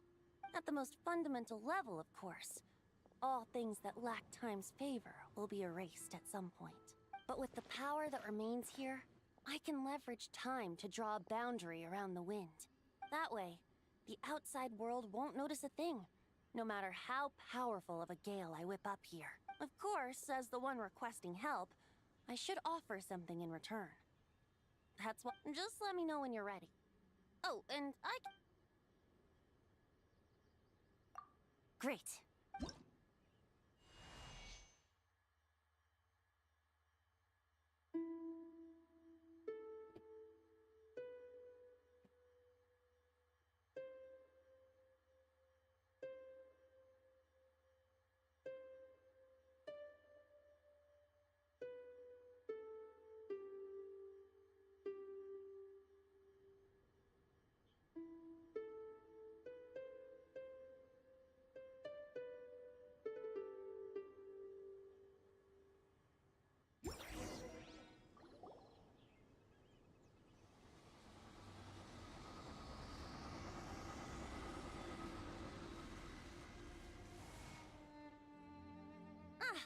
Looks like our music has moved some in our audience to step on stage. But that's against concert rules, so let's usher them out. I understand your love for music, of course. But for now, I'm going to have you leave the premises.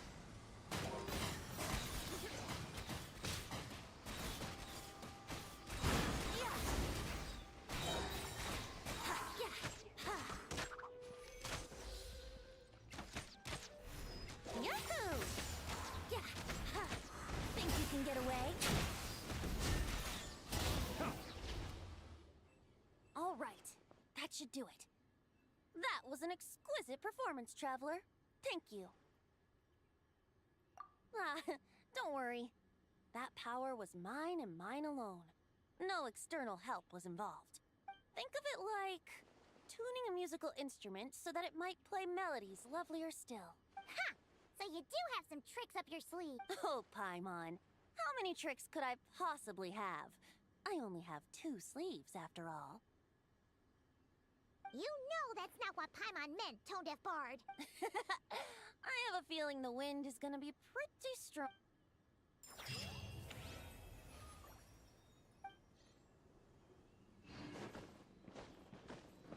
Neat. Oh, that's Venti out of the way.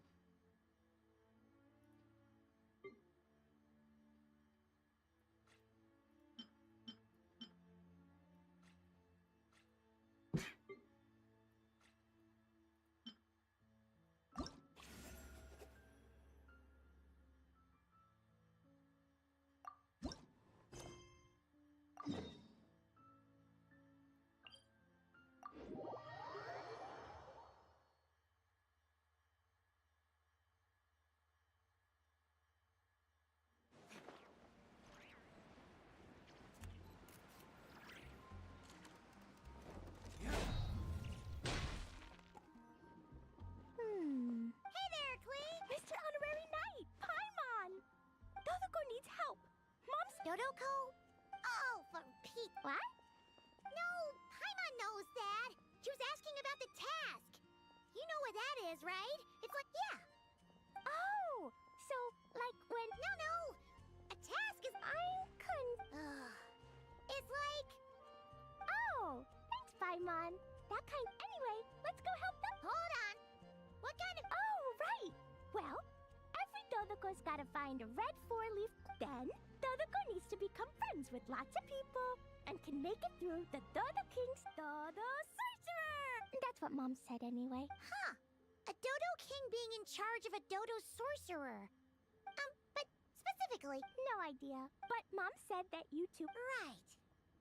Oh, there's a note! Huh. Let's see what it said. At the first stage of the trial, Dodoko arrived in a forest of whispering leaves. Oh, I know it! Come on, everyone! Follow me! All right, let's go!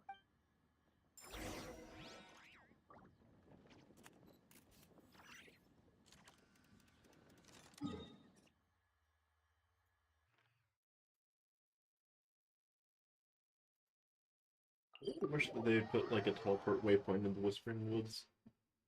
It's like, yeah, like this teleport waypoint exists. I understand that. It's also like, there's no in-between between here and like the second closest waypoint being the Statue of the Seven.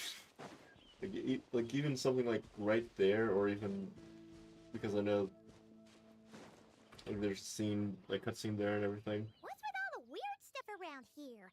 Huh. Maybe the Hillage? Oh, I'm close. But, what is there no Dodo device that can help? What should we do then? Mom says the best thing to do...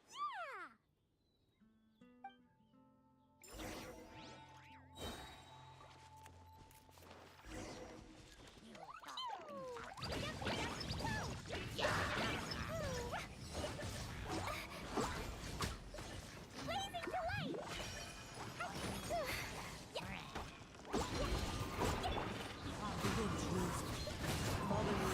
Adorn my night!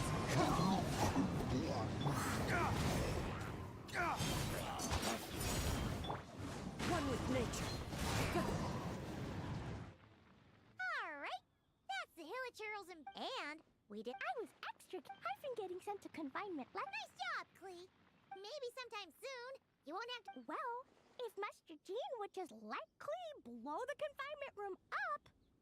That's not really what Paimon had in mind. Wait, yep. I found this in the whole jump. Huh, another note. Yup. And now then, which, coincidentally, was all Dodoko proceeded to the banks of a lake of fallen. Huh.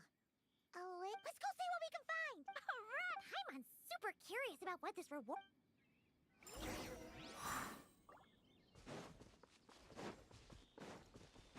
Like, maybe one up here would be nice, like just teleport waypoint.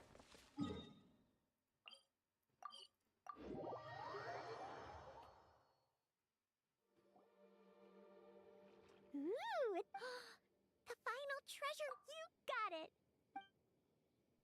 Whoa, wait a second. They want to steal Dodoko's. Let's kick them out. Then we can.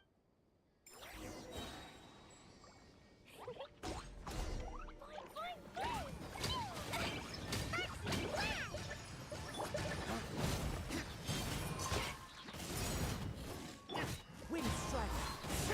One with wind and cloud.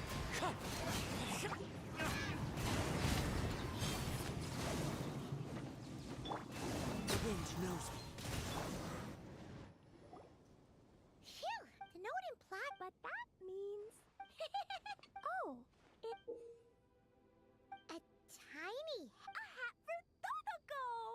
In the Dodo clan, only the awesomest. Their job is to help out and protect. That way, the other Dodokos. Oh. Exactly. The hat makes Dodoko a. Clee? The knights have informed me about Mr. That's because we cleared out a Hilichurl camp over there. That's right. And as I might have blasted them, but. I see. I take it They weren't. I noticed the destroyed camp on the way here. Am I correct in assuming that's all the damage, Traveler? Yeah, you know Paimon. Clearing out monsters. Clee, come with me. Oh. Well, the Traveler's vouching for you, so you've been out and about all day. You're the best. You two are more than welcome to join as well. Awesome!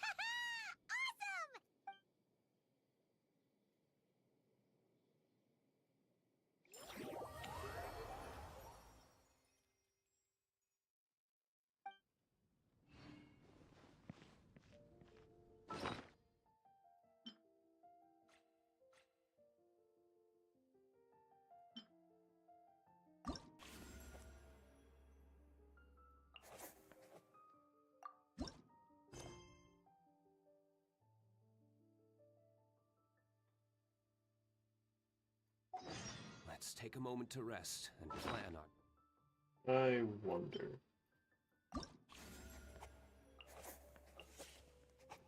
next move. Okay, so I can in fact go and accept multiple quests. Oh, I can accept all of them.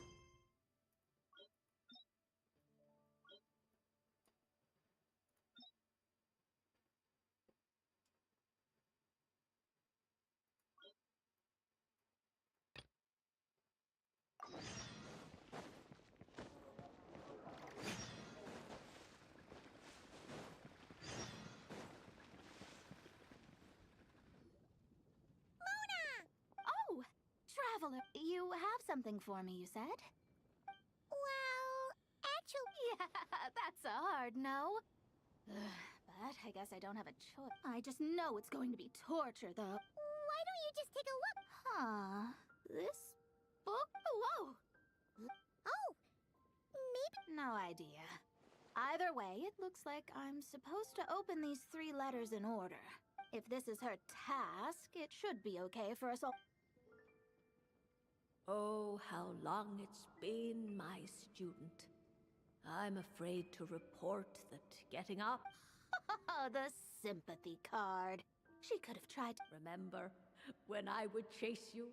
And now you're off on your own. And I laze the days away. Well, then get it some other way, you old hag. Now, I'm sure you're curious as to the purpose of this letter. And to that, head to Sumeru and search for the gate to an underground kingdom. Huh. But she knows how to lure people in, because she really is good. You two have such a... Anyway, this gate to an underground... Wait, you... Yeah, it... Perfect. I don't even need to investigate then. Come on, there's no time to... And since you didn't mention a transportation fee just now... Yep, same method as... What do you mean, same method as usual? It's been too long since I've interacted with Mona.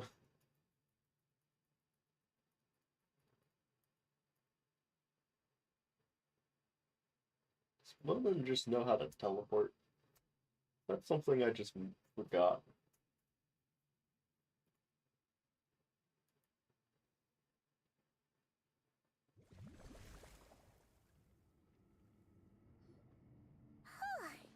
This brings back memories of summertime. So, this is the gate to the ancient kingdom of Conria.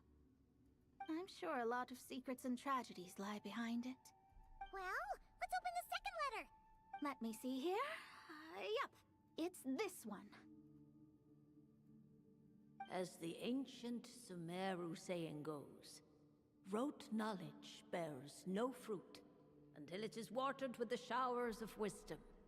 With that in mind, there is it is a celestial mark that burns in response to an all too ardent desire for the truth. In that sense, perhaps the records of this ancient kingdom state there are several large subterranean lakes in Conria, clear and calm as mirror. This is because the sign of truth created in the water is able to bypass the false sky and connect to the outer universe. I had no idea. To observe the gravitational forces and influence of celestial bodies, one must be able to see past the false sky. Only by obtaining these... Now, my task for you is as follows. The rest is a bunch of stuff about... Yeah.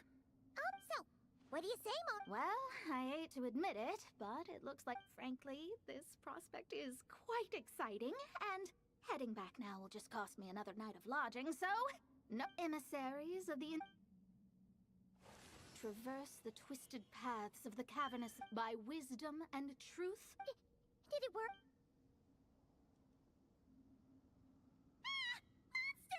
No dice. The sign of truth only opened long enough for the monster. Darn it. I didn't get a glimpse of the real stars at all. The ceremony failed, but the old hag's new theory seems workable. I have a better grasp of hydromancy now. And the perfect test subject to test it on.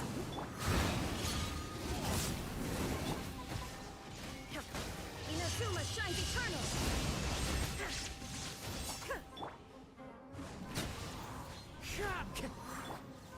Illusion shattered! Rest, rebuild! Let me scribe! Written in the stars! Phew! That's that! Well, the old hag said to open the third letter once it was all said and... But I couldn't make it... You know, Paimon thinks she understood... Look, she didn't say you had to successfully complete the ceremony, so... I guess. Hold... If you're reading this, it means... Seriously. What are you laughing at, you old hag? Conria was home to several lakes of stars, rendering the fabric of space in that area comparatively unstable. As a result, attempts to break through the firmament through non-physical means were more likely to succeed. In any case, I knew this place was well hidden and wouldn't be frequented by too many people. As such, and of course, as my student, I felt sure you, even if you couldn't beat them, I am certain you could outrun them. Connecting hydromancy to the kind of wisdom that quenches thirst. True, the practical application of the scryglass has also reduced disturbances caused by the false sky. I'd like to see Alice try and top that.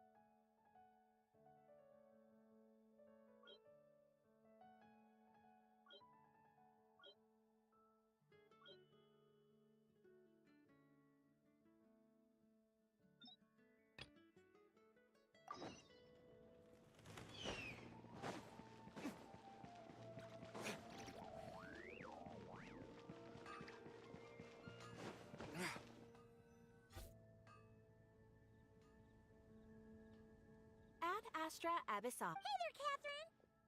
Oh, and Oz and Fischl are here. All things in this universe. Mein Fräulein means to say she's. You're here just in time. Yai Publishing House has a commission for you, Trav. Much of the information was kept from the Guild for business reasons. All we know is that it has something to do with the author. What? Surely you don't. Wait, is this author really that important? In that case, it'd be a free trip to Mondstadt where one needs only pass some information. In any case, if the commission is of interest to you, the editor is waiting. Hold on! halt thy steps. Nay, you step. What mein Fräulein means to say. Wow, you seem really jazzed about this commission, Fischl. Do you have some kind of insider? Well, let's head to the Good Hunter to meet.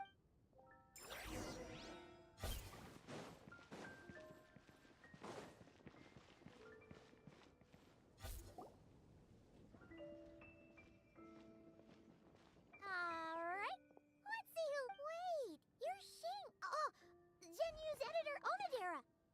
Traveler, thank you for all you've done for us in the past. I come here today with a commission from Lady Yai. Oh, and might I— You have the pleasure of speaking to our eminent person, Fischl. Mein Fräulein means to say that her name is Fischl, and that she is most pleased to meet you. Yep, this is Fischl. She's a reliable adventurer, and Since thou hast learned my name, understand this. Mein Fräulein means to... Ah, I see. I completely concur, my lady. Remembering names is simply basic etiquette. And if you might lend me succor in solving this problem, I shall indeed praise your names to the heavens above. As many times as necessary, in fact. you understood Fischl language before Oz could even finish translating. Well, let's get down to brass tacks then. Now, have you heard of the author Mr. Nine? He's famous for writing the legend of the Shattered Halberd. Flowers. What was that, mein Fräulein? Flowers for Princess Fischl. That's what Mr. Mein Fräulein means to say, even should the creator be cold and unmoving, the prinzessin that... Well, sure. The author of Flowers for Princess Fischl, Mr. Nine. He sent a letter from Nodcry asking for help, and he... So ask the Adventurers Guild or a local mercenary to find... Where it's so simple. But here's the problem. He's only ever communicated with us via letter, from addresses all over Teyvat. And he's never showed... So... Well, we'll need to investigate Mr. Nine's... We did a bit of digging ourselves, and we realized that ever since complete, his initial editor has decided to retire to focus on his own writing. Whatever hath once existed in this world is enshrined in the memory of the Princess of Earth. Mein Fräulein means to... Yes, we had the same idea. So, we tracked down the original manual. Oh, man. Genu's gonna be so mad he missed out on this. Wait, you didn't need Oz to translate this time either, Onodera. Osvaldo Hafnavines, hast thou perceived something? No such Henry exists, mein Freud. I sense a faint, elusive resonance.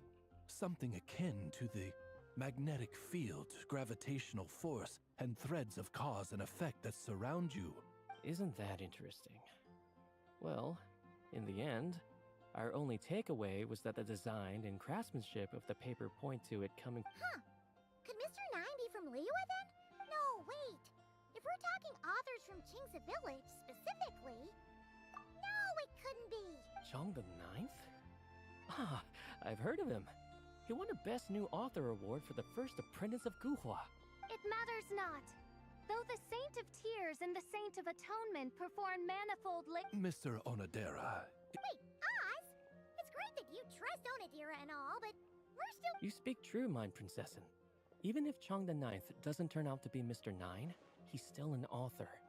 And he could have had contact with him. I think it's a... Well, either way, I appreciate...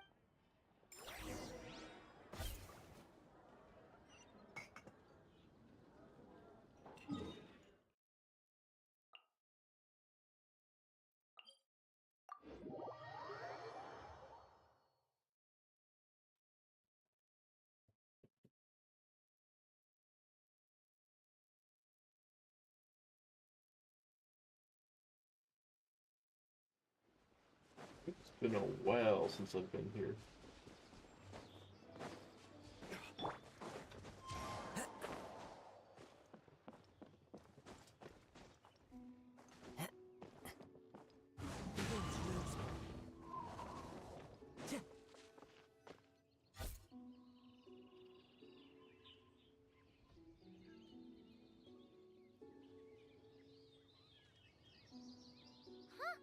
It doesn't look like there's anyone around we can... Seems like that's all we. Still, could his absence mean that? Perhaps we should have a look around his house. Barging in without permission seems wrong. But if he really is Mr. Nine. Nope, nothing useful.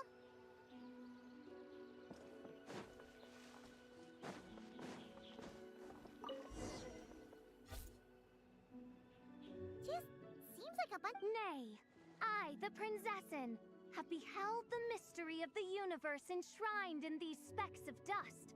What hath been revealed? Mein Fräulein means to say... It was? Wait!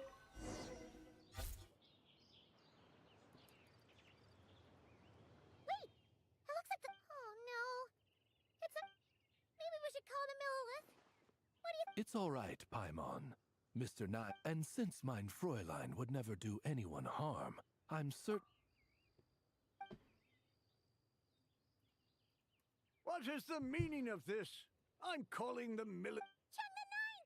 You're not dead! Or kidnapped! What are you even talking about? Oh, wait a second. You're the ones who came here with that young lad from the Guhua clan. I'm guessing this is a misunderstanding then. The question still stands, though. What are you doing digging around my house? Oh, well, actually, we just wanted to know if you. What? Not even a whole bucket of hallucinogenic mushrooms could make me that to what? Demolish the competition from the shadows? Yes, the classic archetype of the boy hero is outdated.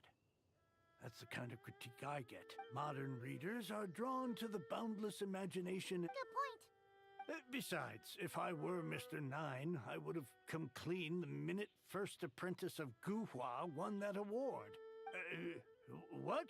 That old beggarly Chong the Ninth is Mr. Nine? Yeah, and when we were here with Shincho that one time, you talked up the legend of the. If you were the one who wrote it, that'd be like Jean complimenting herself for being a good knight. It just doesn't happen. In any case, while this gentleman isn't the Mr. Nine we're looking for, it's a peculiar signature. The same threads of fate I sensed on... Hey, that's perfect! Once we head to Nocry, you should be able to find. But back to the signature. Oh, well, I ran out of manuscript paper, so I went to buy some. I'm particular about that kind of thing. Ah, no wonder. Mr. Nine uses the very same type for... Huh! That explains it! Thanks, Chong the Ninth. We We should get going. I'm not quite sure what I did, but you're welcome, I suppose. Farewell, creator of another world. Though I must say, the laws and narratives thou hast ordained can scarce compare to the dream dust sedimented in the Immonakreich. Watch. I was going to try to correct her. Or not correct her, but translate. Chong's just going to know exactly what she said. Mein Fräulein means to say, your writing isn't...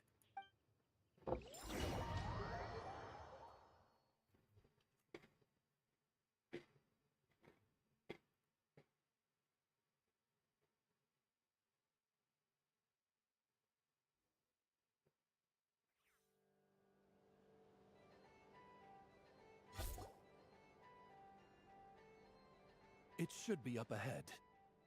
Wait, did something attack that Sealy? Something doesn't... And it... Then it would seem fate.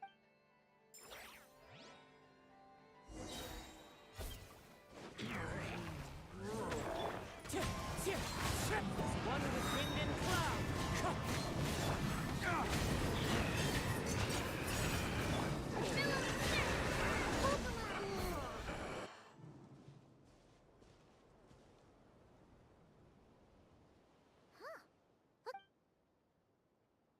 Let's follow.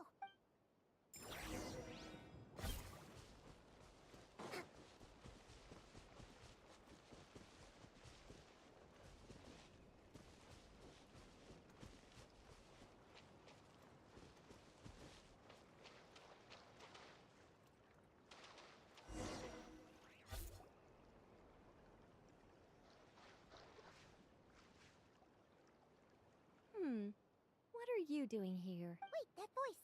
Also, that should be our line. We were looking for Mr. Ah, I see. Well, Mr. 9 is right here. Hello. What bizarre demarung is this? Never in 1,000... In truth, I too aspire to be an author. But I'm also partial to direct communication. Talking is rather inconvenient by comparison, and as I'm sure you can understand, I thought perhaps if I found someone with whom I could share my ideas, it might give me the same release as writing. But then those stories would never see the light of day. So, I tracked down an old Sealy friend of mine and told her all the stories I was imagining. Then, I sent her to find people with similar aspirations to write them in my stead. We even came up with several character traits to lend a certain authenticity to Mr. 9. A receding hairline was one of them, I think. Yep, I'm the one she roped into all this. Come now, it was beneficial for you too. By inhabiting those authors and mobilizing their language faculties, you were able to hone and eventually recover your capacity for speech. And anyway, an angel has always functioned like a sort of a flash of inspiration and... So you, what, possessed people? Oh, it's fine. She did it while they were sleeping. As long as the person is someone who dreams of creating worlds of their own, this inner writer within them will automatically awaken. Wait, but what about the letter and the strange intuitions Oz has been having? Nicole sent me to monitor the situation in Notcry. And it's super dangerous, okay? So, as for your friend over here? Well, you see, when writing a story, it's not uncommon to incorporate yeah, we've seen that before. A real curse was written into an Inazuman light novel once. Indeed. In a similar vein, Mr. 9's stories are full of metaphors, including one for the creation of life. What it describes isn't made up, per se. We just never imagined someone would actually manage to use it. Until you came along, young lady. Mein Fräulein is speechless. So if I may ask in her stead, did she manage to use one of these half-truths in Mr. 9's novels to create me? It was more like 70% made up, 30% true. No, It was 90% made up, 10% true. I thought it was too dangerous. You don't seem too surprised, Oz. Well, I suppose I've vaguely sensed this since the beginning. Well, once our affairs in Nodcry are resolved, Mr. Nine will be able to return home. Yes. I don't want to be your eyes here. It's too dangerous. Oh, but, while you're at it, could you pass a message along to that guy in Chingsa Village? I've been splitting the royalties with him 90-10. His share's been buried in it. Wait, what do you use the Mora for? I bury it, and then lead people to the treasure. Guiding people is in our nature. Feel free to come search for my personal stash someday. I've buried it at the furthest end of the Immernachtreich. I will. Mein Fräulein? And, I just want... What mein Fräulein means is... I'm glad to hear it. All in all... Alright, that settles that. Now, I need to have a quick argument with Mr. Nine about who really deserves to be considered first author. Absolutely not.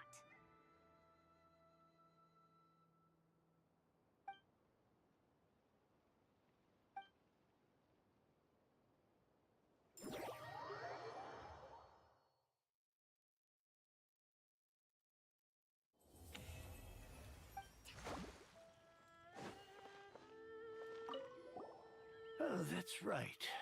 Just channel Mr. Nine. Hey, Chang the Ninth! We have something for you! Oh? What? About that. So, the thing is... Wait, what? So...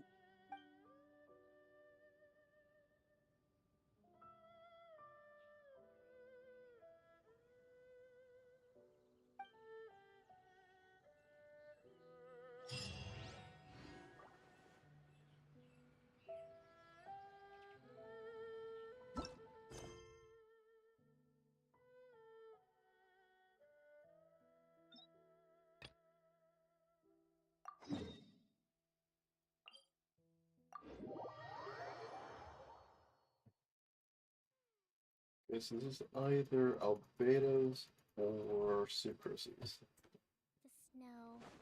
Have you ever seen such beauty?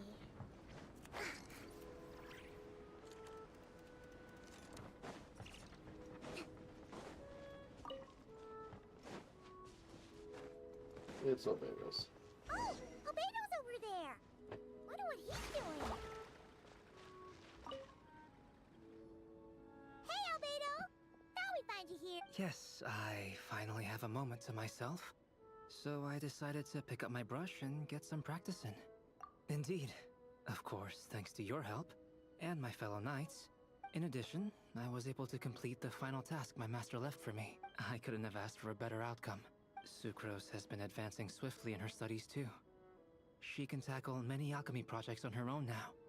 The Knights of Favonius don't have any duties for me at the moment either. No responsibilities, no tasks, no problems to resolve. It's not. It just feels strange. To be quite honest, I'm finding the idle life a bit hard to get used to. I keep finding myself considering if there might be other issues that need solving, but unfortunately for me... There's nothing wrong with enjoying a bit of me time. Nothing good, but if you're really that bored, you can come hang out with us. Paimon will teach you the true art of doing nothing. Well, I suppose I should learn from the best. Traveler, don't say things like that. You're gonna jinx us.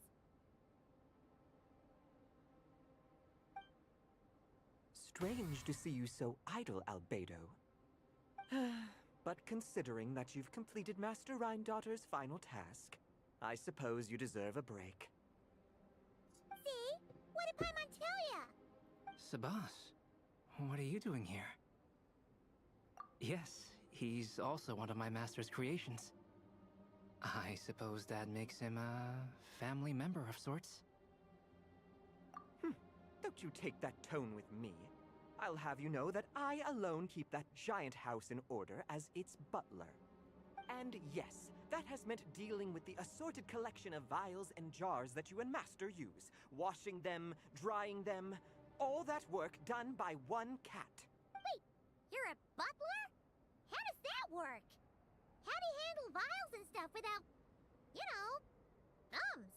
How do you stay afloat in midair? Huh? It's just something Paimon's always known how to do. Housekeeping is the same for me. Such facts are not up for question, and shall receive no answers. I wonder if he will become a playable character in the future. Hey! You're not allowed to say the same answer that Paimon said! You... Ugh! Sure. But don't expect Paimon to... Allow me to get to the point, then. I'm here at Master Rhindaughter's request.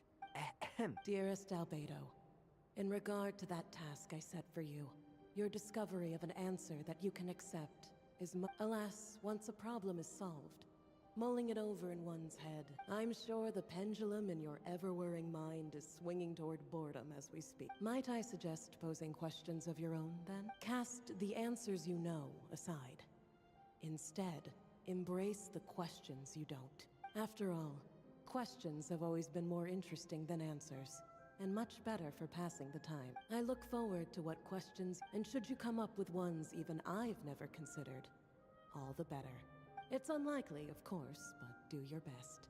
And who knows? If you're lucky, you... Oh, and don't attempt to create a self whose sole purpose is to pose or ponder questions. I've tried it, and it doesn't work.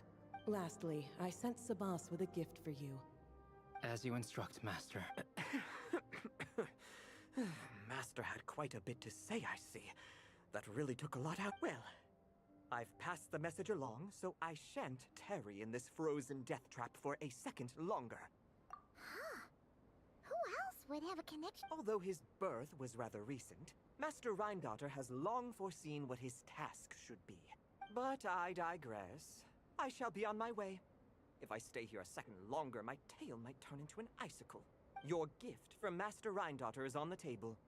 You know, Albedo, your family gets more confusing by the second. Speaking of, would that cat really count as a family? Master created Sabas long before me.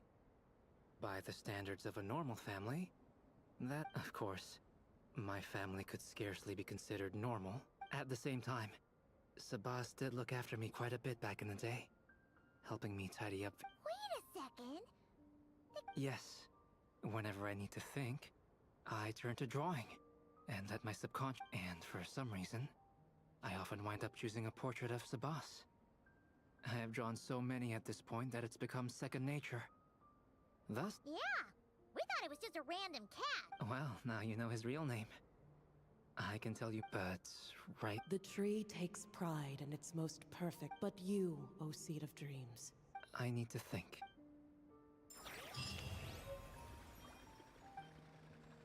Oh, neat.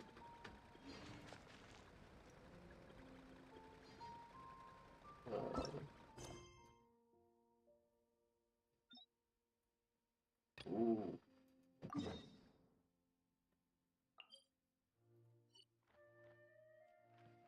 Speaking of places where they should probably put a teleport waypoint, literally anywhere in this general vicinity would be great. That way I don't have to run all the way there every single time. Let's move out.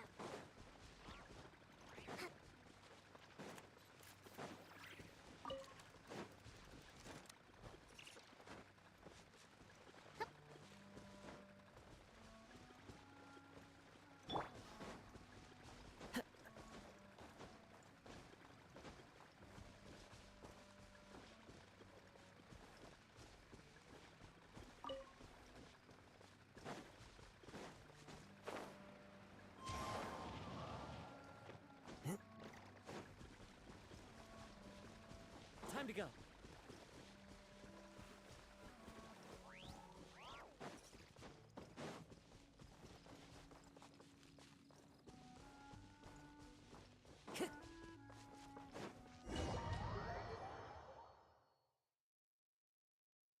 Hey, isn't Razor over there with...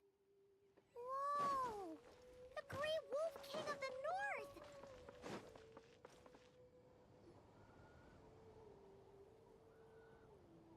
Razor! Familiar scent. Ah, you two. You have been good? Yep, we're doing great. Oh, but what happened to Berea? We go on hunt. I tried to convince Wolf Lord. A hunt? Oh, is that... Are the wolves out of food? Is that why you're going on a hunt? No, we hunt enemies. The Dark Wolf Pack. Strange scent coming from land they took. Getting... We must hunt enemies. Oh, so did Berea's Razor? You must not get involved. This is for the wolves to settle between themselves. Oh, sorry, Razor. It's okay. I know Lupacall means no harm. Besides, teacher taught me how... Lisa taught you how to talk? Oh, like she told you what to... Yes. Words were... Ha! So you actually managed to get... Dark wolves are enemies of the whole world. Teacher said this is not wolf problem. This is world problem. But because of that, other wolves won't join. This wolf... Then count us in too. Those awful rift hounds have... Thank you. Speaking of... We set trap. Chase dark wolves here. Into trap. Then Wolf Lord pinned them down. Tell me when ready. We start hunt. Come on! Let's clear them out in one go! Yes.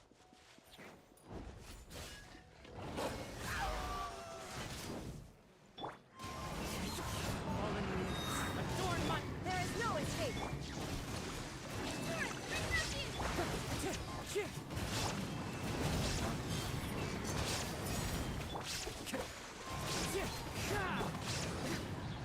Race to the wicket! Done. Time to go. Why are Lupacall here? Oh no! The rift hounds are attacking them! We gotta get rid of them quick! Into the wind.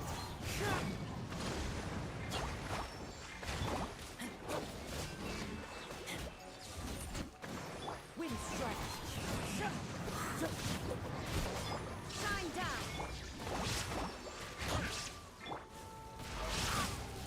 Get back.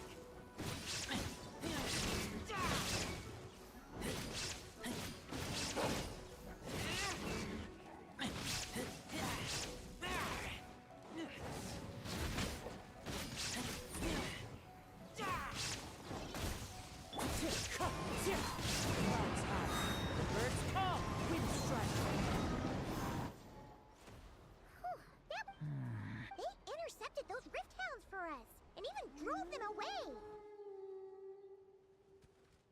But this isn't... You're doing this to help your Lupacall, right? My mom bets they went to the Wolf King and said, "Listen here, this isn't just..." Lupacall... I am human, but I do not need to be wolf. Well said, Razor! You... Yeah, absolutely! Now, come on! Let's go kick some rift hound butt!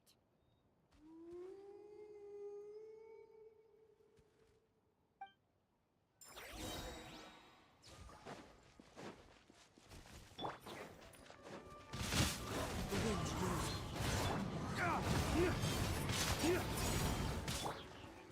Fallen leaves, adorn my night, one with nature.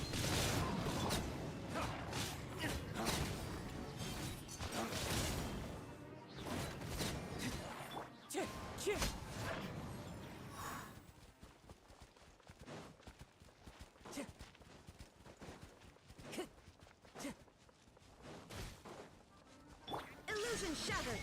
Wind strike.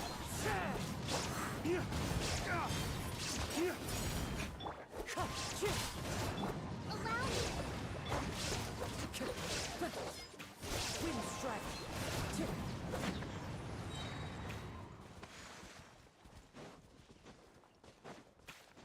Look! The rest of the Rift Hounds are just up ahead! Get ready! For Lupacall.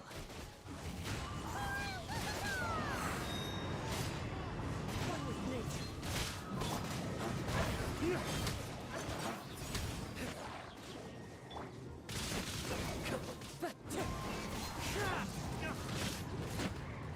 Dodge! Break force!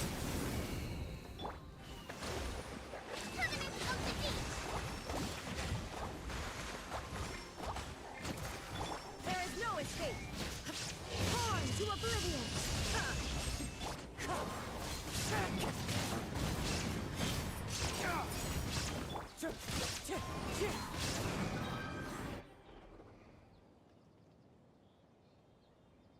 We did it!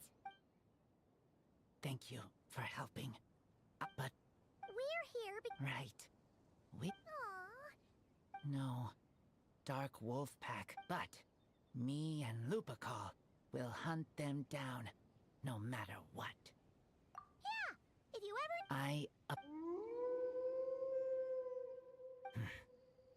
Sounds like they want to make sure you're... Then, I should go. Thank you.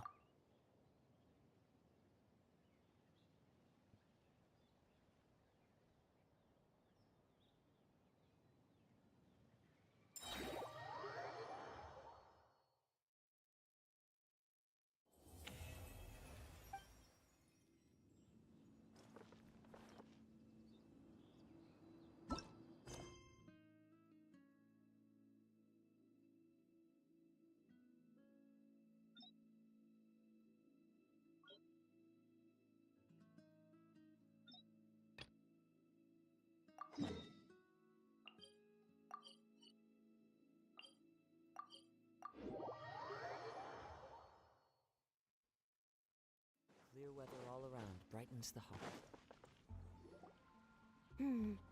Given previous results, I should make a few adjustments to the experiment. As for the potion I need to make... Oh, travel... We're here to help with your task! We want... My task? Oh, you mean the one Well, you're just in time. The experiment is ongoing. Ongoing? So... Yes, it aligns with other research topics I've been Still... What? Is there a... I've been... Oh... It's not as simple as just failing. The whole theoretical framework behind this task... Oh, right! You still haven't... One meant to develop a potion that can transform sweet flowers into a variant 16 times its normal... That is to say, the formulation of botanical augmentation reagent type 4, iteration 7. As you can probably guess. Wow! So, basically, we... Well, this is my 7th attempt. But I didn't make many adjustments to the formula this time, because both the theoretical principles behind this experiment and the products have... But you haven't... Yes. I'm thinking that it's not my current formula that is wrong, per se. Oh! Then Paimon knows just what to do. Well, that's why we're helping out. Wait a second! Paimon is not an ingredient! Correct. No. Yeah, correct. Paimon is not an ingredient. Paimon is a emergency. We could try. It's just... I would... No! We are not trying that! Here it is. That said, I'm still... Now that we can help with. I need spring water from Springvale to use as the base, as well as Eye of the Storm fragments. We've got this! Let's tackle the Eye of the Storm first.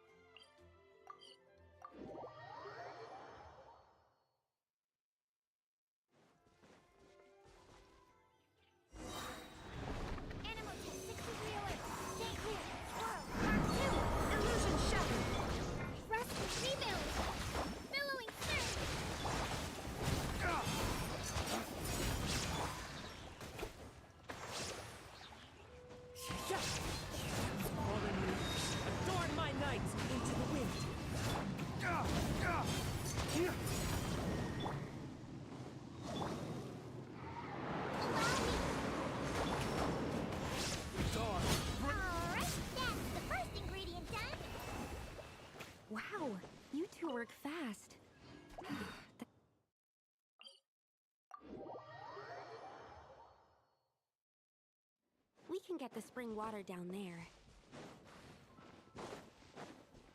The high quality of Springvale's waters makes for a stable potion-making ingredient. That's all we needed, right? Yes. Let's head back.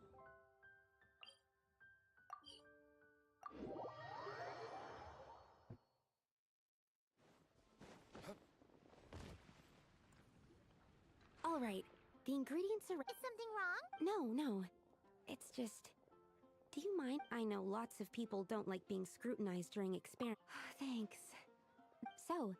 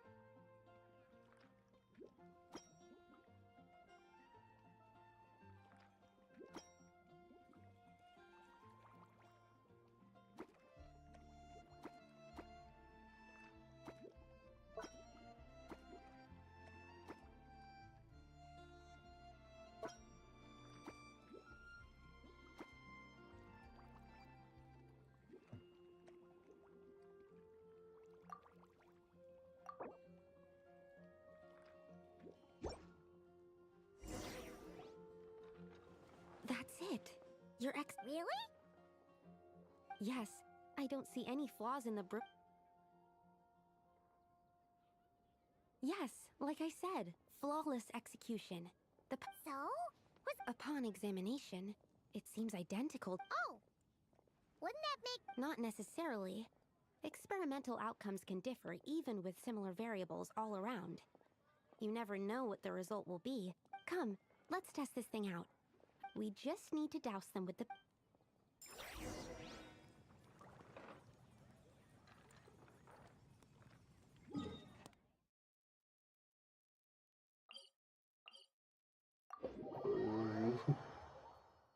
That's, if I remember correctly, is an arena area.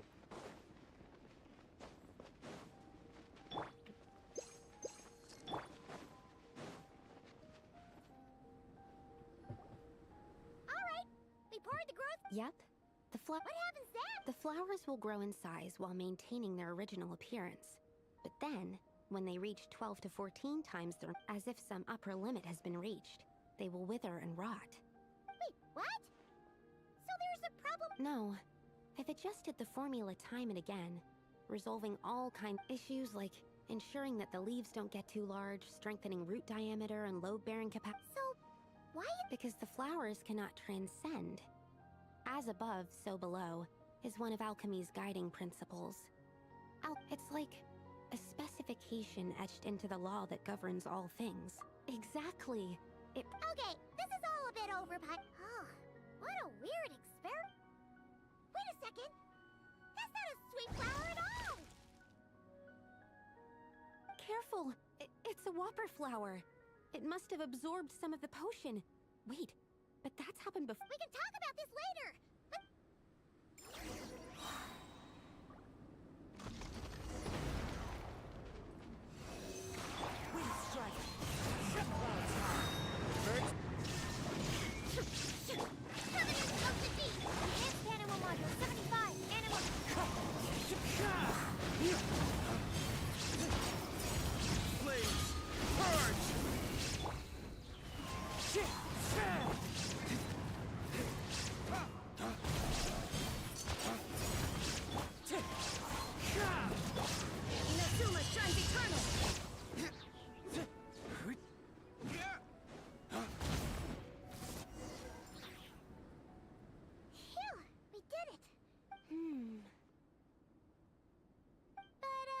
I could only make a rough estimate during the battle, but it looked at least... This means that the Wait, but But isn't that a... I'm still not sure what the implications are.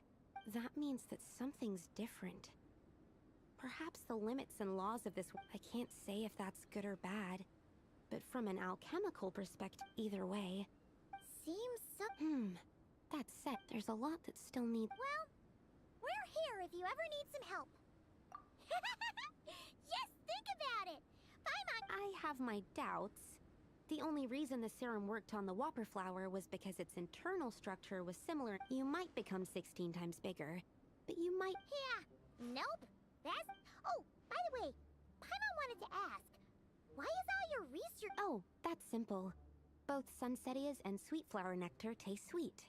So in that sense, accidentally making a Whopper flower 16 times bigger comes with a hidden benefit. Because... Tastes exactly like... That's right. Once I've extracted the sugar from the nectar...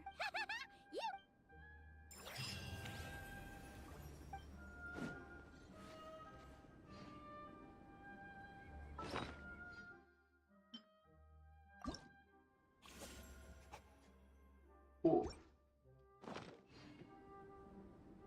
Right, so, well, that is all the witch's homework. Which means it is time for the stream to come to an end. For at least now. I'll be back when Luna 4 comes out and it's like, cool, we now have Lantern Rite, we have the end of this tale of Columbina, and all the fun stuff that entails. But for now, I hope you all enjoyed. If you did, like, comment, subscribe, all that fun stuff. And, yeah, I will see you all in probably 6 weeks when Luna